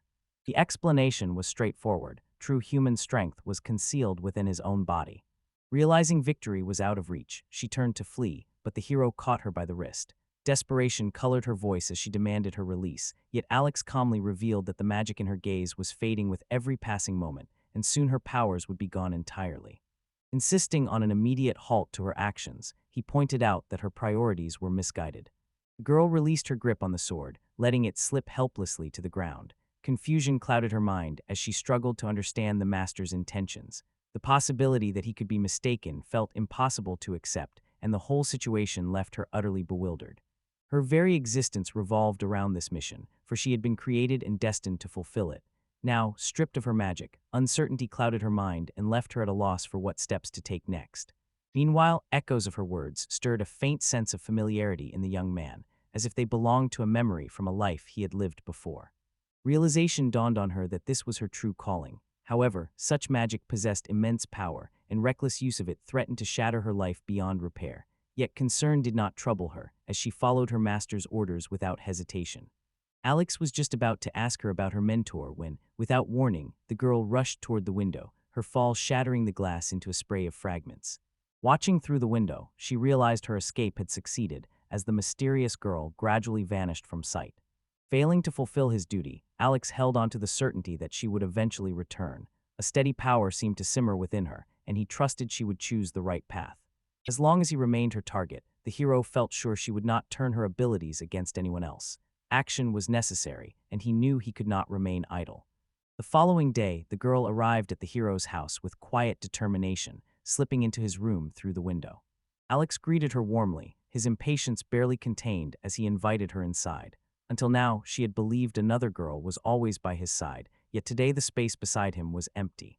The young man's refined appearance instantly struck her as greedy and lustful. She suspected he might have harmed that girl, but the hero quickly pointed out that this was nothing more than a stereotype. He felt certain her mentor had said the same things before, making the girl lower her head in silent agreement. He explained that the mentor had warned her to stay vigilant and not to fall for his promises, firmly believing she was with him against her will. Despite this, the protagonist did not share the same view when it came to Angie. Happiness seemed to follow her everywhere, for a gentle smile always blossomed on her face. Alex approached the girl and offered her a warm, genuine smile. Realizing the quiet magic a smile can bring, she only needed to let it gently blossom across her own face. Something about the glow on her cheeks caught his attention, their radiance setting her apart from everyone else. The urge to hear her infectious laughter tugged at him, making it almost impossible to think of anything else. Confidence in his own irresistible charm settled over Alex like a familiar coat. Once he lets go, a gentle smile blossoms on the girl's lips, offered freely to him. To Alex, she appeared irresistibly attractive, while a faint blush crept onto her cheeks. Turning away, she mentioned she needed to leave, but the hero invited her to come back sometime. Curious about his intentions, she decided to find out exactly what he meant. A warning left his lips, urging her to take care with her eye. Although the mechanism had been disabled, danger still lingered, and harm remained a possibility. In the same way, Alex reminded her to keep smiling, believing that her inner strength would then surpass even the greatest magic. A radiant smile blossomed on the girl's face as she left the scene, offering Alex a heartfelt thanks before quietly slipping out of sight. The villagers struggled to find the words to express their gratitude to Mr. Alex and NG for their assistance. Alex assured them that they would meet again in a year, waving farewell as he departed. The day unfolded beautifully, but soon the moment to return home arrived. NG turned to Alex, her voice laced with concern, and asked whether he was truly certain it was safe to leave the child behind. With a calm assurance, Alex explained that he had already discovered the sorcerer's whereabouts. He had cast a spell on the child, one that allowed him to track her movements at any moment. NG listened to his words, and her worries quietly slipped away, replaced by a sense of relief. Wrapping his arms gently around her shoulders, the hero urged her to hold on as they made their way home. Suddenly, everything shifted. The two vanished together in a brilliant flash of light. As night settled over the land, the enigmatic child crept closer to the grand Carlisle estate, watching its glittering windows with a silent, watchful gaze. As usual, she slipped into Alex's house through the window, her entrance catching the hero's watchful eye. According to her, there had been no other way. This was the only option she had. Alex resolved to uncover her name. Carol introduced herself as Dorothy, and the protagonist realized that this name must have been given to her by her mentor. For as long as she could remember, everyone had called her Dorothy, and Alex found the name incredibly endearing. He offered a quick apology and seized her head without delay. She had to return at once, otherwise her master would grow petulant and irritable, a prospect that drew a frown across the boy's face. Noticing the stone in the girl's hands, he remarked that its shade mirrored the color of Dorothy's eyes. Quietly, Dorothy revealed that the stone had been a gift from her master, who had ordered her to kill the hero, an order she felt compelled to obey.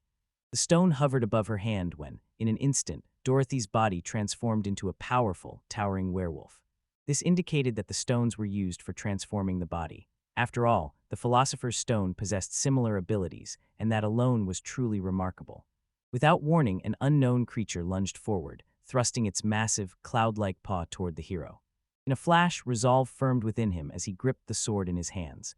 Realization struck. Dorothy needed the spell lifted right away, or it might cost her life. The stones twisted humans into monsters, compelling him to rush to their rescue without hesitation. Meanwhile, the hero remained bewildered by the mentor's decision to turn her into a beast.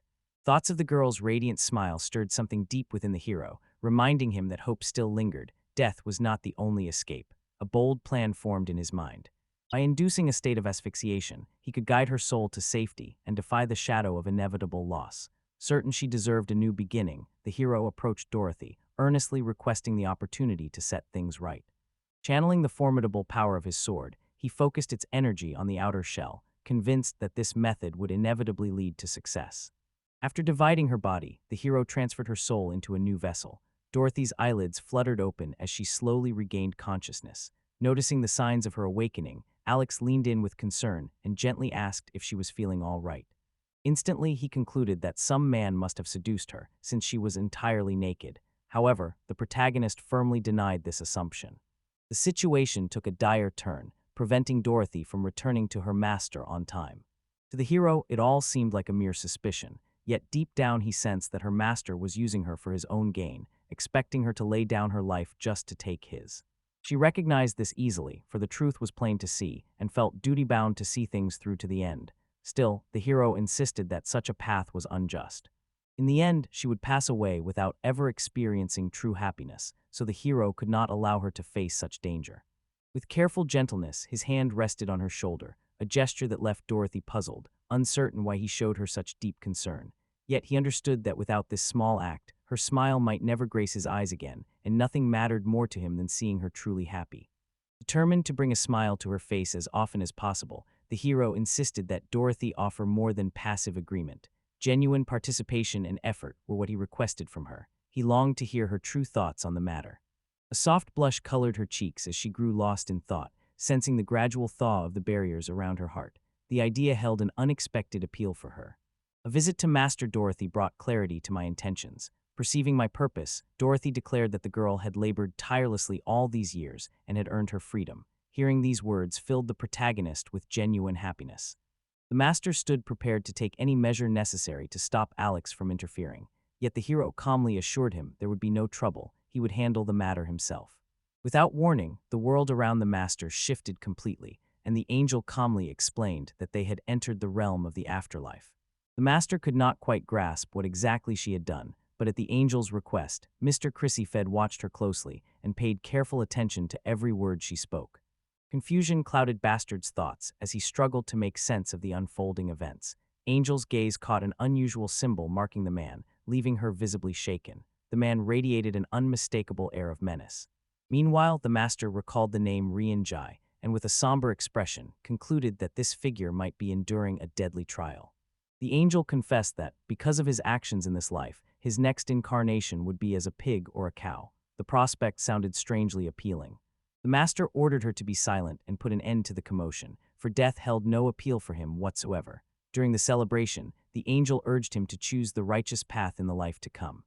At the master's request, she paused, and the angel informed Alex that her task was complete.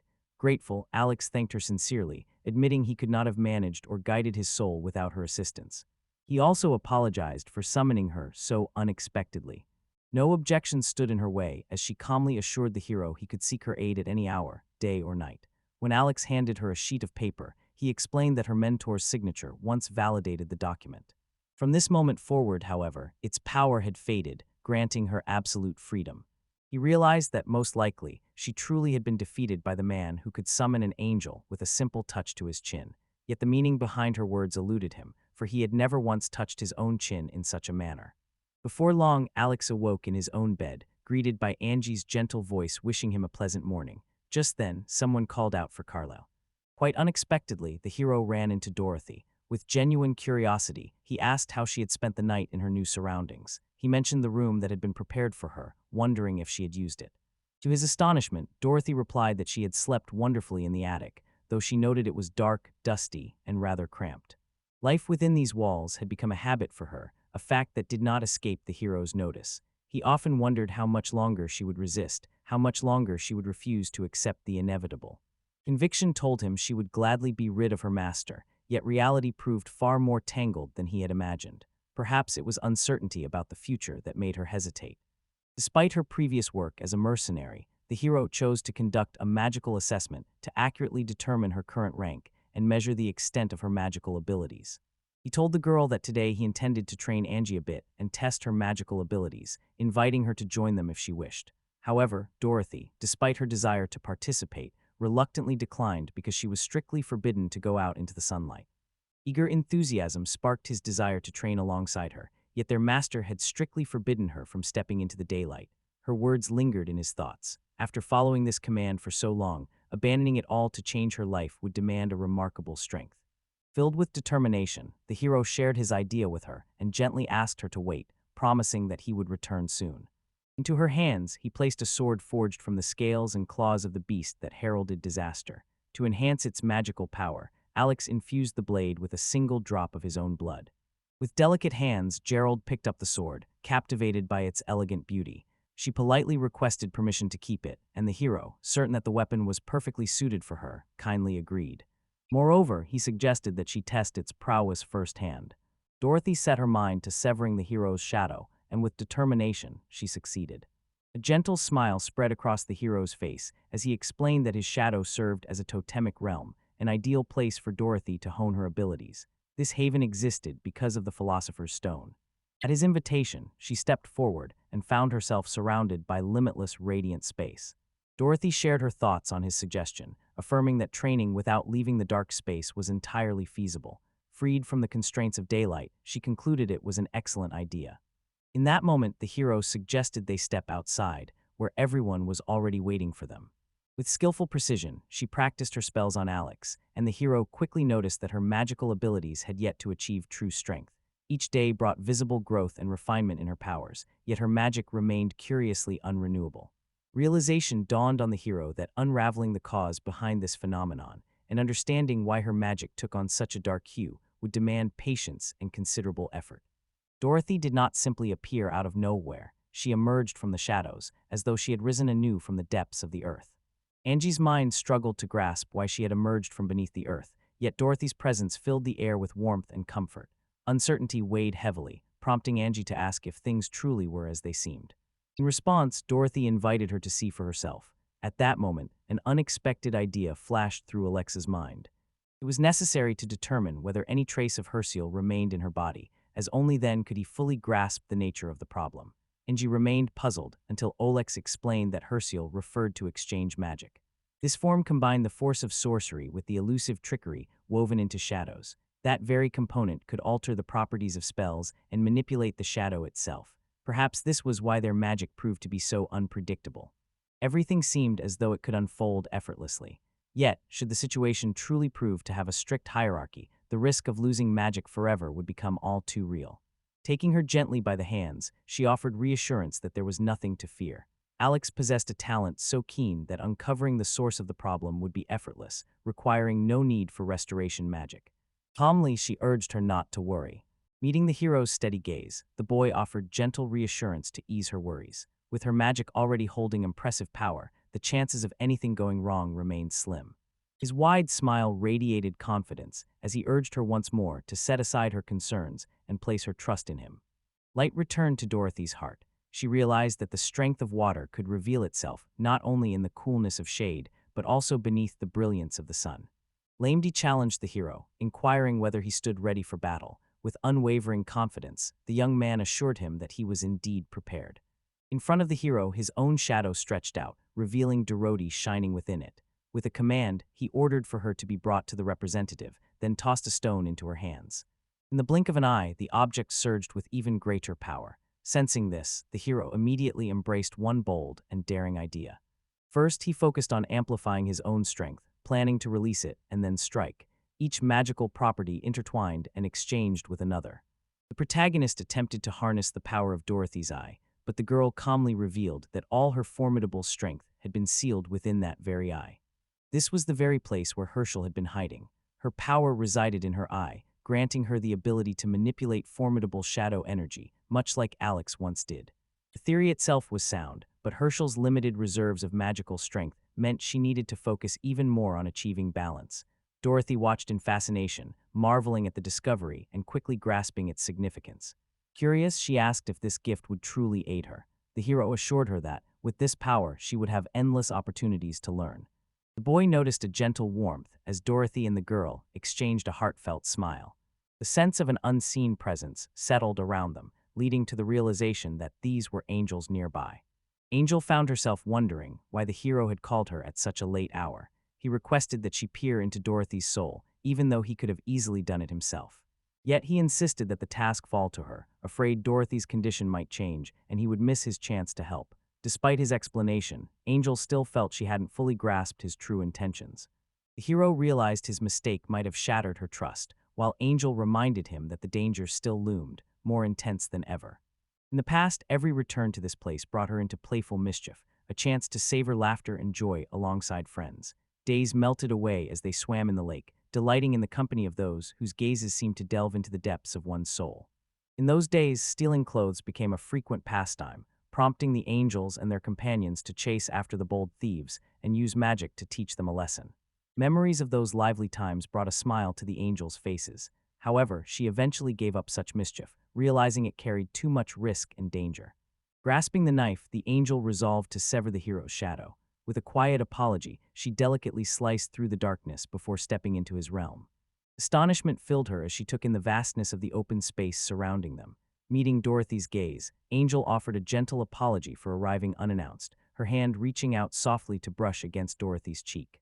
With the angel's guidance, the hero discovered that Dorothy had been born with a mysterious mark. Kersey had found her as a child, raised her as a mercenary, and she possessed the unusual ability to erase memories. The angel nodded in agreement and revealed to the hero that Dorothy had deliberately removed all unpleasant memories, seeking a sense of inner purity. People referred to this process as cleansing. Visuals suggested that Dorothy align herself with her shadow, and rediscover the magic Alex once wielded. Only through this path could she hope to master her own spirit and ascend to a higher state of control. With a soul untouched by negativity, Dorothy stood on the threshold of inner purification. The revelation came without warning, catching her completely off guard. For Alex, the truth was clear as day. Dorothy's magic held the power not only to heal wounds, but also to save lives, unlocking a path toward remarkable achievements in the days ahead. Yet before he could say more, the angel interrupted unexpectedly and asked him to wait. The distinction between cleansing a soul and preserving it was made clear. They were two entirely separate matters. The law set forth by the Creator could not be broken, and she was bound to obey this command. These actions were immeasurable and fundamentally different in nature. So far, her magic had remained unseen, and perhaps this was for the best. Quiet hope lingered in the angel's thoughts that no misfortune would occur in times to come.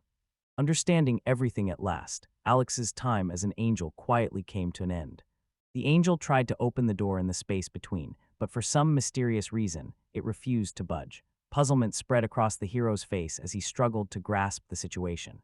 The angel explained that she was unable to leave. Once, she could pass through these doors without effort, so this strange barrier unsettled her deeply. Naturally, she wasn't searching for someone to blame, yet the entire situation pointed to their meeting as the starting point of this chain of events. Still, accepting that as the truth seemed impossible. With a deft motion and a whisper of magic, Felix unlocked the door, gesturing for the angel to attempt breaking through. Confidence radiated from him, certain that this time his plan would not fail. Noticing the hero's significantly higher rank, surprise flickered in her eyes. During the creation of the final doors, her own rank had been lower and her strength insufficient to overcome them. Now, with her rank elevated, that obstacle no longer troubled her. The reason behind the hero's actions remained unclear, yet her presence had always proved invaluable to them, both now and during their previous encounter. Angel himself often reminded them that offering help was not just a virtue, but a truly noble pursuit. The thought never occurred to her that this might concern angels, yet an overwhelming joy blossomed within. Tears of happiness welled up in the angel's eyes as she sensed her status at last elevated. No longer would eternity mean wandering ordinary paths. At long last, Alex had kept his promise and come to her aid. On the day of Amelia's trial, the realization struck that she needed to remain hidden in the shadows. The hero agreed, noting that this plan would allow them to test her abilities and gain confidence in her strength. The protagonist needed to understand how Amelia had managed to control her abilities. It appeared that such phenomena were usually found only in those she manipulated, hinting at the possibility of her borrowing their powers. This dagger could slice through shadows without the use of any special magic, a feat almost too strange to believe. Using this method, they intended to test her abilities and confirm their true strength. Anyone could harness the abilities of others by acquiring their shadows, but only the Shadow Lord possessed the skill to truly command them, thus controlling anyone nearby. This mastery formed the core of their magic. The hero alone stood immune to such spells, reflecting any abilities used against him back onto their originators. Melia felt a gentle wave of surprise and wonder as she took everything in, though doubts about her worth lingered due to her modest abilities in contrast to Alex. Yet, the hero always insisted otherwise.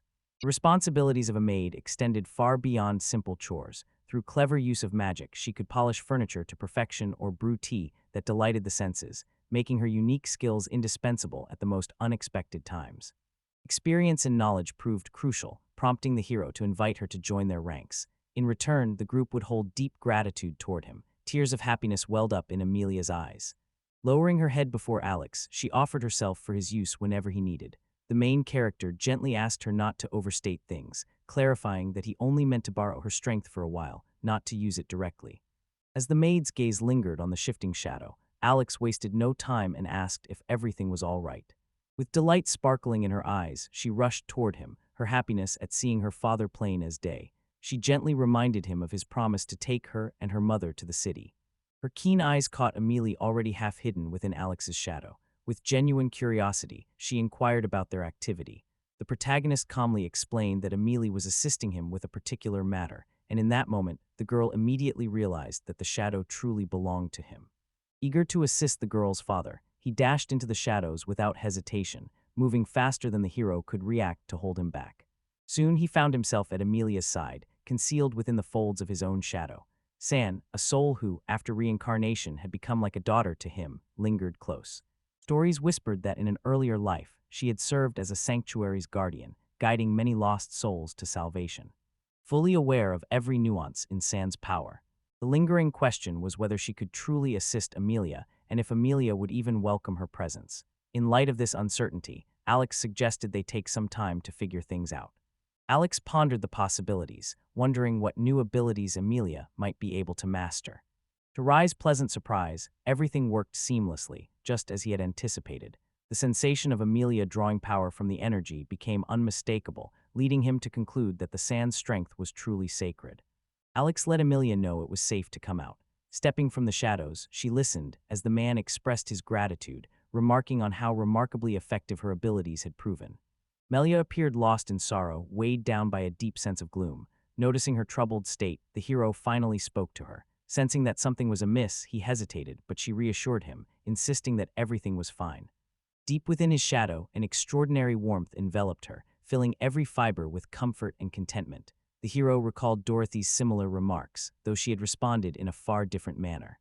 Later, San approached her father and shared that his shadow radiated an intense heat, yet the pleasure it brought made her heart feel as if it might leap from her chest. The Bureau determined that the situation was not critical. What mattered most was that everyone emerged unscathed. Although they could have used restoration magic if necessary, Sam lacked the skill to cast it, and Alex advised waiting a little longer. With a wave of restorative magic, an extraordinary light enveloped the girls, making them shine brilliantly. The place they found themselves in left a strong impression on Amelia. It struck her as incredibly refreshing. The hero called upon the power of sand, infused with healing energy, and felt its restorative effects coursing through him. Revered as sacred, this force had long been celebrated for its miraculous properties. Amazement filled the person at the discovery of such formidable power, and Amelia found it incredibly impressive. The realization that the girl had been unaware of her abilities surprised Amelia even more, as the girl had simply believed her smile could heal, never considering it might be something supernatural. Now, however, San was finally able to perceive the true nature of her magic. Heated debate flared up in the maid's quarters. She insisted it was true and believed Amelia was with Alex. Meanwhile, Amelia shared with the girls how being near him filled her with a warmth and comfort she had never known before. Her cheeks flushed as red as a ripe tomato as she confessed that, much to her own surprise, she had fallen in love. Their curiosity pushed them to uncover what exactly concerned them, though Amelia doubted they truly wanted to know the answer. Wade's eyes shone with curiosity, betraying his own longing to visit Mr. Alex Sem. Pleasant surprise washed over Alex as he listened to their unusual request. Gradually, he realized that their earlier argument had centered around his own shadow, prompting the maids to turn to him with eager pleas. Something felt off, although Amelia had clearly changed since that day. Smiles graced her lips more often, and each time Alex glanced her way, a shy blush colored her cheeks. Alex seemed to understand what was happening and believed her new behavior harmless. Still, a definite reason lingered behind why everyone acted as they did. At last, his agreement arrived, prompting the girls to leap up in delight, their joy overflowing. From that day forward, the maids began taking turns visiting Alex's shadow, drawing upon his energy and slipping into a state of euphoria. Rumors spread that the warmth radiating from Alex's shadow was so invigorating that the maids became noticeably more energetic, eagerly cleaning rooms and maintaining an impeccable standard of tidiness. Lord Miller paid a visit not only to the hero, but also took a sincere interest in his well-being. Alex noticed Lord Miller with surprise and immediately inquired about his purpose for being there. Lord Miller, intent on asking a few questions, first thanked the maid for guiding him and then dismissed her politely.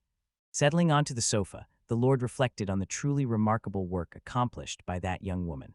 The hero assumed that the Lord must have already been introduced to Amelia. The Lord simply wished to confirm whether the rumors were true, but the hero failed to grasp his real intentions. Many had already claimed that the maids of House Carlisle possessed an unusual degree of affection, especially toward their master.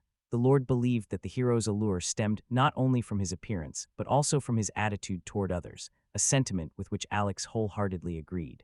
He kept assuring himself there was nothing remarkable about his actions. Everything owed itself to Amelia's merit and strength. The Lord agreed, remarking that the maid who greeted him earlier had proven to be a decent young woman. Miller, meanwhile, spared no praise for the tea, declaring it truly excellent and insisting that his dear friend was far too modest to admit the obvious. Alex never truly grasped why the Lord taught this way, believing that humility alone was not a virtue in itself. In contrast, the Lord firmly held that disregarding one's own abilities served no purpose. The The young man realized that by looking at things from a different perspective, certain points began to make sense, even if he had shown a bit of insincerity. Meanwhile, the Lord, wasting no time on ambiguities, decided to borrow a couple of maids for a while.